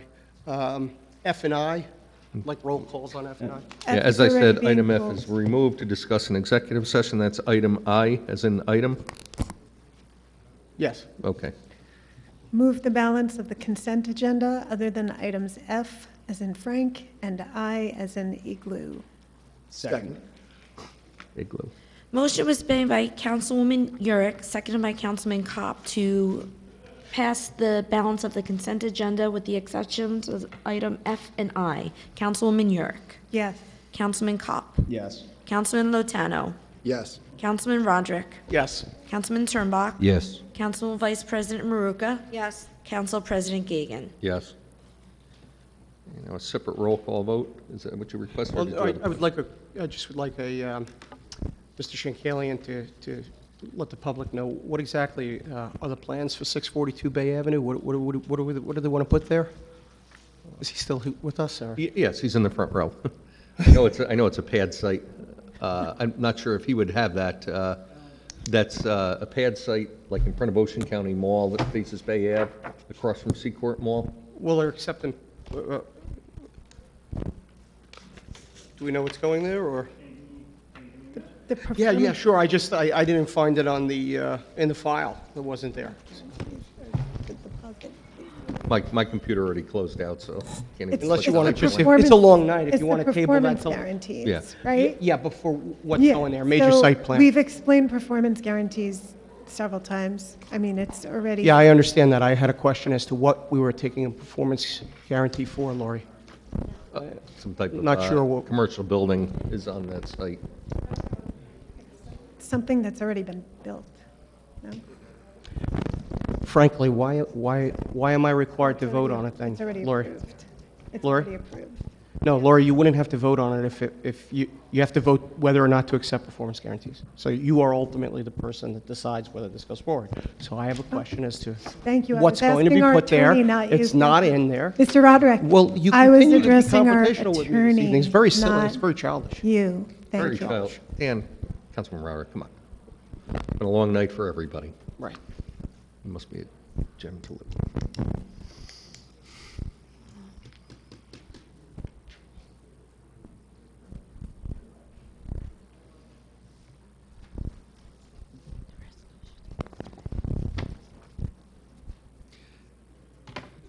In order to keep things going, Ms. Carlisle, if you want to read the reports into the record, and we can move on to the approval of the bills, if council doesn't object, and then we can go back to item I as an item. I'm sorry, just to clarify, you would like me to read the numbers of I'm the sorry, we'll reports? take a motion to accept the reports Okay. as, Motion to accept reports. Second. Motion was made by Council Vice President Maruka, second by Councilman Turnbach for the reports. Council Vice President Maruka. Yes. Councilman Turnbach. Yes. Councilwoman Yurick. Yes. Councilman Kopp. Yes. Councilman Lotano. Yes. Councilman Roderick. Yes. Council President Gagan. yes. And we can move on to approval of the bills. Motion to move the bill list. Second.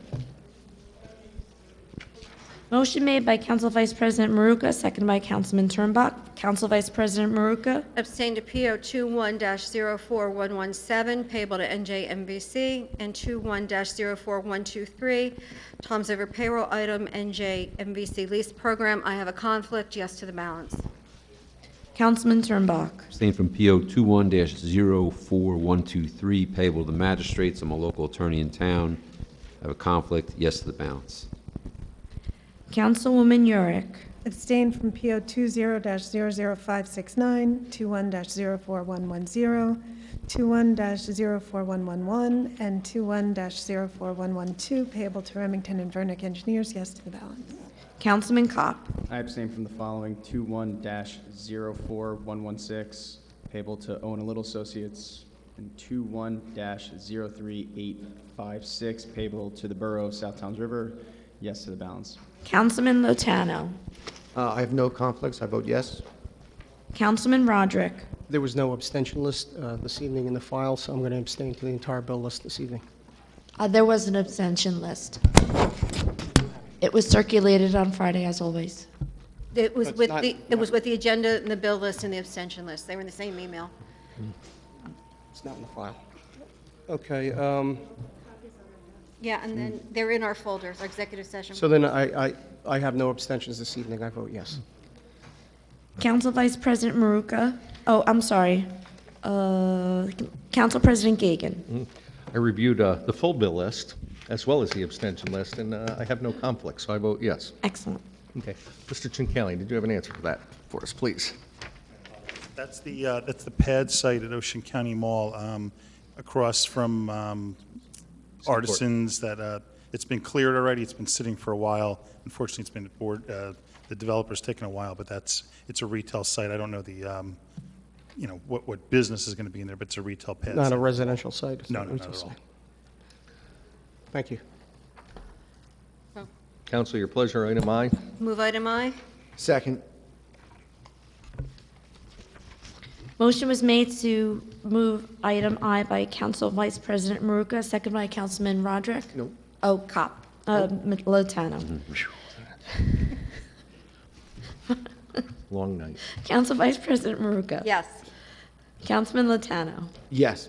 Councilwoman Yurick. Yes. Councilman Kopp. Yes. Councilman Roderick. Yes. Councilman Turnbach. Yes. Council President Gagan. Yes. Okay. Next, we have elected official comments. Mayor Hill. Make it quick. Thank you, Council President.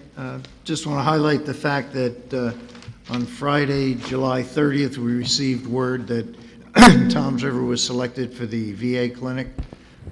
That's been 3.5 years in formulation. I want to thank Dave Roberts. Initially, we were looking at the site on Route 9 where we own property because the county was going to have their social service building next door to that.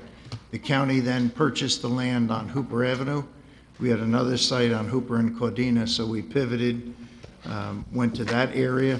It took a lot of work.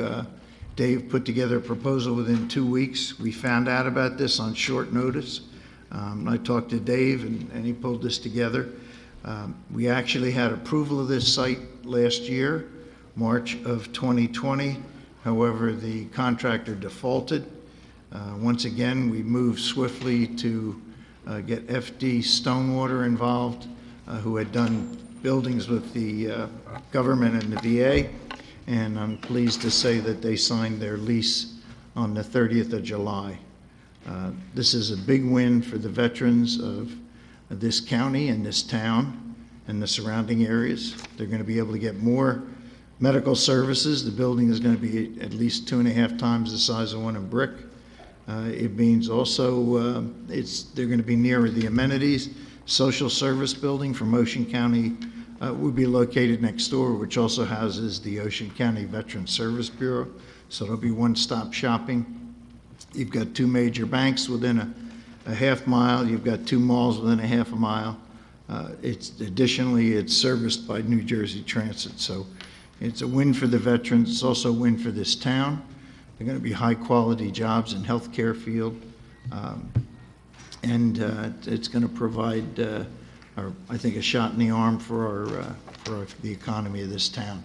Veterans will be coming into this town for services.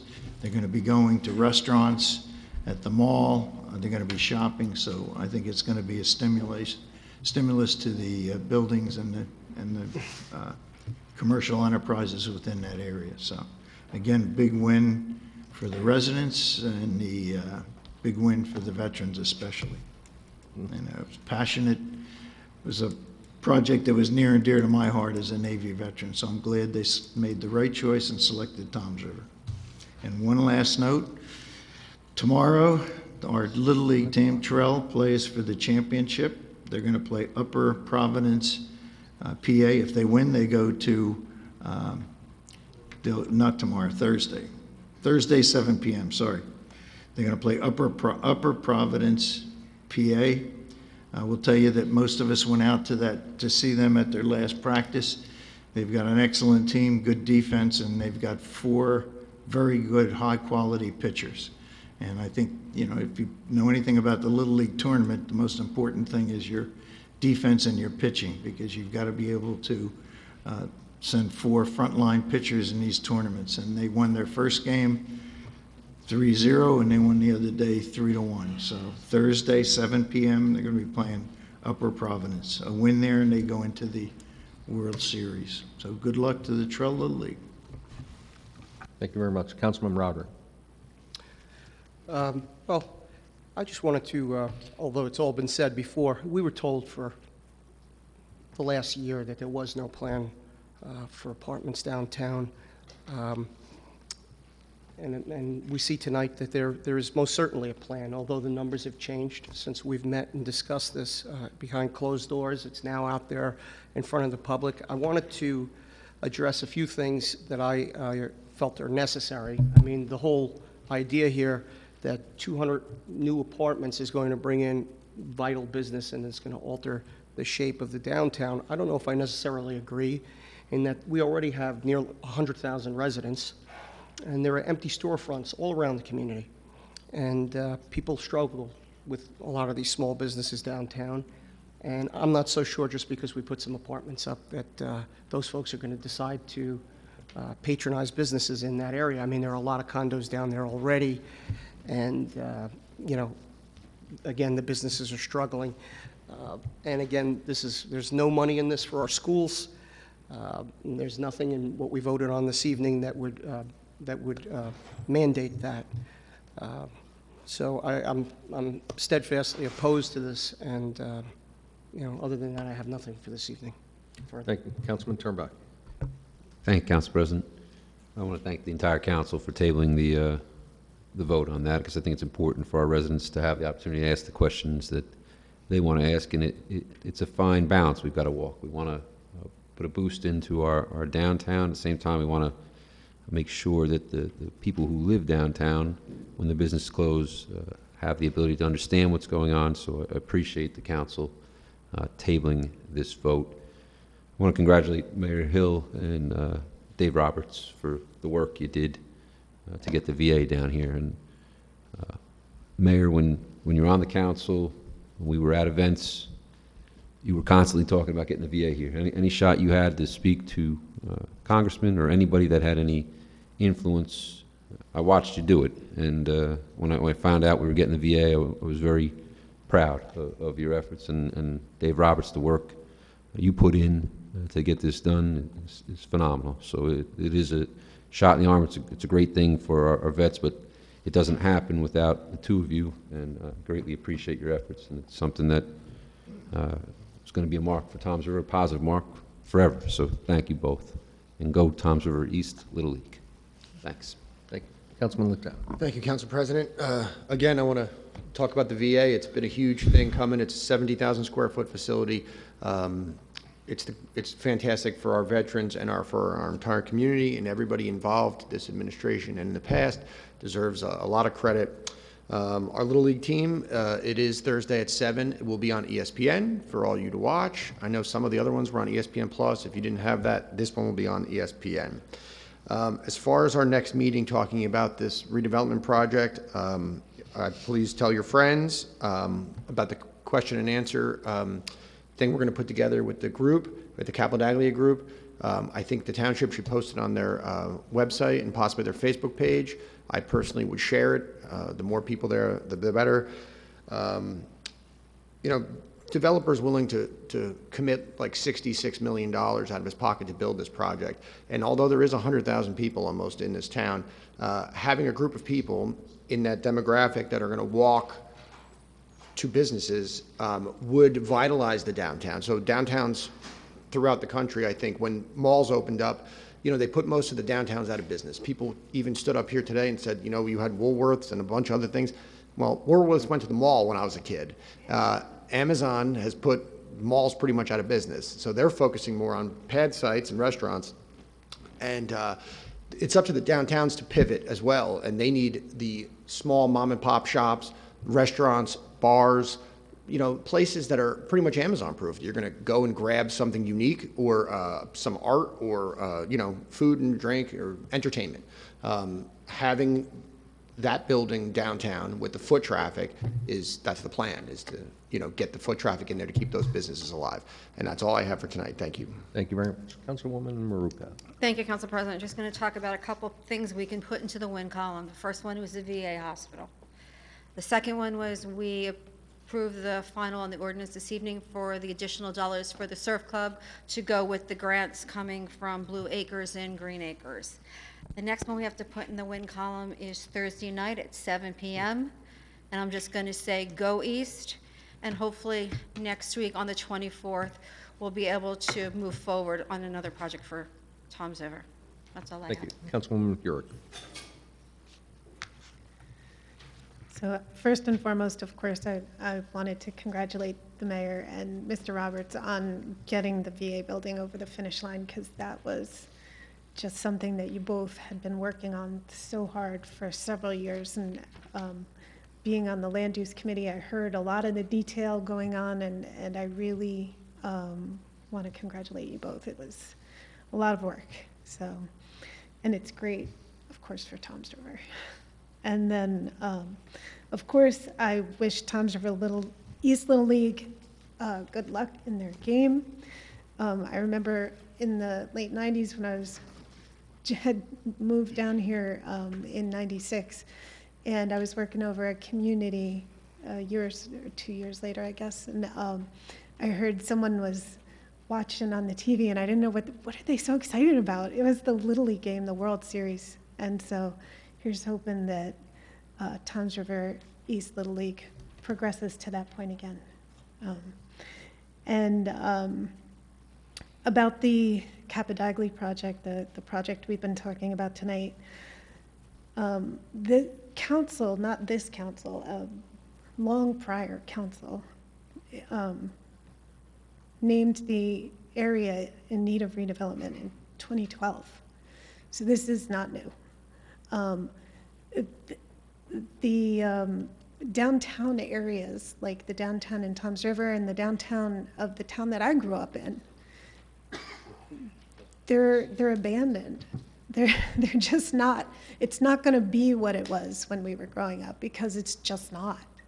That ship sailed decades ago. You know, I drive through my hometown when I go to visit my mom and just look at the stores and say, wow, you know, used to be a really bustling little place, and it's just not.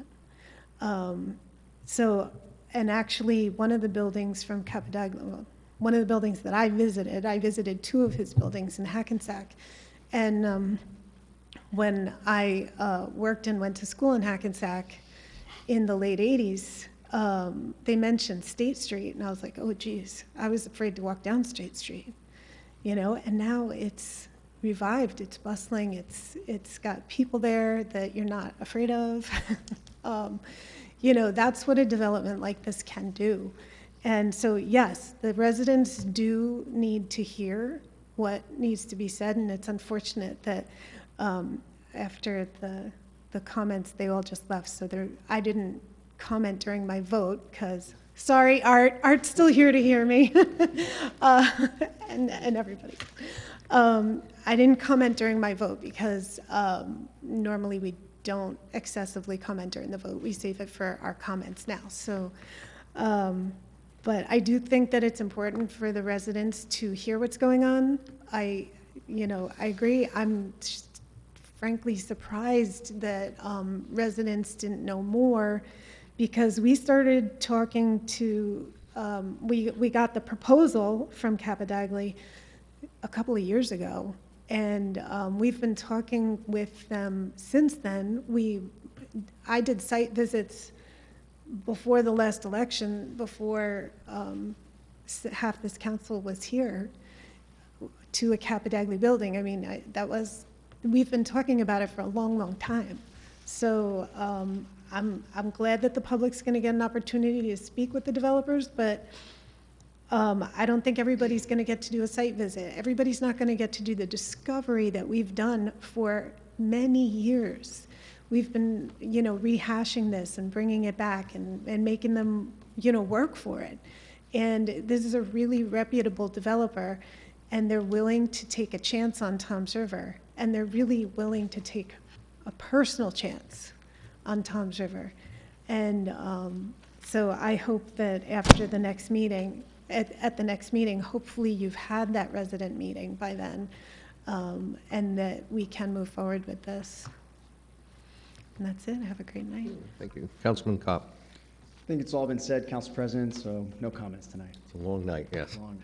Well, usually I say no comments, but again, congratulations to Mayor Hill, Dave Roberts, and all the other professional staff that worked tirelessly long before many of us were here to get the VA clinic. It's a huge win for not only Toms River, Ocean County, but our vets at large. We need to take care of them first and foremost.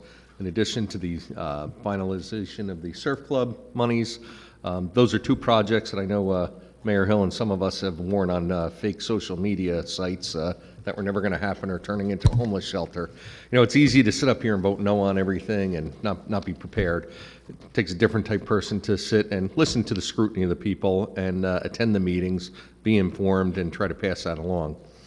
Along with that, good luck to Toms River Trail for next Thursday night, 2 nights from now. The last time they won was 1998. I remember that because my father was actually mayor of then Dover Township, not Toms River, Dover Township. And I was still working as a police officer and had the opportunity to lead the parade down Route 37 from the hospital. And there were so many of our residents that were out, you couldn't even get onto Route 37. there was barely one lane passable. So I want to see that happen again. And at that, I'll open it up to public comments. Mr. Shea, yeah. Council President, just before, one thing I take back to either the builder and also to the bid and the residents, maybe we can offer them our room here, because it's going to be a lot of people. I would think this would be the Absolutely. Maybe best. if they can coordinate that with the Coordinate clerk. with the clerk's office to offer this room here to have the residents meeting. Yeah, we're looking possibly for Robert Shea on behalf of Capadoglia. Again, I appreciate the time the council spent. We understand some of the concerns of the neighbors. I'm also a little bit perplexed that this project has been going on for almost 2 years. We have residents' committees on the bid on a regular basis for the last year and a half. Be that as it may, a lot of the questions that were raised tonight are site plan issues that will be addressed at the time of the site plan before the planning board. Our office is hired to specifically handle the site plan that's coming before the board. Be that as it may, however, is that there are certain issues, if they're of concern to the residents, we've heard them tonight, very frankly, they were addressed tonight by the professionals of the township. A lot of those questions that were raised are questions that your professionals had to respond to. We would be more than happy to echo those same questions and same answers and entertain additional questions, but all things have to come to an end.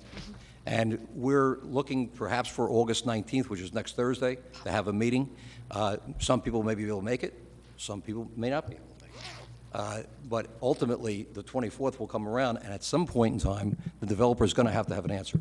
Because, again, I've spent 44 years practicing law in this town. I haven't probably moved from the area that I started practicing on Courthouse Lane up to the present spot on Lean Street. And for 30 years, we've been talking about redeveloping downtown. And I have to tell you that in the process that the township went through, as Mr. Roberts explains, there weren't a lot of other developers in back of Capadoglia. And this is the opportunity now. This is the opportunity for this township to move forward into another generation, really another direction, that's going to, as many other people had indicated, is going to assist the businesses downtown. I think ultimately is going to assist additional residents to come down and enjoy downtown as well. But again, those are things that have been discussed in detail over the last 3 or 4 hours.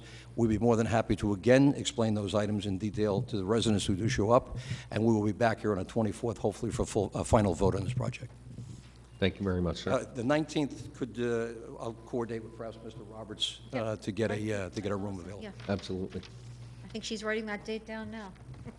And we'll be directing, again, the individual who showed up here, we'll be more than happy to contact them. I'm sure there's a record of their addresses and names. Yes. Mr. Graysick had called, who serves on our committee, as a matter of fact. There's a residents committee. We can direct it through them. But again, we're not going to be in a position to address every resident in the town, nor are we going to be sending notices out to everyone in the town. We'll address the concerns that these people had here, and then my client really expects to move this forward, one way or the other, very frankly. Very good. Thank you very much, sir. Thank you. Does any other member of the public wish to be heard? Mr. Anderson. Well, you know something, let me go with this gentleman first. You. Yes, sir. If you would, just state your name and address for the record, please. My name is Tom Smith. I'm actually a Jackson resident, 520 Whitesville Road. I'm here, I've been here a few times before. It's Toms River Block 2, lots 3082 to 3085. It's adjacent to my residence. That's a Sam and Paul drywall business by the train tracks. Right. So we're next door to that. I've been complaining for years. I know there's been issues with that site with filling wetlands that go all the way back 20 years. But in the last 5 years, we've been complaining, and I've been down here because they built a truck terminal in the back with no approvals. They did submit a plan that was rejected, and it sat since then. The property split between Jackson and Toms River, but the truck terminal is built on the Toms River lots. Mr. Mackles issued a series of violations. He did provide me with violation numbers. There's been court adjournments in the municipal court for more than 2 years with no explanation. I did an Oprah request to try to get copies from the municipal court with the summons numbers. They told me they have no record of them. I did an Oprah request asking for the proceedings of what the adjournments had been based on, and was given no information. I have Oprah requests that came back saying no information available. So what I'd like to find out is how this gets adjourned for the last 2 years, all these court dates for these summonses, with no explanation, and I mean, I go on the Zoom for the court appearance, and the judge adjourns it with nothing said on the record. So I'm just trying to understand how this keeps going on, because this lot becomes bigger every week. Triaxle trucks, contractors dumping in the woods right by our property. They're filling in wetlands buffer, and I don't see it ever being repaired. It seems in these situations, damage done is left there. And I'm trying to figure out how they keep getting away with this and how it's been adjourned for the 2 years that I've been chasing it. So, Unfortunately, I don't have the answer to that question, but if you would, I know you've left it before, give your contact information with our business administrator, Lou Amoruso. Maybe you can schedule a site visit out there. I know you've been more than patient. I am familiar with that property. I didn't realize what was going on in the back of it, but we see the contractors dumping in the woods, so that's why it's... and when you see it from your own home, that's when it gets frustrating. It's like the speeding cars in front of your house. Nowhere else in the town, but, you know. Yeah, But I'll we- reach out to the court. And the to courts try to are, get some answers. again, answer to a separate authority. But if you would, please, thank you very much for, again, coming. Mr. Anderson, you're, yeah, you both spoke.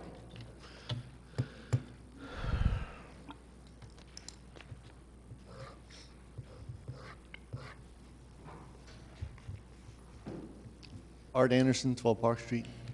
Hey, Laura, who's the only ones left now? I said, You're who's the there. only ones left You're now? there. Again, I thank you guys for tabletopping the meeting for the 19th. But I think from my point of view is you guys keep saying that, you know, we're going to meet with them. It's not just them. We need the financial people that are coming up with these numbers, that, especially my questions on the numbers. They should be included they in the should be meeting. included, Mr. so- Bauman, and yeah, like they would be included in that. meeting. Okay. I was just making sure that we're not just having them there, and No. that we will have the people that financially for the town that has some, we have questions They're the ones for. with the numbers that I Yes. don't have memorized. You know me, I'm a number guy. There should be everyone there that could be able to answer any questions you have. Okay. And that will go out and everyone in the town will know about it? I don't know how? Yeah, it'll be an open meeting that they'll have. They don't have to abide by the same rules and Yeah. regulations we No, have to as just far making as sure that we- notices, but we'll put it out on You know? the township webpage, social media, you know. And again, I know that, you know, the bid said that, I don't understand why, people didn't go or whatever. I've been on this residential council for 20 years, and I was not asked, and I don't understand why. I'm down in town, I see a lot of yous, but I don't see these people that are in charge of the bid downtown at these events. I'm at all of them. I mean, We just all I stand volunteer, out.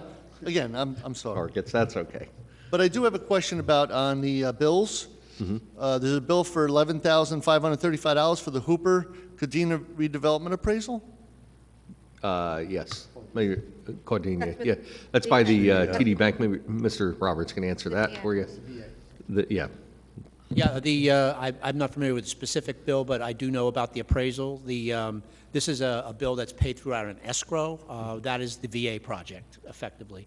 So those properties all had to be appraised in order for a contract to be prepared, and so that the VA developer can acquire them from the property owners, and that's what that's for.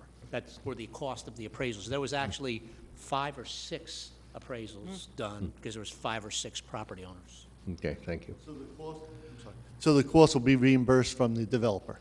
Yes. Okay, then, thank you. And one other thing, I know I've come up here and talked about it plenty of times, but what was it, last week we had the boat show, and I don't know if anyone went down, but we had red tape around the gazebo, and it's been how many months now? I just don't understand why we can't finish this project. Mr. Chinkalian, it's government, again, and supplies and whatnot. Oh, we actually, the gazebo's been ordered, we're still waiting on that. The foundation work, we received bids. As the council knows, at I believe the last meeting, the bids came in astronomically high. We believe we got a couple contractors just threw some numbers out, like 5 times the estimate, so it was rejected and rebid, and I believe they're due again Thursday. Okay. So hopefully we'll get a more reasonable bid to do that work. All right, thank you. Is there any way we can see the plans on that gazebo? Is it going to be almost like it was before, or is it going to be a lot smaller? No, it's be almost the same, just now. That's it, thank you very much. All right, you're welcome, anytime, sir. Yes, ma'am.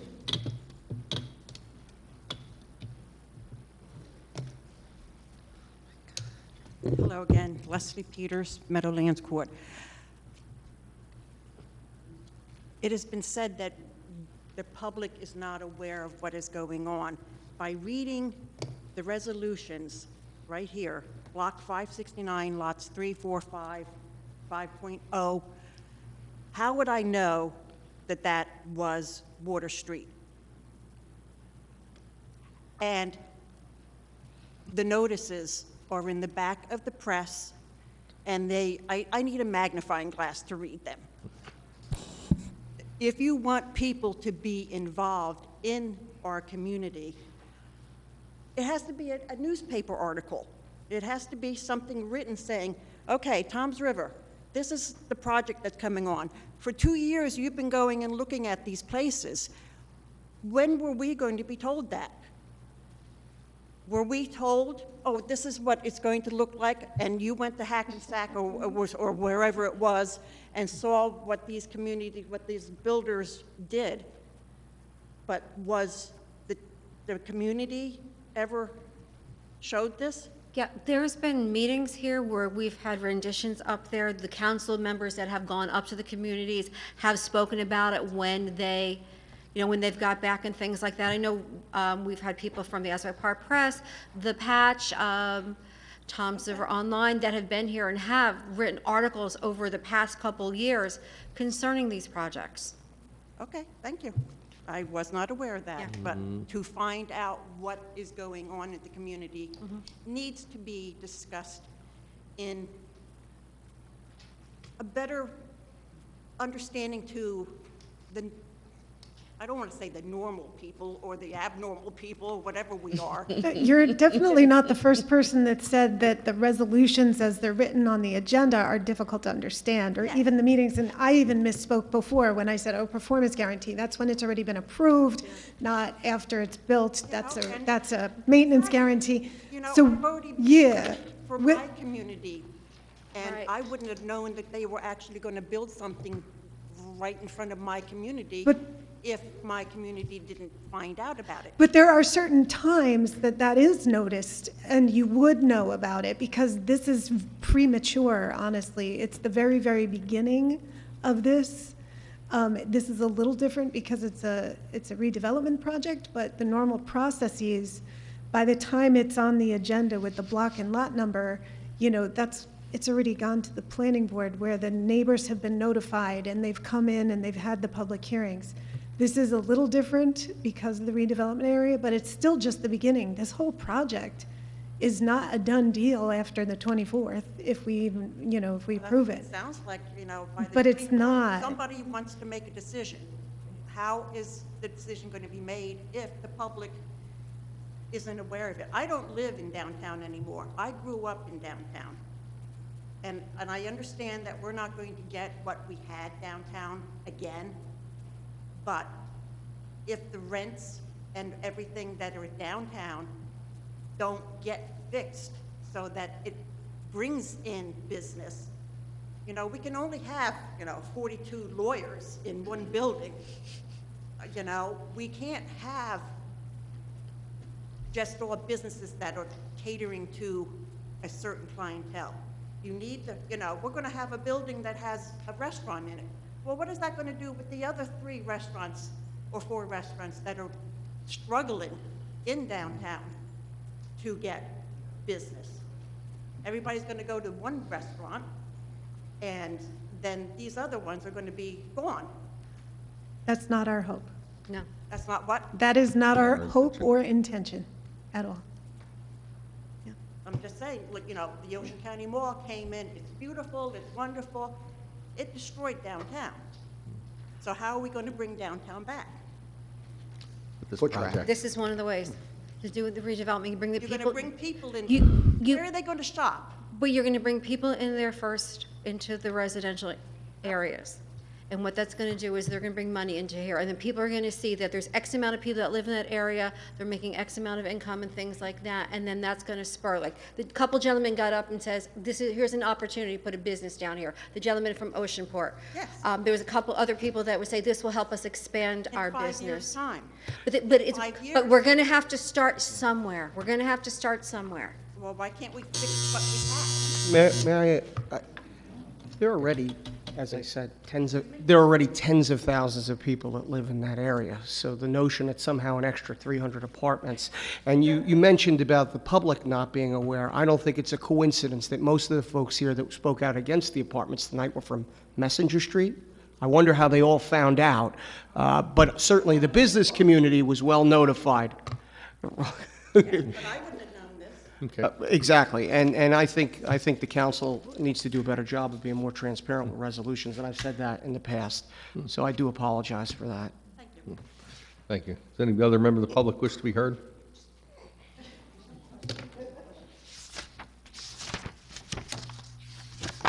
Elizabeth Puglisi. Just a quick question. I'm on the email for the Toms River Township, so I'm thinking you have a mass email. So can these things be placed on that mass email, or can they not be? Because that's a way of notifying the public, other than Facebook. Not many people are on Facebook. Thank God. Not, what's that? Can't Thank do it? God. Oh. And not many people, have the Asbury Park Press coming. So email, when you email, it's a mass email. So can't these notifications be placed on that mass email? So can I We do request use that some of then? that. I mean, if, what? Are you talking about the newsletter? The e-newsletter, yes. The newsletter, we can, Yeah. we'll get that That to on our our newsletter. That's a tool that, The Toms River Township government, the e-newsletter. email, I guess it's an Yeah. email. Yeah, But I just e-newsletter. received the message from Mo Hill, and it's a, it's hello a newsletter, neighbors. yeah, the newsletter. Got you there. But but if there's something That- happening, because people are very likely to join, via email, wouldn't you be able to put these things on email and people would be more informed, and then you wouldn't have this at the meetings? On the e-newsletter, yes. Whatever, We can that's do what I that, meant. yes. Yes. Because that would be very beneficial. I know it would be to me and maybe everyone else, because many people have emails. Well, I think a simple solution to that would be to put a link out on the newsletter, and then we're going to load the presentation from tonight, so that's got all of the information. Yeah, I don't know the policies or any of that, but I just think that it needs to be out there, not in a little tiny link at the bottom of a newsletter. There needs to be an awareness of it so that the people, realize what's going on in our community. They need to see it. And I don't want to say younger population, older population, but it needs to be out there so that everyone is aware of what's being addressed at the council meeting. Thank you. Thank you. Does any other member of the public wish to be heard? Seeing none, move to go close public comment. Second? All in favor? Aye. Motion to go into executive. Second. All in favor? Aye.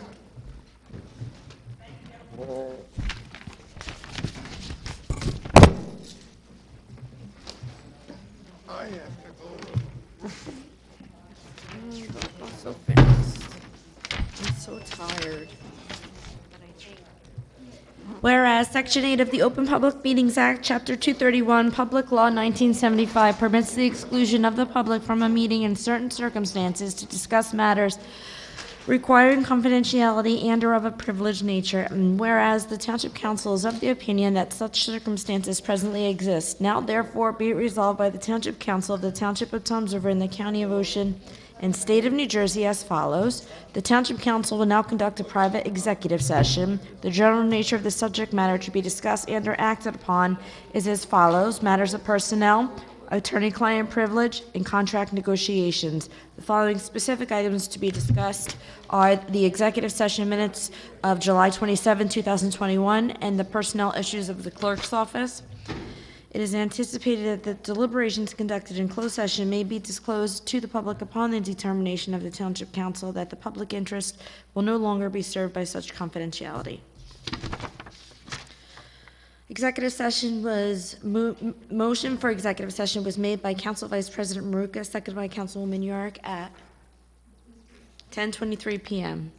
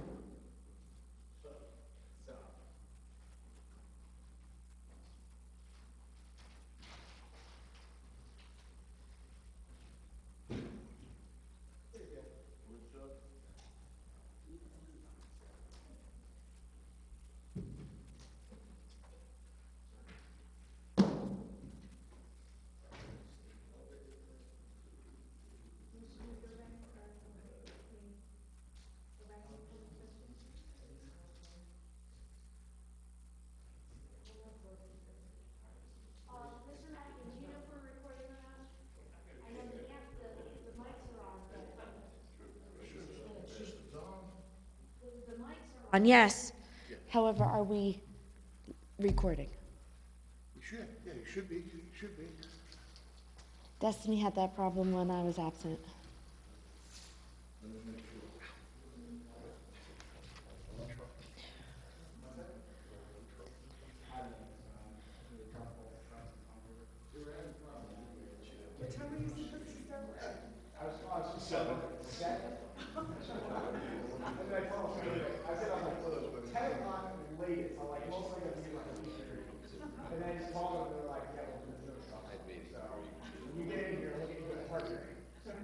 Allison, the audio appears to still be running, but the video is still down. Okay, I guess we'll just proceed.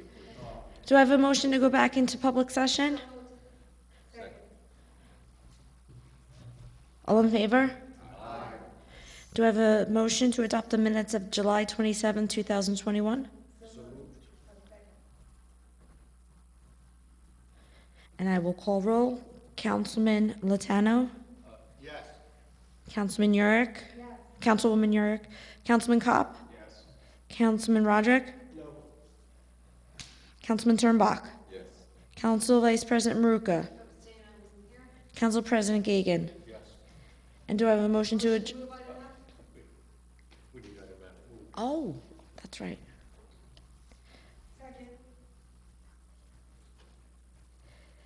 Okay, motion, item F is moved to hire Judith Tutela. Motion made by Council Vice President Maruka, second by Councilwoman Yurick. Council Vice President Maruka? Yes. Councilwoman Yurick? Yes. Councilman Kopp? Yes. Councilman Lotano? Yes. Councilman Roderick? No. Councilman Turnback? Yes. Council President Gagan? Yes. President Gagan. All in favor? Aye. Good night, everyone. 10:33. Thank you. Always appreciate you for saying.